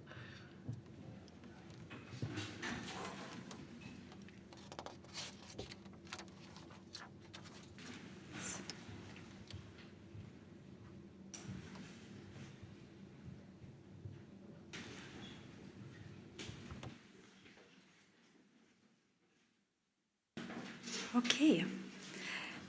Für den nächsten Programmpunkt habe ich gar nicht so viel zu sagen. I do not have too many comments on the next item on the agenda, but instead I would like to hand over to Celia Schmidt from SLE, and she's going to introduce the next session. Thank you, Margita. I'll switch to English now again. And yeah, good afternoon from my side. My name is Celia Schmidt, and aside from being part of the preparations of the forum with SLE and HBS, I was lucky to accompany the SLE postgraduate students over the last couple of months. And it was really inspiring to see how they came up with innovative methods and formats for the deep dives that we just had in the last 2 hours. And I'm sure you're as excited as I am to see the results. So the SLE, as we know, the Center for Rural Development from the Humboldt University, they have worked on the first 3 deep dives. So 1 on development finance, 2 on international climate cooperation, and the 3rd one on the future of humanitarian aid. And the 4th deep dive has been organized by Heinrich-Böll-Stiftung, which was held here in the plenary on reinventing Germany's global cooperation. And we also had a graphic recording, a live recording, which is still ongoing, so quite impressive to see that it's still being finished on the spot. And it's super nice to have also a visual report of what has been discussed. Of course, it's always about highlighting some key insights. We won't repeat the whole 2 hours, that's not the idea, but you will grasp some highlights. And the flip charts will also be presented afterwards in the foyer, so you can still take a look after that. So, hearing the titles of the deep dive topics, we know that they demand more than an analysis, they demand action. And this is why HBS and also the SLE young professionals came up with innovative ways and methods to dive deeper into these different subtopics related to the main theme of this year's forum on global cooperation from disruption to transformation. So in the past 2 hours, we have seen different very lively discussions with experts to develop creative solutions, pathways forward, and co-create ways of, how to move on now in this new world order.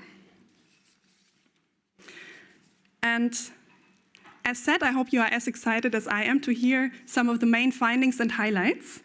And Mariana Poppitz is still finishing the visuals while we talk, but we will also include that in the presentation. So I'll hand over to Christine Ogoya from the Development Finance team to give us the first presentation. Big applause.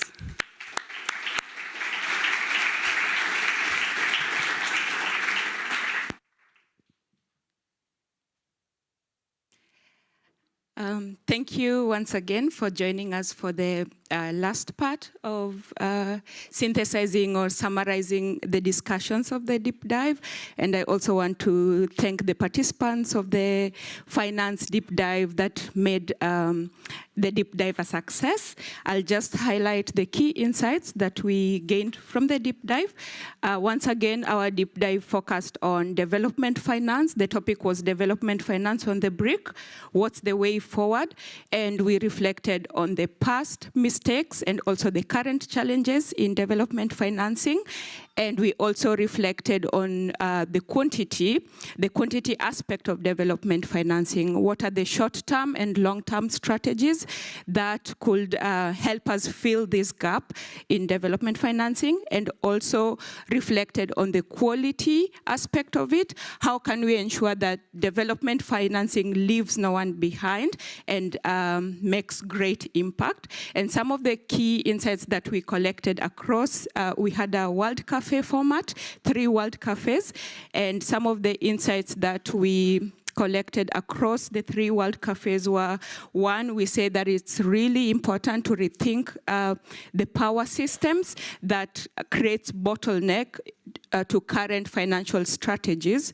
And also we also concluded that it's really important that expenditures, it's that efficiency, that there is efficiency in official development assistance and other development financing models, and transparency was also really one of the aspects that could create these efficiencies.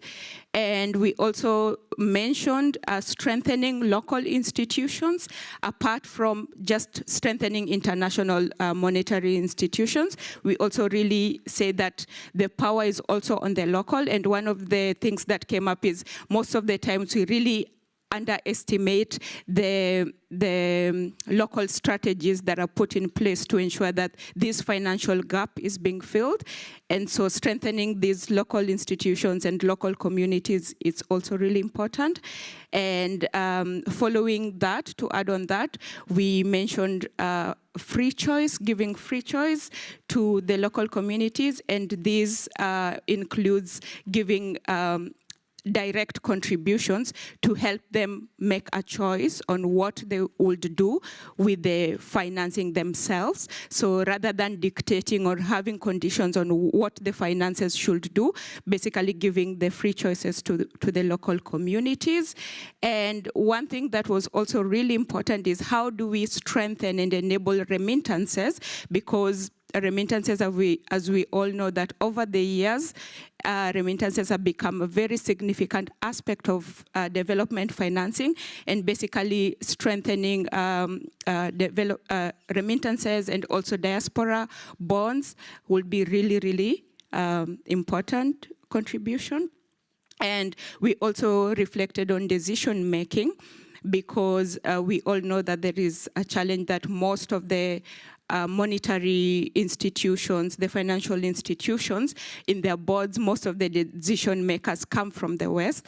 And so basically including the Global South in decision making boards would also be really important to strengthen development financing. And in the end, we also reflected on what could be takeaways, especially what could contribute, what could should not be overlooked in the Finance for Development conference that is coming up in Sevilla in June. And an important aspect that cut across all the World Cafes was trust. So basically rethinking and highlighting that trust is a key aspect of it, and reflecting that how can we move forward, because lack of trust is also a huge bottleneck to efficiencies of the current development finance strategies. Yeah, so that's it. We have a beautiful, we visualize our outcome. It's at the back at the back corner, and you will find the 3 outcomes of the 3 World Cafes. So at the end of it, you can take time to go through it and see in detail what we talked about. Thank you.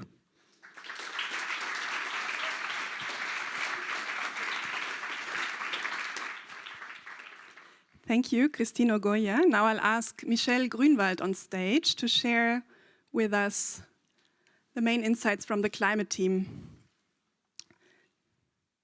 Or Karl Lüneburg. Great, thanks for jumping in. Maybe you want to do it in a team. Michelle is coming. Yeah, I'll hand over the mic to you. Thank you very much. We just discussed we might not talk as much as Christine just did. who had a wonderful summary of their session. We did a panel discussion. Michelle can join me up here. It's not easy to summarize a panel discussion within 20 minutes or less. We also took a bit longer than we were supposed to do because we had a lot to talk about and a lot of amazing speakers who really took their space as well and presented their points. It was a very inspiring event, and trying to summarize those 2 hours is a bit of a challenge. Michelle, I don't know if you want to say anything. Maybe you were the moderator, I was more in the back. Yeah, I can try. First of all, thank you still very much for all the people that are still here listening also to what we have been doing, and also then it's very interesting to see also what the others were doing. So we had 4 panelists that were asked many questions, and also we had the time to also discuss critical questions. I'm trying to kind of give something. We have a tangible outcome at the end. Also, we had a word cloud. Maybe I can touch upon some of the things that have been said. Yes, it's coming. So obviously we talked about cooperation, but we also talked about the matter of justice, how climate justice is important to acknowledge also in cooperation. We talked about just transition, the role of the private sector, that the private sector has money actually also to finance some of the projects and some of the legs, and that we also have to work on the positive narrative that goes along with just transition, because we cannot tackle climate change if we have, for example, also civil society that is not standing for the changes that we actually have to foster and need. So we talked a lot about the issue of the positivity and how we actually have to frame the things, that the just transition is good for all of us. And then, we also had voices of the youth saying how important it is also to have the youth represented in the cooperation and also in the COP negotiations. And thank you again for participating. And I think afterwards we were asked actually if the COP and also UNFCCC is kind of still the spot or the spot where we have to make those discussions, and maybe we have to kind of find another way for finding the solutions. And I think we agreed that the UNFCCC and also the COP needs a reform in a way, because things are happening, fossil fuel side deals are happening there, and also representatives of the fossil fuel lobby are there all the time. But we still agreed that this is the only way of kind of going on, because it would be worse if we didn't have this platform for negotiations. And also maybe what one panelist said, we don't have global governance, so it's very important to still keep on with the UNFCCC and also the United Nations. And I think at the end we agreed that it's still very important, and Germany plays an important role internally and also externally, that actually the current government, also under the CDU, agreed on 2020, like being climate neutral or reaching net zero by 2045. I think that was also an issue, and that Germany is trying to foster the role, because we also had a representative from the CDU that was present in the discussion. That was interesting. Do you have anything to add? Yes, I am not entirely sure if I told you guys the title of our deep dive. I think I might have not. We were the group on international climate cooperation, the role of Germany in times of uncertainty. We would be the green poster, the title, Times of Uncertainty. It's true, but it's also sometimes a bit annoying to always hear uncertain. Things seem to be so uncertain, we don't know what we're uncertain about. And I think in that sense, this panel discussion was very, very valuable, because I do feel we got more answers than questions. Yeah, thank you very much.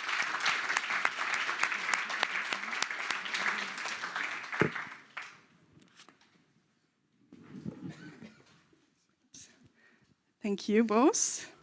And we had a third deep dive, From Crisis to Resilience, the Future of Humanitarian Aid, which is the orange one.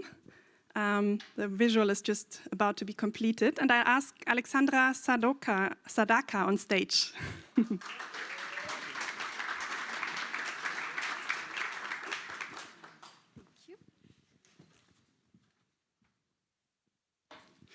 Hi, everyone. Thank you for having me. So, as Lia mentioned, the title of our workshop was, let me see it better, The Future of Humanitarian Aid. So, as you all maybe know, humanitarian aid is in a state of crisis. There are huge funding cuts right now, and as a result, there are many challenges right now in the sector.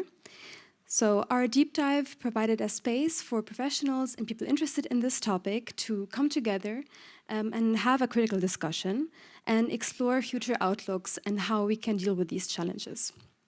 We had a keynote speaker, Maliha Fayrouz, from the Feminist Humanitarian Network, who opened our deep dive with a post-colonial and feminist lens. And then we had one block of our workshop that dealt with challenges. So what challenges are resulting in after these funding cuts in humanitarian aid? Especially, like we focused on the several levels of challenges. So we looked at challenges on the front line, as well as challenges on an organizational perspective. And the second part of our workshop dealt with pathways or an outlook forward. How do we deal with this? And was kind of the knowledge creation that came together. I'm just going to read out some of the keynotes that I wrote down right now.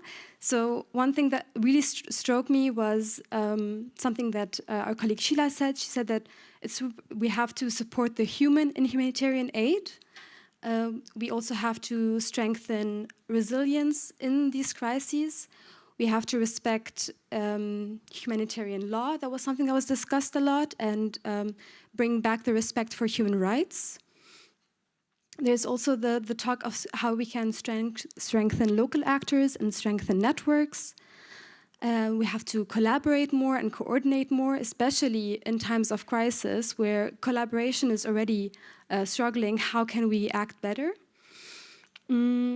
The critical aspect that was discussed is the aspect of dependency and neglection of actors in the front line. And then there was also the question asked, to what extent should humanitarian aid be political, and what roles do national interests play? But of course, we also talked about funding. So we also said that this is an opportunity for new funding structures and for diversifying financial flows. Also, a message from our keynote speaker, Maliha, was that we should talk about risk. And so whose risk and to whom are we giving that risk? Some of the good practices that were collected in this workshop were that we should generate evidence, generate storytelling, kind of explain what the money is being used for and showcase it. But mostly bring forward the localized agenda. And lastly, it was also criticized that there's a general loss of capacity, sadly, in implementing the aid with the funding cuts. Thank you very much.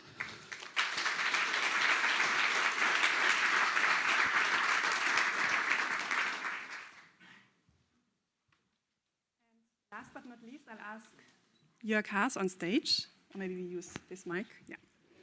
And handing over to you to present some insights of the fourth deep dive. Yeah, the fourth deep dive was about how do we exactly say, how to redesign German's international cooperation or global cooperation.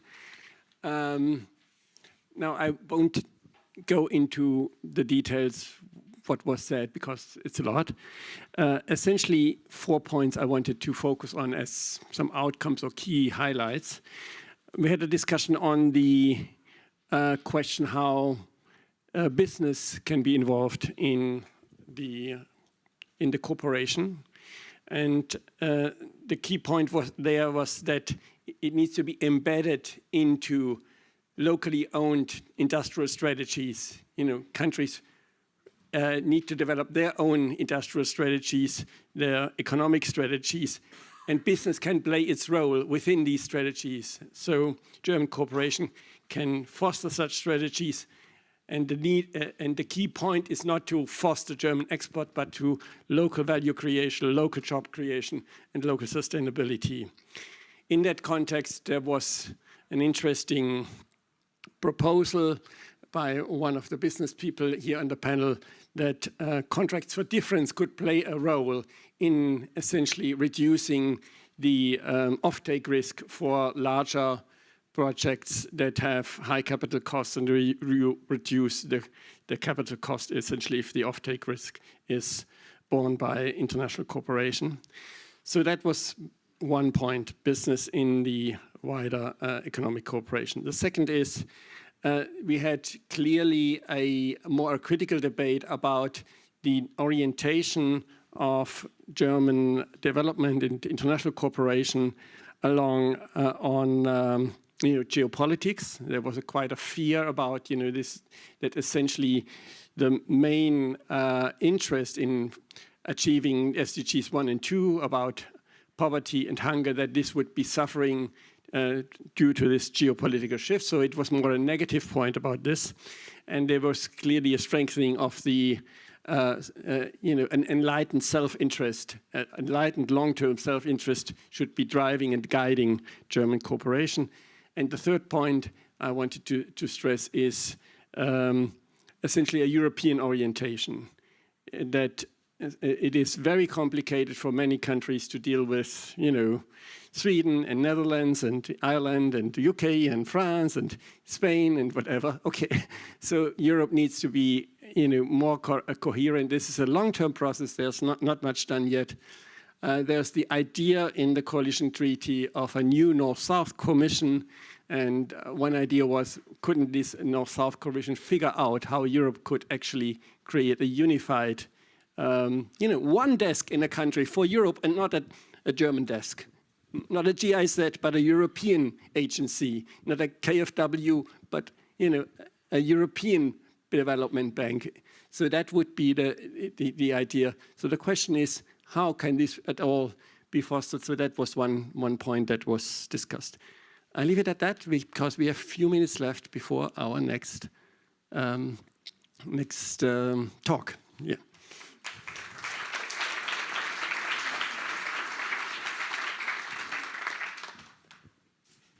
Ja, vielen Dank, Celia. Well, thank you very much, Celia, and all the other participants here. Thank you also to Mariana Poppitz, who is still drawing here, and the visuals will be available in the hall outside later on, so you are able to take a look at it. So we'll take a mini break now as we would like to welcome more guests in the audience, and it would be great if you would move more closely together and empty the unused chairs so that everyone can find a seat here. And then at 5 o'clock sharp, we will start with our final keynote. Thank you very much.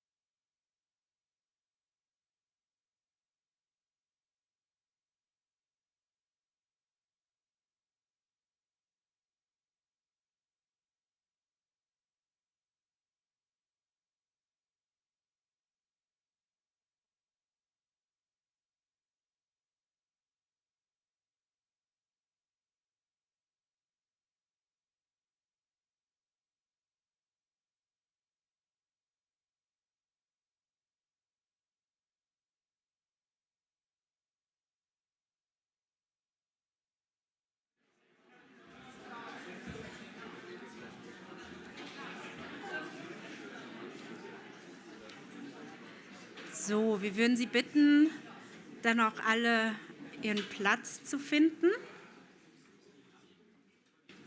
Es kommen noch die Letzten in den Raum. Die Zeit nehmen wir uns.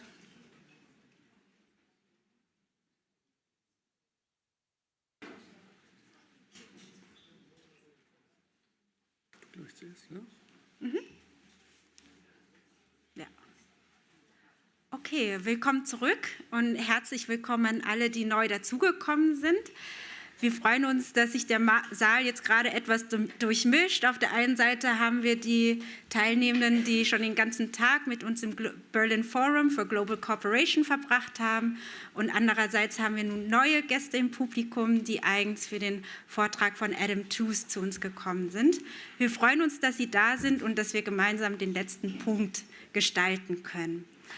Wir haben uns dazu entschieden, den Abend ein bisschen offener zu gestalten. Das heißt, wir werden nicht strikt um 18 Uhr abmoderieren, sondern wir schauen dann, wie die Stimmung im Raum ist, ob es vielleicht auch noch ein bisschen Gesprächsbedarf gibt, der darüber hinausgeht.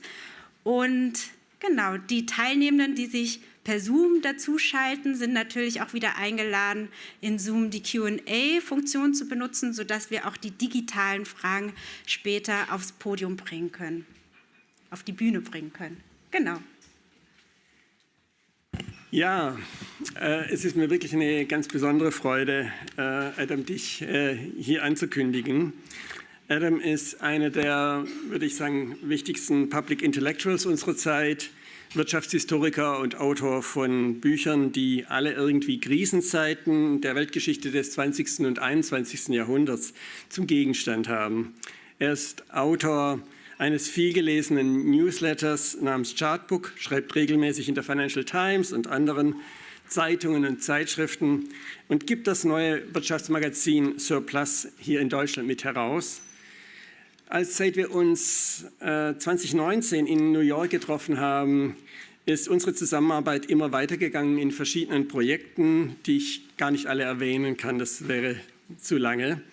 Was Adam da besonders auszeichnet, ist seine außergewöhnliche Fähigkeit, sowohl auf der Zeitachse, also historisch, wie auch global im Raum, Zusammenhänge zu erkennen und zu vermitteln. Adam ist daher unser Gesprächspartner im Podcast Märkte, Mächte, Emissionen, in dem wir einmal monatlich die Zusammenhänge von globaler Ökonomie, von Geopolitik und der Klimakrise beleuchten. Wer sich für den Podcast interessiert, kann einfach diesen QR-Code da ableuchten. Ja, Adam, es ist wunderbar, dass du uns zu diesem Vortrag über nachhaltige Entwicklung und die Krise der US-Hegemonie zugesagt hast. Ich habe mich wirklich lange darauf gefreut, dir einmal die Möglichkeit zu einem ausführlichen Vortrag hier in der Stiftung zu geben. Und ich bin sehr gespannt, was du uns zu sagen hast.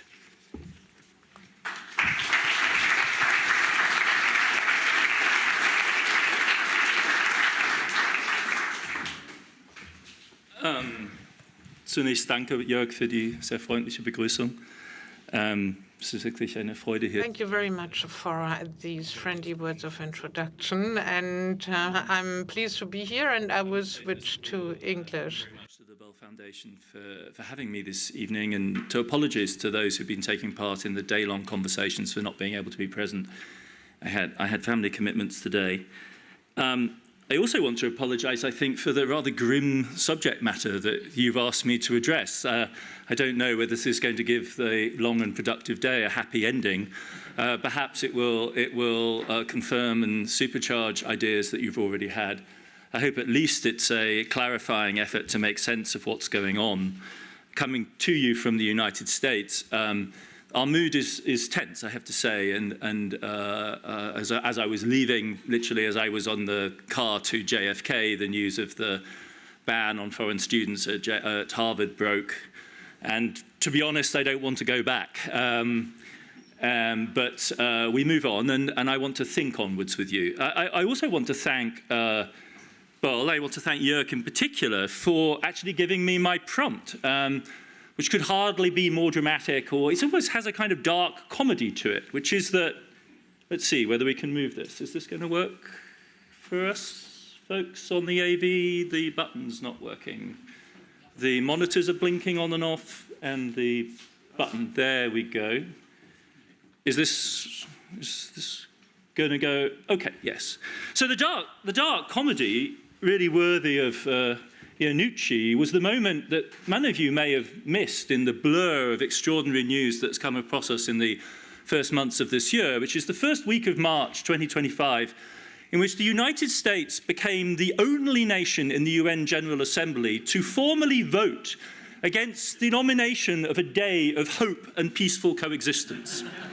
A truly dramatic day in the history of American UN General Assembly diplomacy, which is a checkered and fascinating history going back over decades, but this surely has to go down in the record as one of the more remarkable moments. And it was made even more remarkable by the letter which the United States provided to the United Nations explaining why it was against appointing a day of hope and peaceful coexistence. And this culminates, after much humming and hawing, in the extraordinary statement that I've bolded at the bottom, which is that the United States rejects and denounces the 2030 Agenda for Sustainable Development and the Sustainable Development Goals, and will no longer reaffirm them as a matter of course. So this is not simply the United States absenting itself from the Paris Accords. It is explicitly rejecting the entire ambition of the Sustainable Development Agenda, which, if there is a common denominator of the folks in this room right now, I imagine that's it, right? That's our common denominator. We can all wear the pin with the multicolored spiral. We're kind of signed up. We're kind of signed up to that. And you can see that they add, furthermore, a political justification. In the last US election, the mandate from the American people was clear. The government of the United States must refocus on the interests of Americans. We must care first and foremost for our own. That is our moral and civic duty. President Trump also sets a clear and overdue course correction on gender and climate ideology, which pervades the SDGs. So this is a full frontal populist manifesto against the commonly agreed agenda of global development that was set in 2015. And he goes on in a very interesting way to expand this into a broader geopolitical frame, which is to spell out, and this is a move which is quite significant, I think, what it takes to be another element of hidden politics, right? The resolution's titular reference to peaceful coexistence could be co-opted to imply the UN's endorsement of China's 5 principles of peaceful coexistence. Any attempt to imply such endorsement could undermine UN's independence. Similarly, the concept of dialogue amongst civilizations is rooted in President Xi Jinping's Global Civilization Initiative.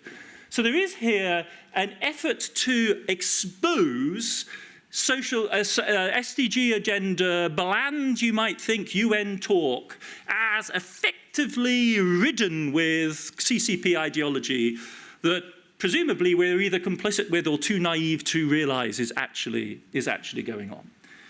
And this is the reality that I think we need to understand and gauge the significance of. One possible reaction is the one that I think is shared by the vast majority of the people in this room, which is one of shock. It's in the framing of the introductory statement to this conference. What are we going to do in light of the American default? And I think this is our starting point, and it's our common starting point.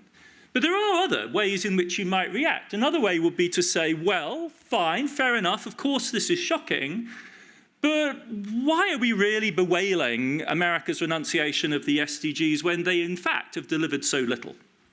When, in fact, this has been an agenda which has been notable principally for its failure to actually deliver. And furthermore, you might even say, answering the Americans with their own cynicism, it's kind of above time, beyond time, high time, for them to speak frankly how they feel. And there's no question at all that for many years, powerful voices in Washington have felt exactly like this about the SDG. And at the very least, we can say that the Trump administration is sparing us the hypocrisy. This is what they actually felt, which would help to explain why the SDGs delivered so little. At least now we're playing with open cards, mit offenen Karten. Right? With offenem Visier, as the Germans would say, with the visor open. We know what we're about at this moment. The problem, it seems to me, is not that we had a working model that was adequate to the escalating crisis that we all know is multiplying around us that was willfully disrupted by the Americans. Back to its origins in the 1980s, as Jörg endlessly reminds me, sustainable development was always above all an aspiration. It wasn't an achieved reality, it was an aspiration. It was an effort to close by policy, by thinking, by common thinking, a gap between reality and what we, many of us at least, would agree would be a desirable state of affairs. It was also a sustainable development agenda that had a distinctly European flavor, and I think we should admit this as Europeans. Allow me to call myself a European. It had a German flavor. It had a Brandt, it had a Brundtland, it had a Heinrich-Böll, it had a Green Party kind of flavor to it. And the double movement of 2015, the Paris agreements, and months before that, the Sustainable Development Resolutions of the United Nations General Assembly generalized that, translated that into a global agenda in a way that had never been done before, and I think is rightly seen by many of the protagonists as the culmination of a decades-long campaign, starting in the 1970s, to achieve this. But I think the question as a historian, with the hindsight that we now have post-Trump, is whether it was really the culmination or whether actually it was something more like Last Chance Saloon. This was the last moment, if you like, in which a Western-led conception of sustainable development could achieve the kind of universal assent that it did in 2015. And what we've seen with Trump is not so much a shocking and scandalous denouement that, oh my God, the Americans have defected, as really rather more the predictable realization that time has run out on this paradigm. Time has run out on this paradigm. And Trump has called time. And I'm going to offer that as the alternative interpretation of a historian, a kind of early sketch of how we might write the history of this moment.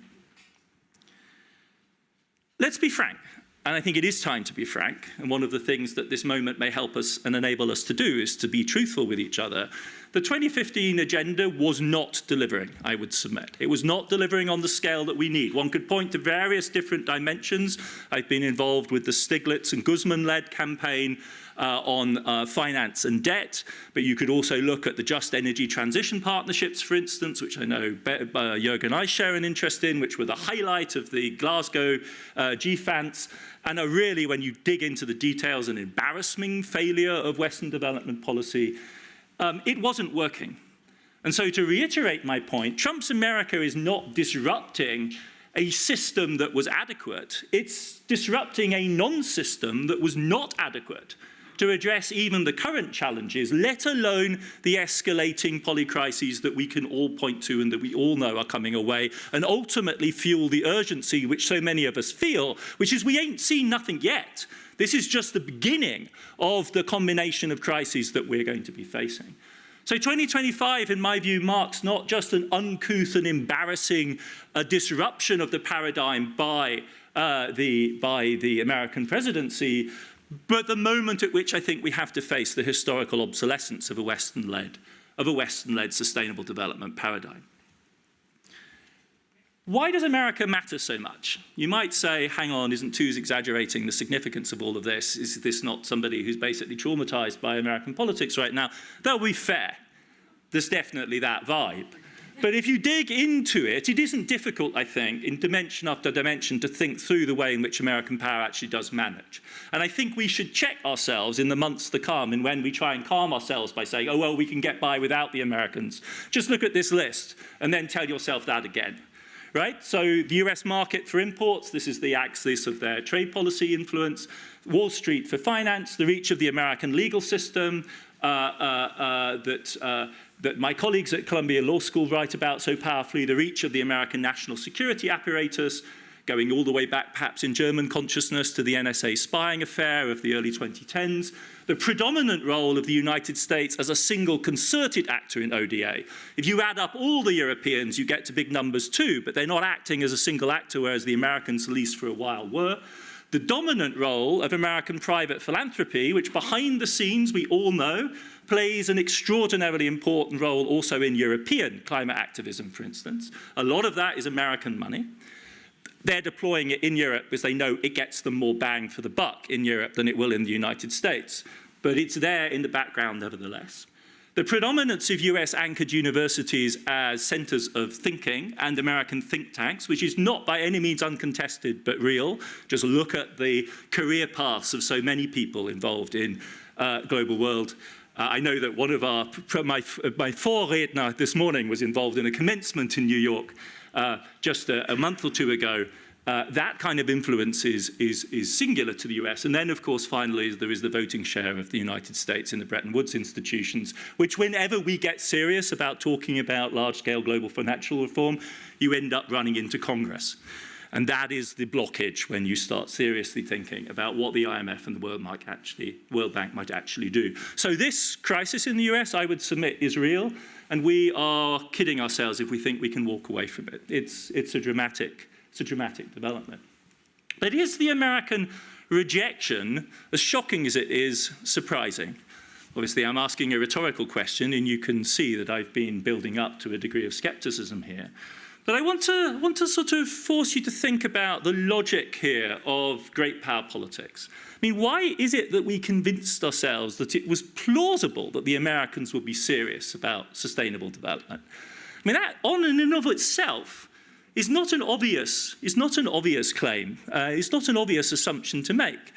It came out of the development ideologies, the modernization ideologies of the Cold War.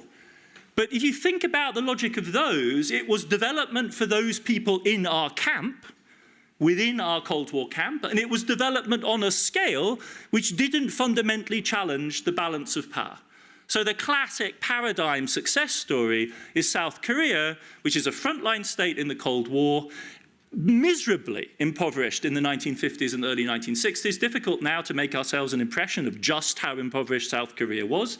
North Korea was ahead of South Korea in the 50s in economic terms. And now is this triumphant modernist success story that even as a military dictatorship we were happy to celebrate, and now celebrate even more given that it's transitioned to a contestable, vibrant, pluralistic polity. But that's no test, I would submit, because it's South Korea. It's essentially a client state of the United States. And as dramatic as that growth is, it doesn't pose any challenge to United States hegemony. Japan was already difficult, but of course the ultimate test case of the compatibility of the existing status quo of global power with large-scale development globally is China. And China has emerged as a profound challenge to the compatibility of these two ideals. One would be global stability anchored in the status quo power system, and the other one would be global development. China's growth is clearly the greatest development success story in human history, bar none. It's not even arguable in terms of the scale of the transition from poverty to bearable prosperity. China, not just as a result of COVID, has a longer life expectancy than the United States today. That's a staggering fact compared to where China was in the 1960s. But it has blown the environmental equation up, and there is no getting around that fact because of the scale of Chinese CO2 emissions. And it has emerged from the United States' point of view as a fundamental challenge at the level of what we call in social science ontological security, the sort of destabilization that we blame, for instance, for voters going to the AfD in Germany. It has destabilized the United States both at the level of national security on the global stage and what the economists call the China shock, to which Americans attribute an incredible array of domestic social dysfunction, is attached to the supposed impact of Chinese imports. However large the effect actually is, and however much may debate it, the significant thing is, for American society, China is the destabilizing force. And this is undoubtedly the largest success story of human development that we've ever seen. So just imagine for a second that that had happened not just in China. Imagine for a second if Brazil or Mexico had quadrupled their GDP per capita over the last few decades. There's no question that a lot of Americans would get rich. There's no question that many people would profit from this. But I think if you think that Washington would have taken this as geopolitically neutral and settled down to live happily ever after, sharing power in the Western Hemisphere with a Brazil that is 4 times larger in terms of GDP per capita, or a Mexico, you're kidding yourself, right? Think about the geopolitics of Africa. If Nigeria actually attained the GDP per capita of Turkey, therefore became a global economic player on the size of a France or a Britain, larger than Brazil. Think about the power politics of the continent if Ethiopia or Nigeria, or both of them, achieved that kind of success. It would be spectacular. It would, of course, in the same way as I think we must welcome Chinese development, be something we would embrace. But on the other hand, the bets would be off as to the way in which the power politics of the continent would play out.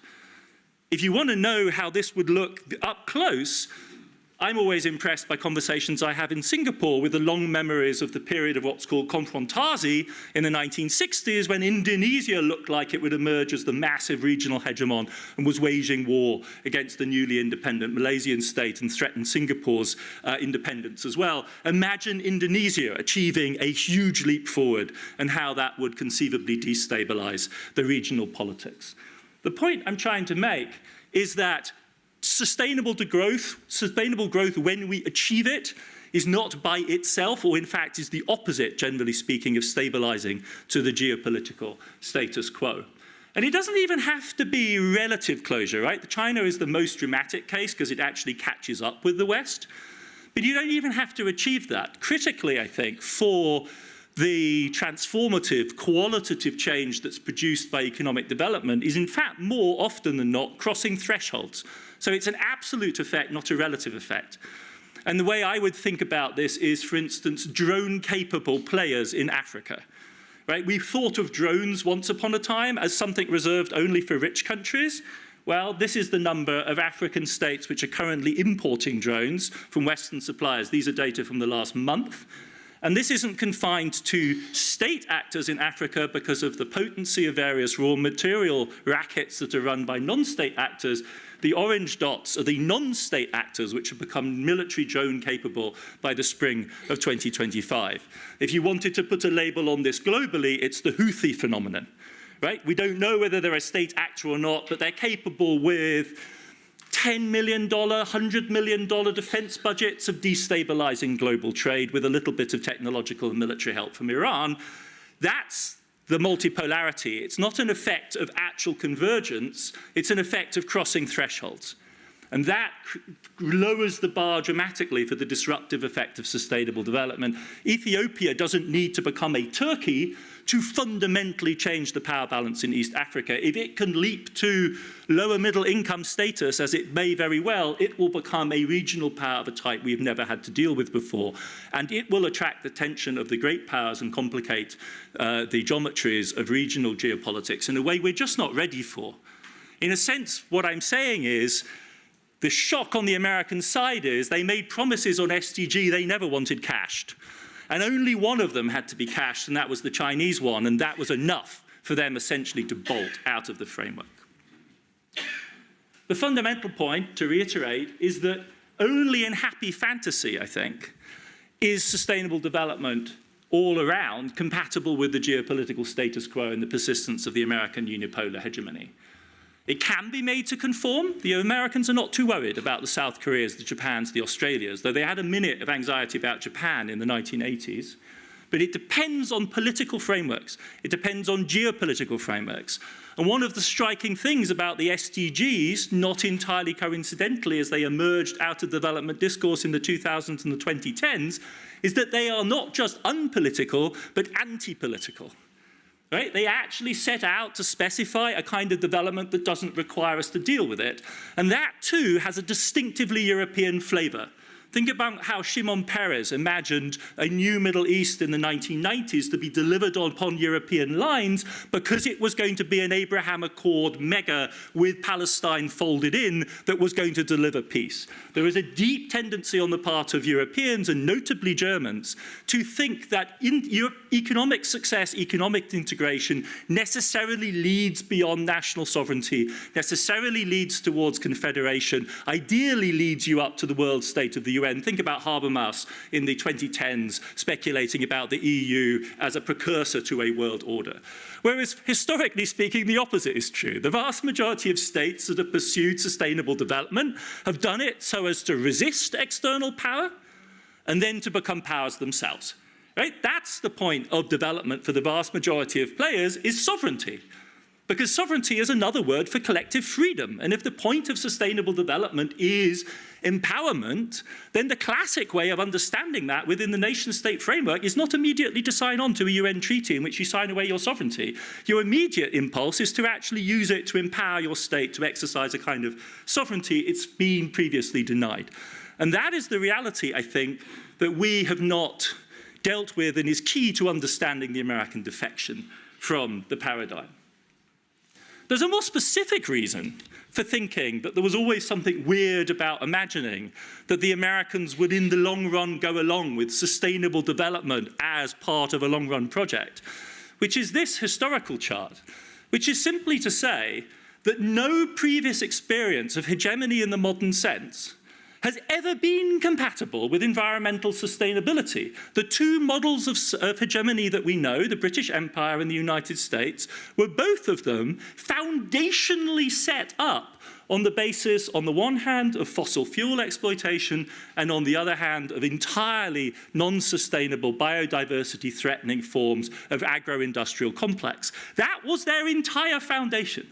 This gives rise to the rather French-sounding idea of the Anglocene, not the Anthropocene, but the Anglocene. And the Anglocene is British and American humanity fundamentally churning up the natural envelope. And if you look at fossil fuel emissions up to the 1950s, the overwhelming majority of them are actually coming first from Britain and then from the United States as the major sources of fossil fuel emissions. So the idea that we could have a shift to a sustainable post-fossil energy system whilst maintaining the status quo power system under American leadership is basically betting on a unicorn. It's betting on something that has never previously existed. Now, we all know that unicorns now do exist and they make you very, very wealthy, but that's basically the quality of the thought here. Somehow there is going to be a future beyond fossil fuel that will, and this is, of course, what the American conservatives sense, is that you lovely people in this room here are conspiring against American power. And actually, you all know perfectly well that this is the case. And when you say you want to realize the Sustainable Development Agenda, you're actually saying, as they say in their letter to the United Nations, that you're smuggling in a geopolitics which is fundamentally hostile to the power of the United States. Right? So those seem to me the plausible alternatives here. We're facing something that's worse than a trilemma, because I don't think any part of this is compatible with any other part of it. Right? The tension between comprehensive global development and the environmental envelope is Jörg's ever-postponed promise that somehow we can get this done, and that's what everyone in this room is committed to somehow working on. That is what we want to deliver on. The comprehensive global development versus the status quo power system is what I'm calling the China/Houthi problem. In other words, as soon as anyone actually develops, they challenge the global power structure, and all you need to do is Houthi-level development, and you're challenging the global power structure. And then the final one is there any way in which we can imagine squaring an environmental envelope with existing power? And there's frankly no reason to think we can. That doesn't mean there's no historical warrant. It's conceivable that we might, but it will require a huge leap of imagination, of technology. It would require an absolutely massive effort to do that, and we shouldn't kid ourselves about it. And it will require lots and lots of politics. It will require explicit geopolitics. It's not just technology and economic growth that's going to get us there. We would actually need to somehow persuade the United States elite, founded as it is in fossil power, to give up that power. And so what is the political project that would enable that? I mean, once you've laid it out like this, you could easily ask yourself, how did 2015 happen at all? Right? What's our theory of the case? How did it happen? I mean, it's not reasonable that it happened on the basis of the analysis that I'm offering here. And so I'd offer you the following possible explanations. First of all, don't underestimate the Democrats. If the Republicans are scary, don't underestimate the Democrats, because the Democrats are, to an extent that it boggles the mind, players in the business of unfulfilled promises, idealism, or just rank hypocrisy. Like, it's not for nothing that they are the descendants of Woodrow Wilson, who is pilloried by people like Carl Schmitt as the ultimate hypocrite. Right? So this is one line of policy, and it's Clinton and Obama that do this deal.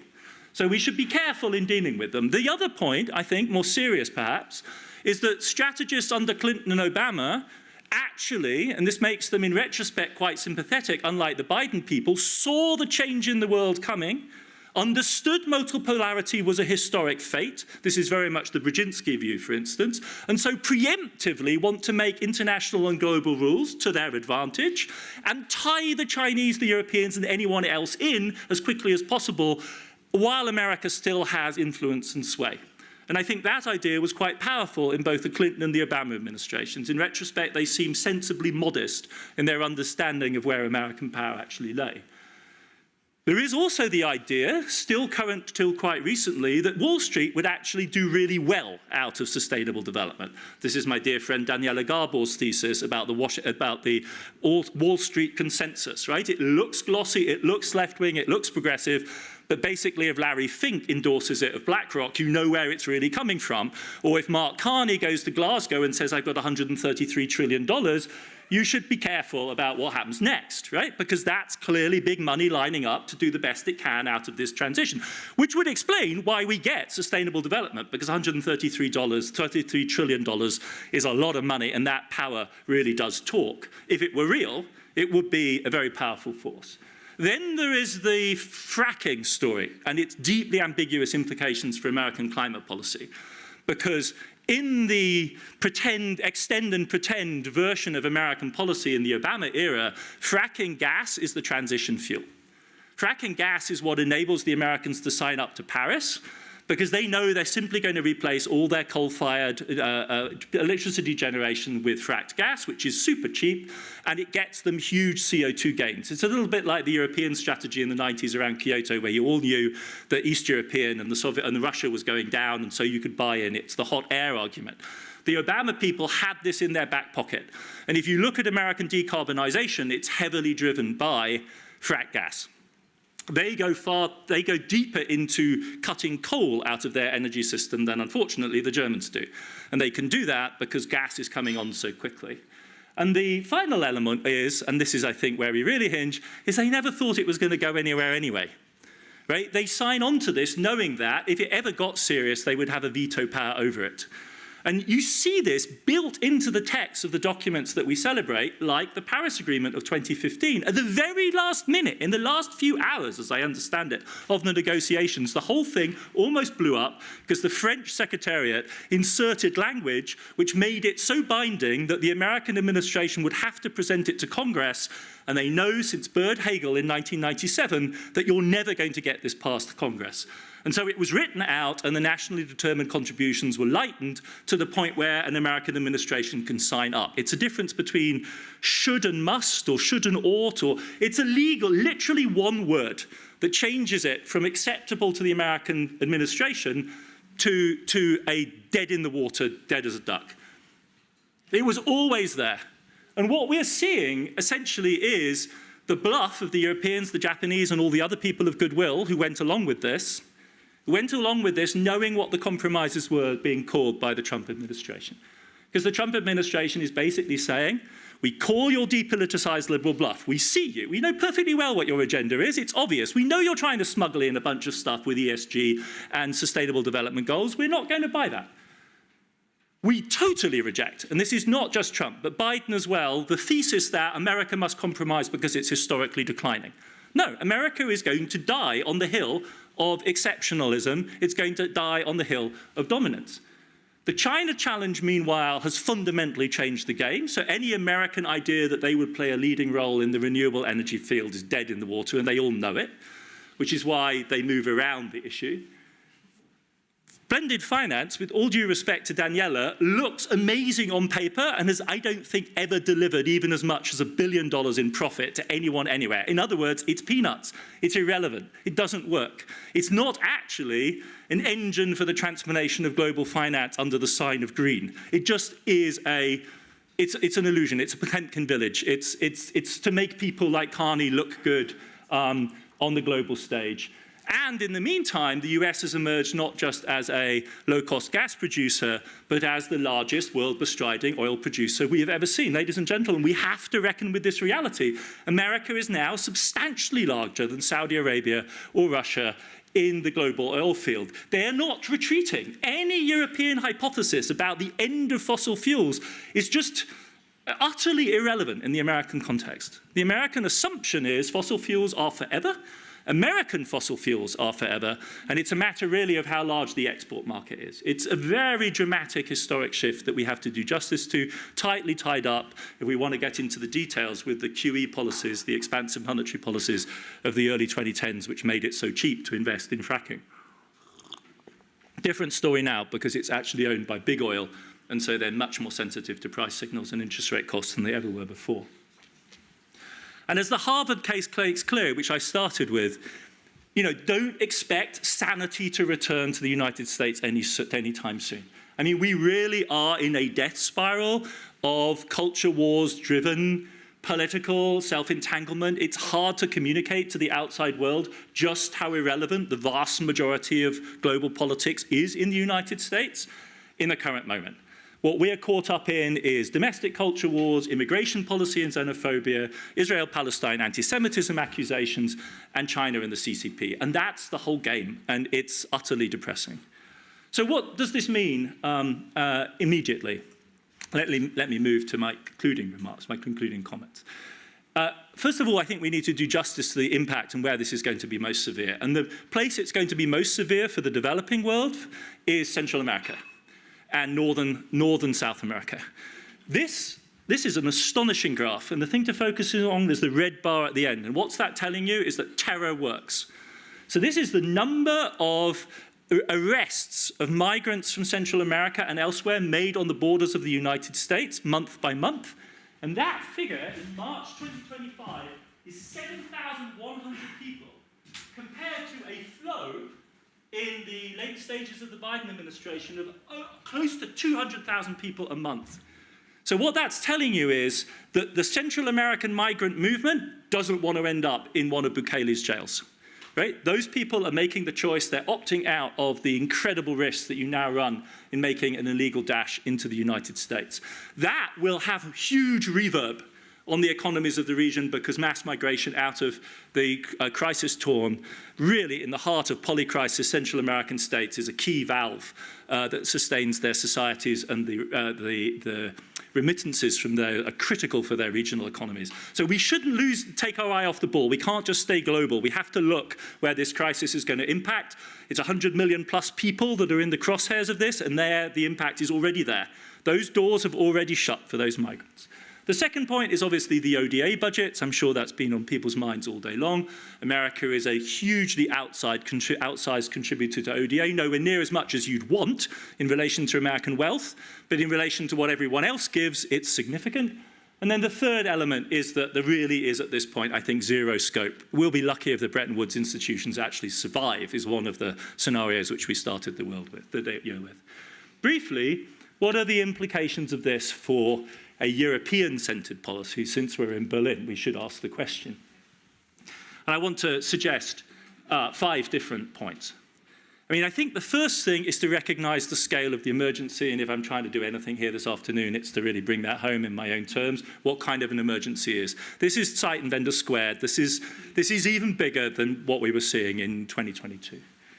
The second thing is, I think this makes the urgency of focus even greater. And I don't know about you, but I have a checklist of places I really, really worry about, and that's my checklist. People can have their own views. They can have their own views about whether or not we should have checklists. You might prefer various types of complex multilateral regional structure. But I'm really worried about Central Africa, Horn of Africa, Egypt, Iraq, Pakistan, Bangladesh. If you do the climate map, you know why. If you look at the finance stress map, you know why. If you look at Europe's scrambling emergency funding to Egypt last year that no one was really paying attention to, you know why. I believe everyone in the centers of power knows why these are too big to fail, or at least in some cases, in the case of, I believe, Egypt, Pakistan, and Bangladesh, too big to fail. The real question about the 2 other zones of mega crisis in the current moment is how they're allowed to go on in the state that they're in. Not that I have any patent answer, but I think focus is essential. And I am impatient with strategies which don't actually address what I take to be everyone's understanding of the really critical zones. Places like Iraq are going to become unlivable in the summer in the next decade. People are taking refuge in their cars, running air conditioning all night long just to get through the night. It's dramatic. There are deep political choices to be made with regard to the regional partners that you play with in making policy. And these are not easy. This is where the politics really comes in, the idea that you can do sustainable development without thinking through what it means to be a partner of the Emirates is an illusion, or Rwanda for that matter, a key partner of many European players in the region. There are, for the Europeans, and I say this advisedly and with heavy emphasis in Berlin, there are hugely significant political choices to be made with global ramifications. And again, you're kidding yourself if you can profess to be a plausible global player in the development sphere and take the line on Israel that the German government has done since the beginning of the crisis. It just won't work. You can't do that, right? And then finally, there is the question of budgets. And it's all about budgets, and we have to stop pretending that blended finance works. It doesn't work. It's an excuse for a policy.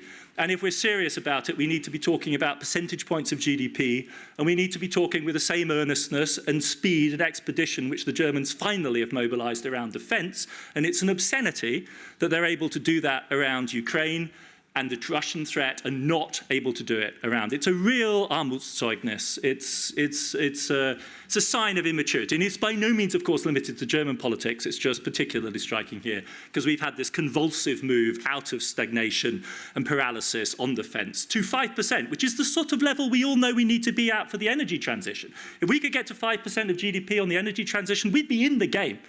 We'd be China on that more in just a second. We'd be for real. And until we're at that level, we're not for real, and we should stop pretending. Right? So those, I think, are the big challenges.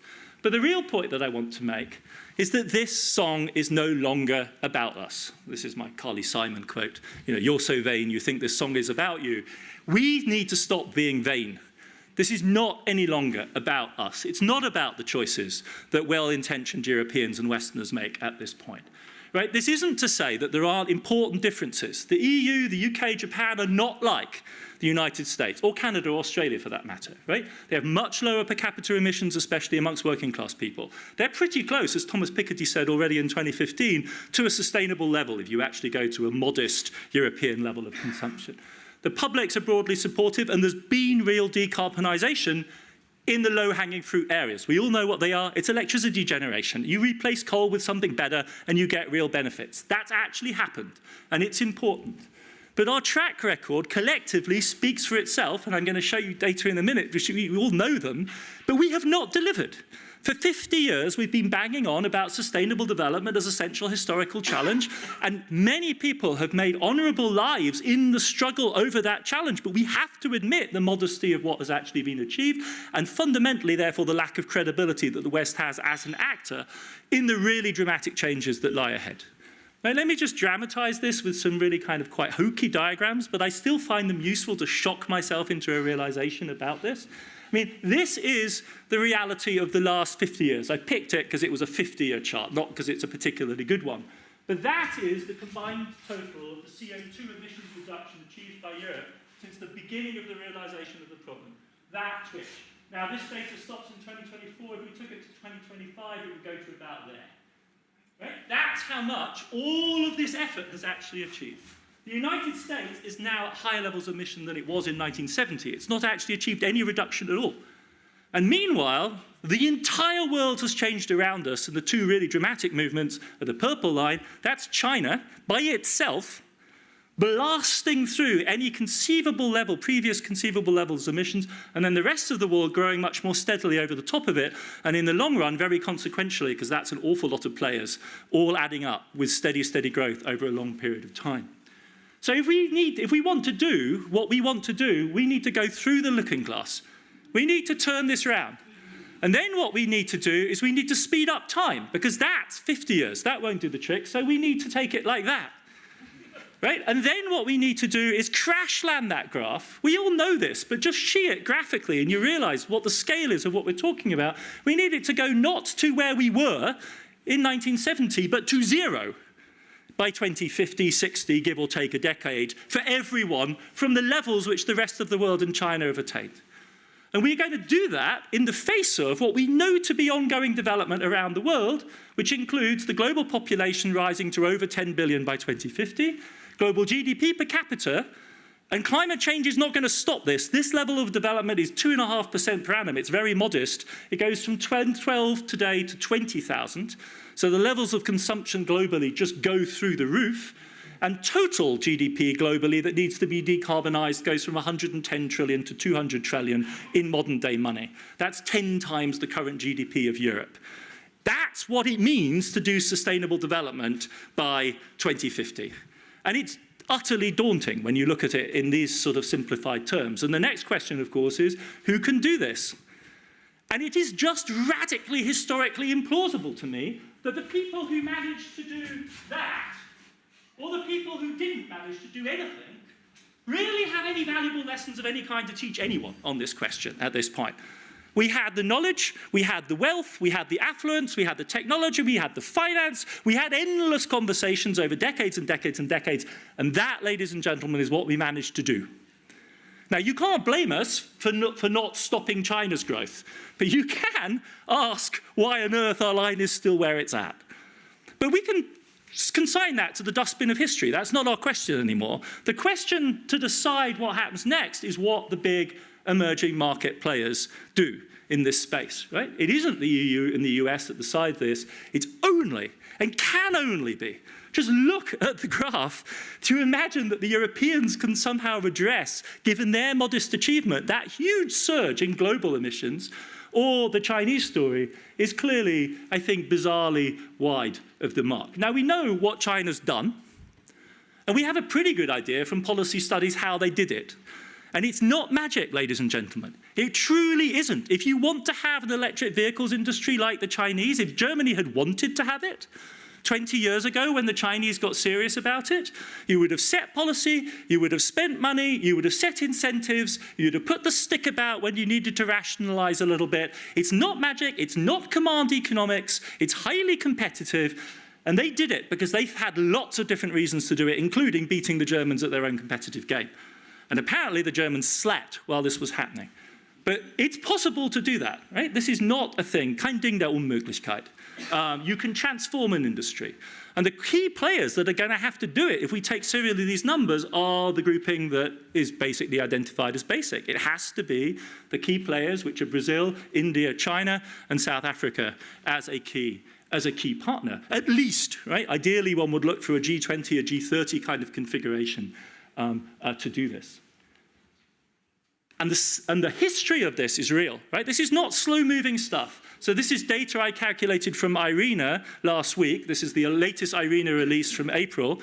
And what it shows you is that this is not slow-moving, right? So this is the history of European leadership. This is the glory days of the Böll Foundation of the Greens up there, when Germany was responsible for 2/3 of new solar and wind additions, right? So Europe led, it really did lead.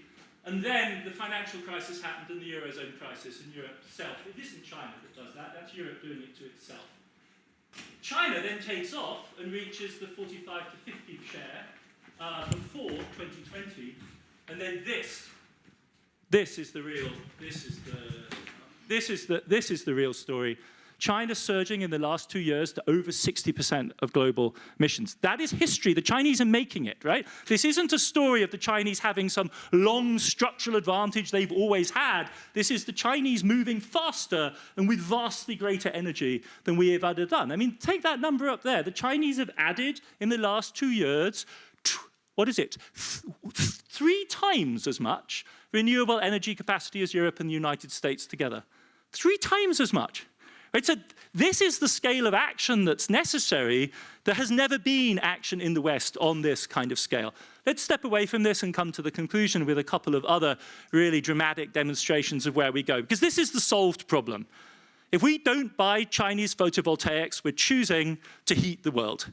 If you want to prioritize rapid decarbonization, you buy the results of this one-off, literally in the history of our species, this is what the Chinese are doing, right? We know we need to do something radical, there it is.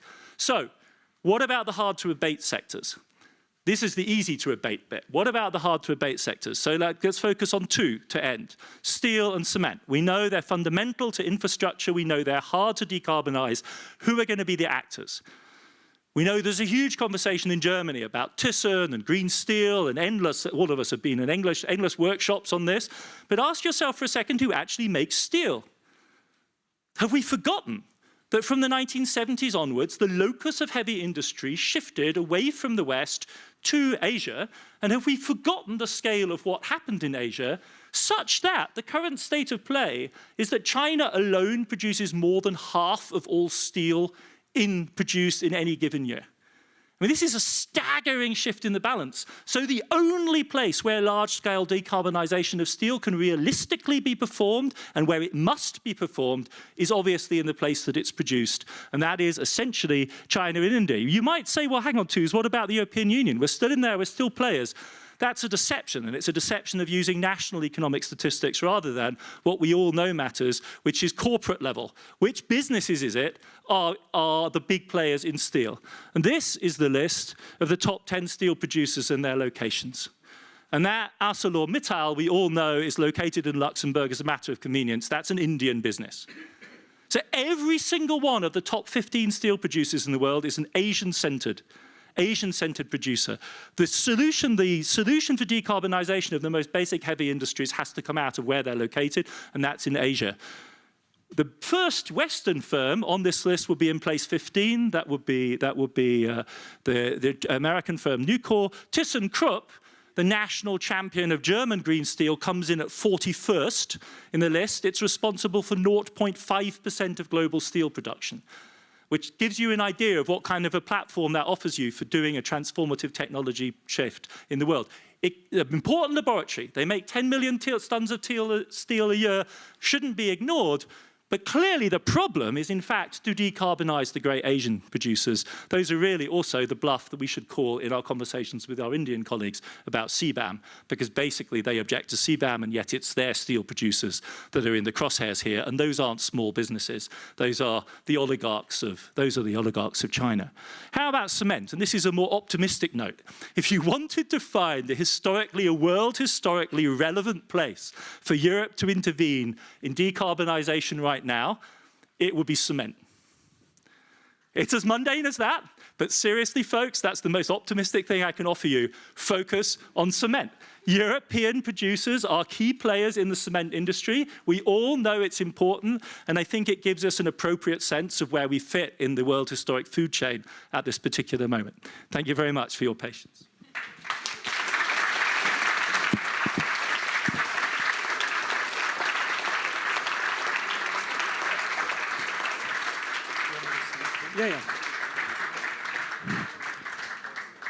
Ja. Wir gehen mal auf die andere Seite. Well, I switch to the other side. There's more space on this side. Sollen wir Deutsch, Englisch? Well, German, English. Okay, German. So, ja, als Adam mir when Adam geschickt hat, dachte ich, okay, wir können jetzt nicht einfach sent me the PowerPoint, I thought, okay, we cannot just finish on that note. There is going to be need to talk. Carlos, do you have the interpretation equipment? A receiver? We continue for a moment in English. Bedarf is this great German phrase, which is a need to talk. Yeah, exactly. So when I saw this, this slide deck, I thought, okay, there will be need to talk. This is not the usual conversation we are having, and therefore we couldn't just end this with 5 minutes or whatever. So we thought, okay, we will open up the floor for questions and answers, and actually I asked Carlos whether he would be interested in commenting or reacting or in any way, speaking to this, and you said yes. So maybe you just your comment. Thank you, Adam. Fascinating presentation. Normally I like to frame the discussion in the 3 megatrends: demographics, climate, and technology.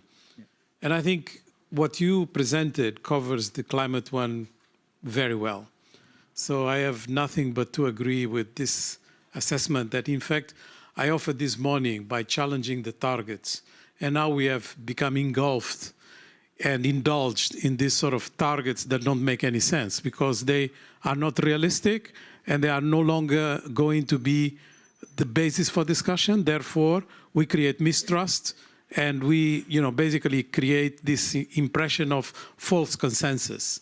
We can even use the word fake consensus. But now when it comes to when it comes to demographics, I have a couple of questions that would like you to elaborate because I have a slightly different view. Like, for instance, when you say that the Central American countries and the northern part of South America are going to suffer because of the migration stopping at the border. Immediately. Well, the US is probably going to suffer more because the implications are that a lot of the developments that have taken place in the US were the result of migration.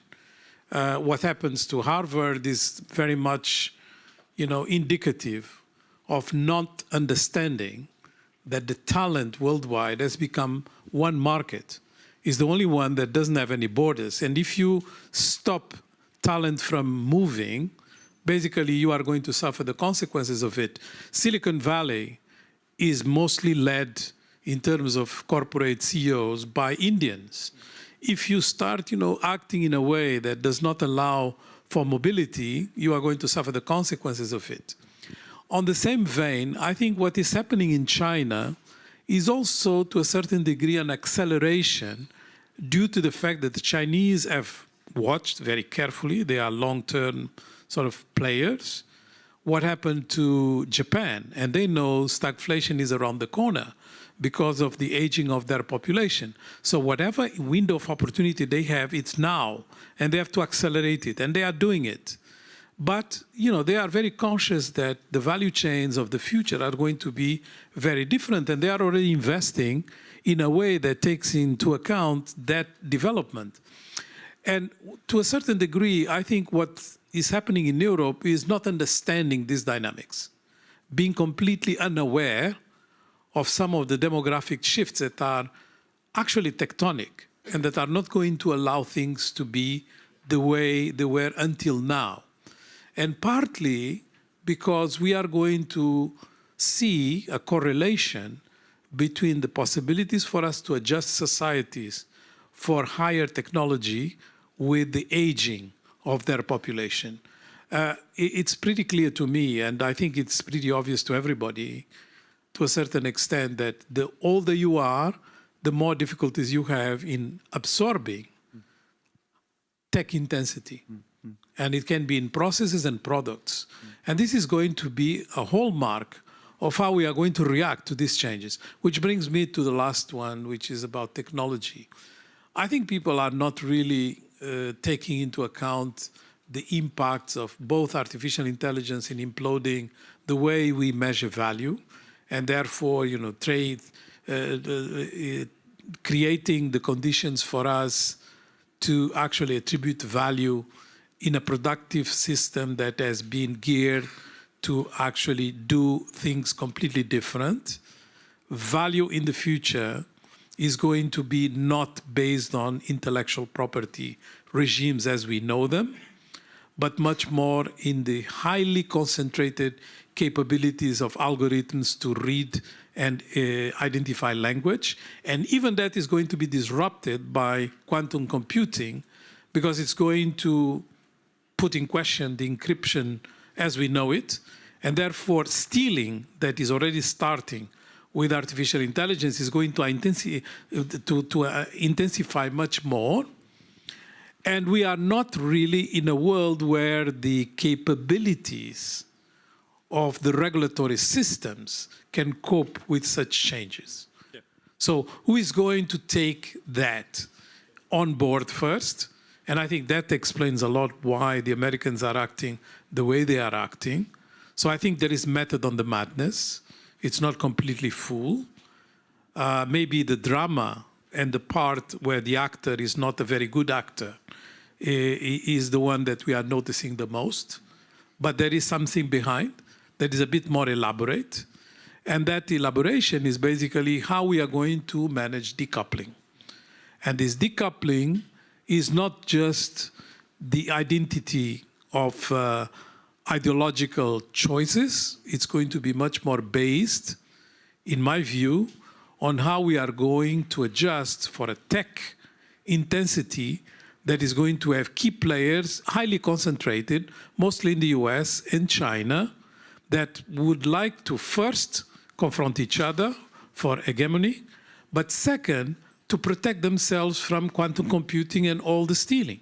Yeah. So they have to do both at the same time. Yeah. And if we go in that type of sort of trajectory, yeah, some of the players that have been responsible for a lot of the wealth creation in the world are going to find themselves in a bind because they are very much trying to identify the changes that are needed in the world in terms of legacy rather than constructing the new.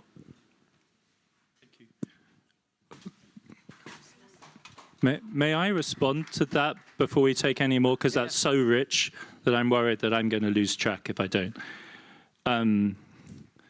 So I don't think I disagree with anything that you've said. I think that would be a fantastically interesting extension of some of the the thoughts that I was trying to articulate. I mean, maybe one might put it. I think. Thank you for saying what you said about the climate piece, and I think the climate piece that I centered makes life a little bit too simple for us because it's so materialistic. Or at least in the version that we think about it, it's materialistic. So we end up talking about steel and cement. We don't talk about value. We don't talk about AI. We don't talk about these intangible things that actually make up capitalist economies and their logic. And that's a weakness or a temptation of a climate-based discourse, which I exploited to full effect this evening. I agree with you with regard to the future of the world economy, value generation and profit. It's not obvious that this is the place to be, cement or steel. In fact, it's pretty obvious it's not the place to be because they're sectors with massive overcapacity. But from the point of view of physical development and from the point of view of climate, they're crucial. And that's why I put them at the heart. And there are known technological problems that we need to address. If we move to the issue, the juxtaposition that you had of demography and tech, it seems to me to combine a really tantalizing combination of certainties on the one hand and radical uncertainty on the other, right? And the certainty is to a large extent the demography through at least 2050. That's because demographic trends are slow moving. We know how many young women have been born. The ratio of young women to total population regulates your overall fertility. We know there is a downward trend in fertility, but it's within margins. We have as mega trends go, we have a better chance of predicting global population in 2050 than virtually any other big variable. And that's something we know. And two things we know about it, or three things we know about it. Rich countries are aging, and Asian societies, East Asian societies, are aging at an absolutely spectacular rate. And I think that has to be understood in terms, above all, of an impasse in gender relations, which I take to be one of the absolutely fundamental megatrends of the current moment. The fact that women all over East Asia are simply no longer willing to accept the fertility bargain. And that's driving this collapse in fertility that we're seeing in China and South Korea and Japan. So there's a huge disjuncture there. The other thing that we know goes to your skill point, which is that there has been a revolution in global higher education. These are numbers I unpacked recently because I was thinking about global higher education in crisis because I'm at Columbia University in New York, so I have to. 40% of the current cohorts of young people worldwide are enrolled in higher ed. 40%. One of the disasters of Sudan right now that is undercovered is a total destruction of the Sudanese academic infrastructure in the context. It's not as bad as what's happening in Gaza, but it's nevertheless devastating. And Sudan was a major center of medical education in East Africa. Nodes like that emerging all over the world, which feed Silicon Valley at the end of the food chain, which then sucks all this up in the giant brain drain. So we know those two things, aging populations in the rich world, huge surge in human capital, like a generational shift that will benefit the entire world. We see it all around us.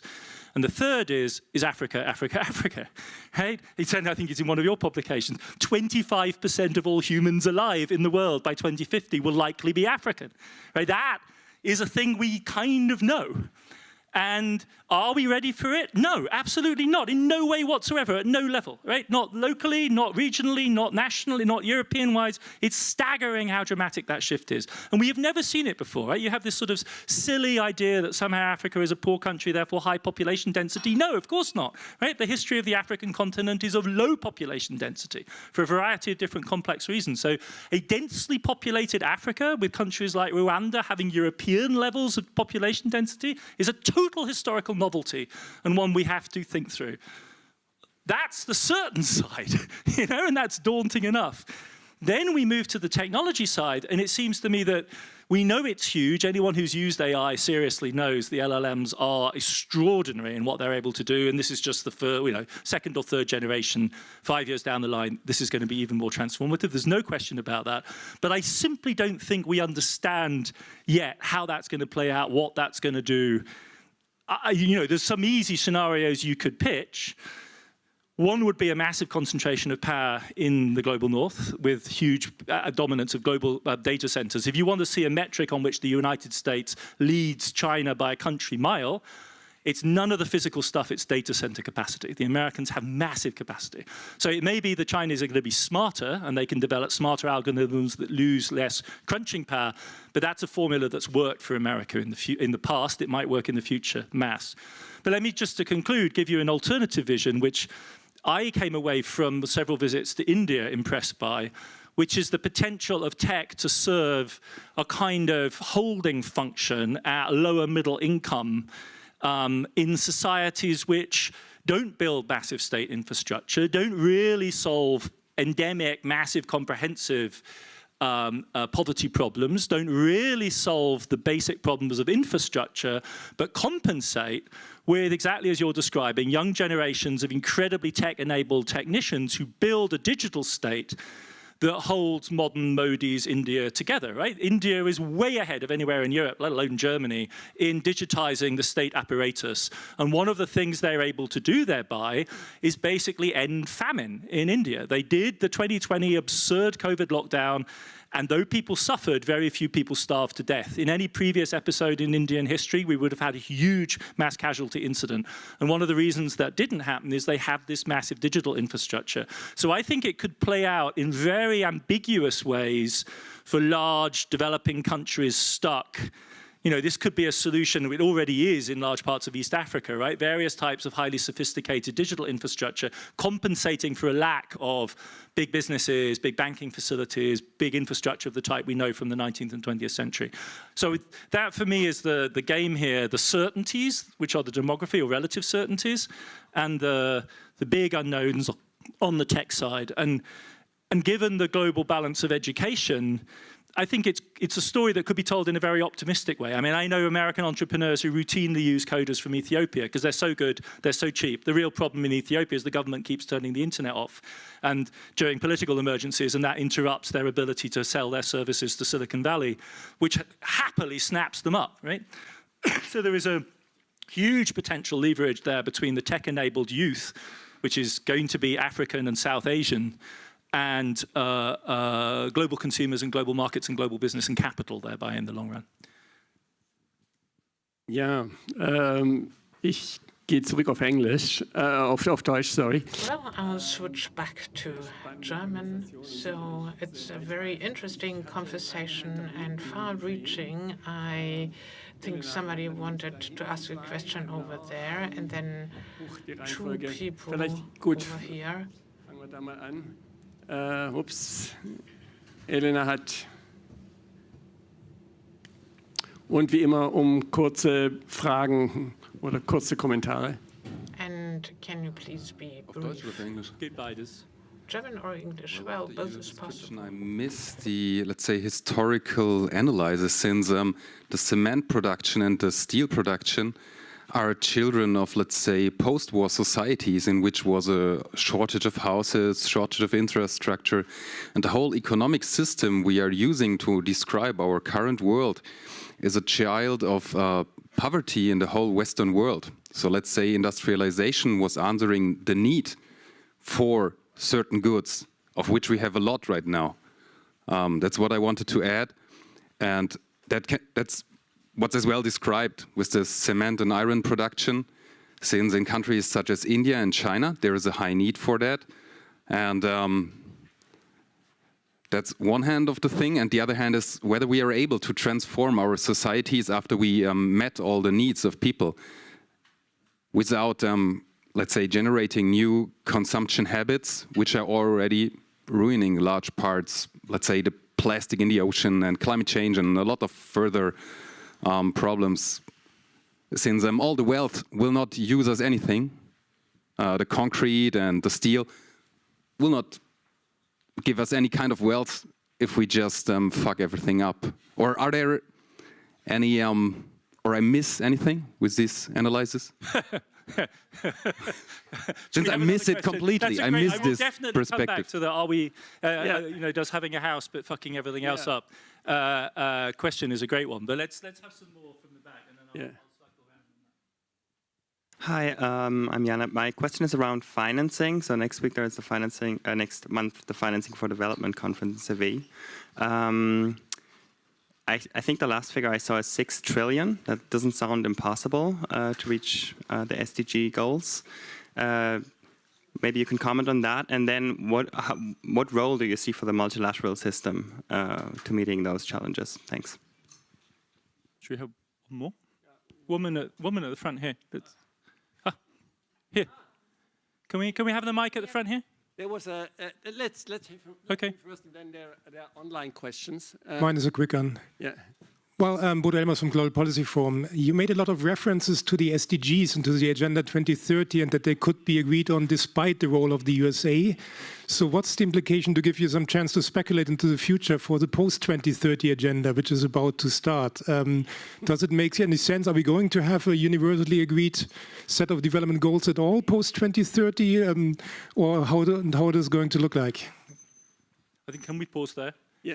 Can we quickly respond to those? So on the history's in this graph. Like, that's what the graph was doing, is compressing that history. And it's history of the most absolutely dramatic kind. And it's a juxtaposition between a history which in the West, and largely in the United States and Europe, has ended. You know, Fukuyama's not entirely wrong in economic terms. Electrification, for instance, flatlines from the 1980s in Europe and the United States with dramatic implications. You can see in the CO2 emissions a kind of steady state that's reached. European and American emissions are not rising rapidly in this period, while we realize they're too high, but they're not rising rapidly. And then we see a new type of economic history, which I think it's unhelpful to compare it to the story after 45. That's to a large extent a reconstruction story. This is on an entirely different dimension, right? This is, China is pouring in just this little period here, after 2010, in the space of 3 years, as much cement as the United States in the entire 20th century. And I think at this point, you know, in Engels' terms, quantity tips into quality. We have to recognize this as a dramatic new epoch in human development. When we say that China now produces half the steel ever produced in the world, what that means is, in historical terms, that you take the entire history of European and American industrialism, going back to the 18th century, and the British Industrial Revolution, and the Ruhr, and Pittsburgh, and the triumphs of the post-war period, and then China does all of that again in the space of 20 years. Right? That's not the old story continuing. That's a dramatically new story. And what drives it is the realization of the promise of comprehensive human development from the 1950s onwards, which is urbanization. Some people will say, oh, isn't this exports to Europe? Isn't this basically transferred emissions? 10 to 15% of it is. The rest is going into cement and steel, which is urbanizing 500 million people in the space of 20 years. 95%, imagine this as Germans, 95% of the apartments that Chinese currently live in today, 95% were built since 1995. Everyone in China, when you buy a house second-hand, it's called a used house in China, like a used car. Basically, no one lives in the current generation in a house anyone has lived in before. If you speak to a modern Chinese person and ask them what's their childhood town village look like, it doesn't exist anymore. It's been completely changed, right? So this is a transformative scale of change. And sure, plastic bags all over the Ganges are a real pain, But if you ask any average Chinese whether or not they'd rather live in what they previously lived in, which was, very rudimentary accommodation or an air-conditioned apartment in Beijing or Shanghai or a third-tier city today, I'm afraid to say the answer is very unambiguous. And yes, clearly, as all of modern Chinese cinema and literature tells you, there is a feeling of loss, there's a feeling of nostalgia, there's a feeling of destruction, there's a feeling of, oh my God, what the hell did we do to ourselves? If this isn't actually fucked up, it's something really weird. But it's clearly better in terms of life expectancy, expectations, consumption standard of living, and the absence of the fear of starvation. Right? This is a society which came out of the 60s with mass starvation as one of its backdrops. So this is huge, it's transformative, and I really am with 21st century Marxism, that is the theory of the CCP, when they say everyone else's experience is a prelude to ours. Because no society of their scale, 1.4 billion people, has moved as fast on this scale, under central direction, in the history of our species. There is literally no previous experiment that remotely compares. And we should be appropriately modest in relation to this. We may say, oh no, actually, you're one case in our large data set of 50 emerging market countries, and we think you're going to face a middle income trap.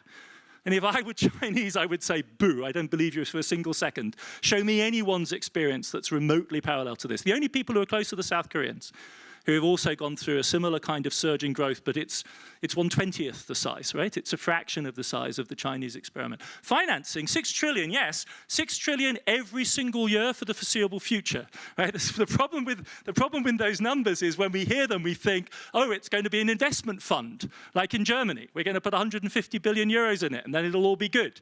No, it's 6 trillion a year for the foreseeable future. Then we're in the right ballpark. That's exactly the right kind of number. Everyone agrees. For a long time, the people who did these kind of calculations thought we could get by with 4 trillion. I don't think anyone actually thinks that's real. It's 6 trillion. As a share of global GDP, it's $110 trillion globally, so 6 trillion is less than Merz is promising to put into defense, so it's doable. The problem, of course, is there's no such thing as a world government. There's no such thing as a world state. We can make ourselves feel okay about that number as macroeconomists, saying, could we mobilize 6% of GDP? Of course we could. The problem is, politically, what are the mechanisms?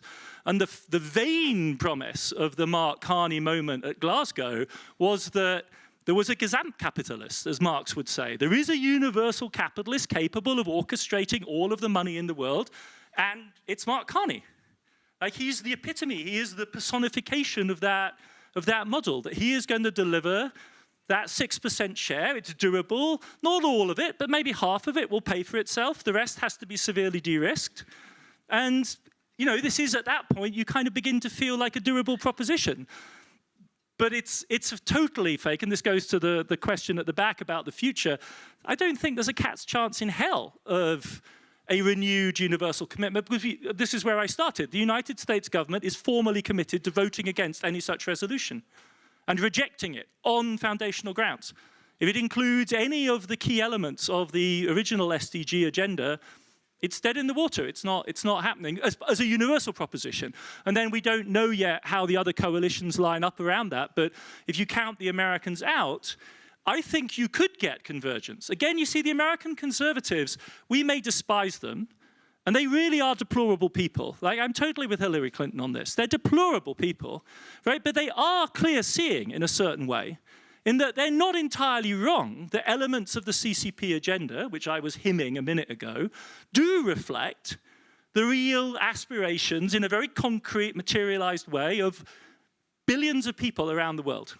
And they will take a fucked up world with too much plastic pollution in exchange for apartments with air conditioning as long as the power supply keeps running. Or at least that's what we think the bargain is, right? And so the Americans, I think, have a kind of double-edged line on this, which is that they reject it on ideological principle, but they also fundamentally worry that it's only their opponents that can deliver on it. And it's not obvious to me which one of those things they fear more. So to that extent, we're more back in the 1950s Sputnik moment, where the Americans aren't the unipolar, boasting, antagonists who know they bestride the world. The Soviets got into space first. The Soviets launched the satellite. The Americans are moving from behind. And this time round, it's not in a Sputnik moment, massive investment in progressive technology. It's this retreat to a kind of fortress. But they're seeing something quite clearly, that a universal agenda ultimately is not squarely reconcilable with their narrowly understood strategic interest. And that, I think, is the basic reason why no vote, including the Americans, will be included. And who knows then how the Russians move and other players in this system if they're presented with this kind of proposition. You had the last question was about. We had SDGs. It's all. Oh, I got it. It's all. I think I Okay. did all three. We had questions online, and we have an Anwalt des Publikums, an Attorney of the public. Yes, we have two questions from the online participants. The first one is Adam. You mentioned sovereignty as a sort of development value, aspired to by up-and-coming countries. But in a post-national state world we live in, shouldn't this be looked at as part of the destructive endgame project we observe in the US now? And the second question is, what role can Germany have in filling up the gap left by the USA? Can Germany at all fill this gap? So the first question is kind of perfect, because it starts from the premise, which I think is so problematic. Like, it starts by saying we are in a post-national world. And if you start from the premise that we are in a post-national world, then obviously a national state project can only appear atavistic. But you've built your conclusion into your framing. Like, are we in a post-national world? Like, does that even remotely begin to describe the reality of Asia in the current moment? India in a post-national moment? China in a post-national moment? Like, it's bizarre. Like, Israel in a post-national moment, the United States, Mexico in a post-national moment. They love Scheinbaum because she's such an incredibly powerful advocate of Mexican interests. And she says, screw you to Trump in a really clever way all the time. She's heroically popular as a national figure. That seems to me the conceit of a certain sort of European teleology, which said that that is the trajectory.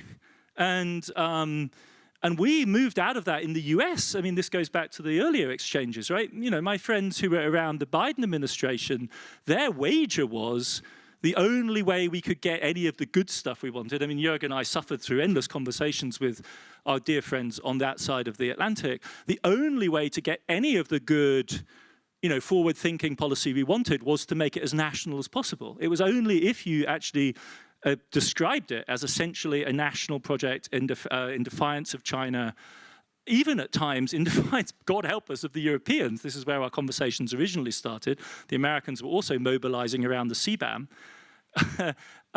So no, that doesn't seem to me a plausible logic. Does this mean that we're headed in a positive, constructive direction, or are these national antagonisms dangerous?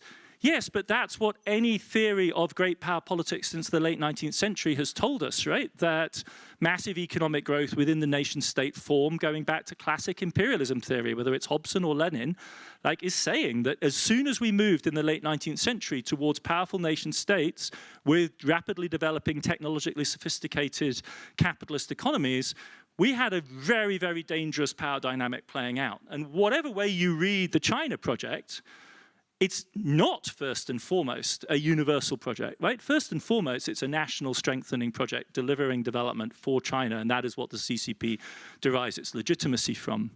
Everything I've said with regard would suggest that the way in which Germany is most powerfully relevant is in making credible, large-scale commitments to joint European action. And that's so banal as to barely need repeating, but it does need repeating. And that's the alpha and omega. I think Germany can, and institutions like Böll, German national institutions to that extent, are very important in taking the lead, but ultimately at the state level, it's only at the scale of Europe that this makes any kind of sense. And if for the Europeans, for many liberals, surely for the Green Party side of German politics, the post-national may not be a fact or a sociological necessity, but it's something that one wants to achieve, right, as a collective sense of development beyond the parochialism and the narrowness of national identity, then it only makes sense to think about development policy at all levels as part of a European project. And I mean, that's surely one element about the current coalition, which is so unpromising in so many ways, is that there are some signs that Merz kind of, sort of, maybe even actually is conceivably some kind of Christian democratic European, and that is not the worst. That's not the worst configuration. But that's I think the answer. Individually, I don't see any reason. It seems like the wrong kind of development.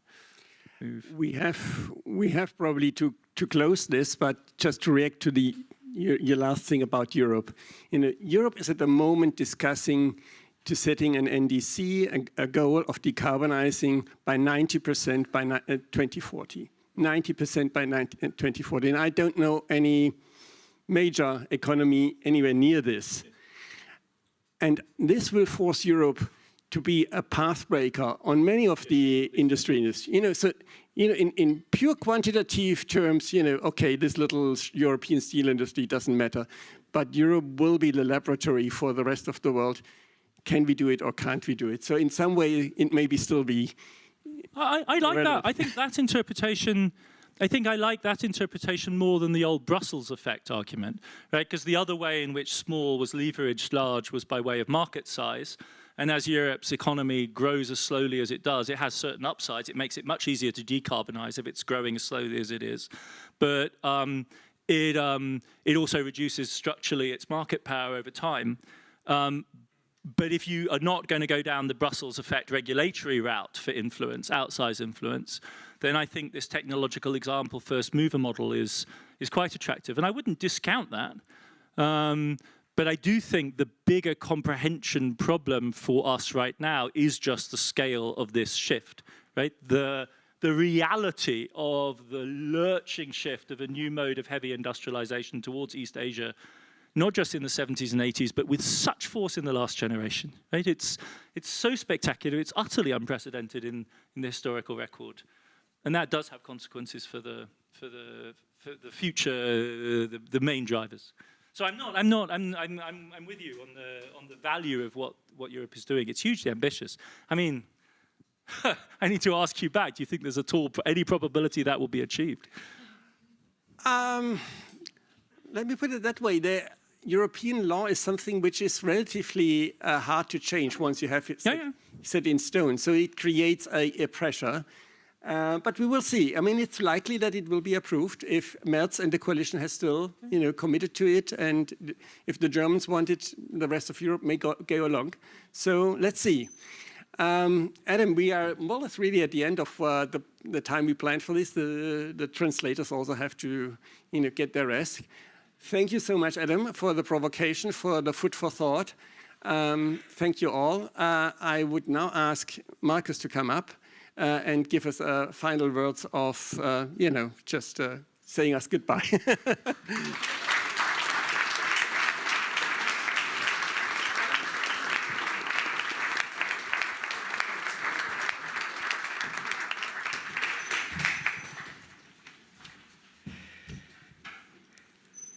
Ladies and gentlemen, this is going to be a difficult task to close such a rich day. Ich schalte jetzt wieder auf Deutsch um. Wir blicken auf einen Tag, der unglaublich reich war an Diskussionen, an in terms of discussions, controversies, and in parts also differing viewpoints. So allow me at the end, even though it's already quite late, to mention a few aspects of the many different things that have been mentioned today. Wir beginnen mit heute Morgen mit with a statement of this morning which goes back to Bretton Woods and which said that international cooperation is the best form of realizing the national interests. And we have seen throughout the day, and we ask, is it true? Is it still true? The international global cooperation on the North-South axis, is it more important than ever? I think yes. It is. Dabei haben wir auch heute gemerkt, und we also heard today, nicht nur von Carlos, sondern auch jetzt am Carlos, Schluss, dass wir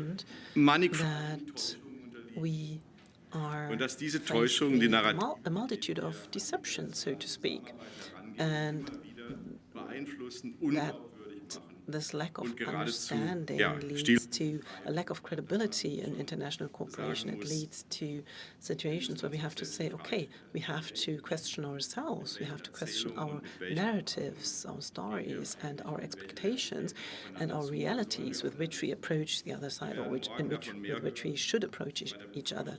We will hear more tomorrow about that at the book presentation of Self-Deception, but today and also at the end, we heard a lot about deceptions in politics, which are widely spread. So maybe we should reassess these things, and the consequences should be brought back into society in coming to terms with everything, the democratic forces in our country, the European Union, with all countries, besser kommunizieren. In order to better communicate. Denn America First because America ist und bleibt first is and remains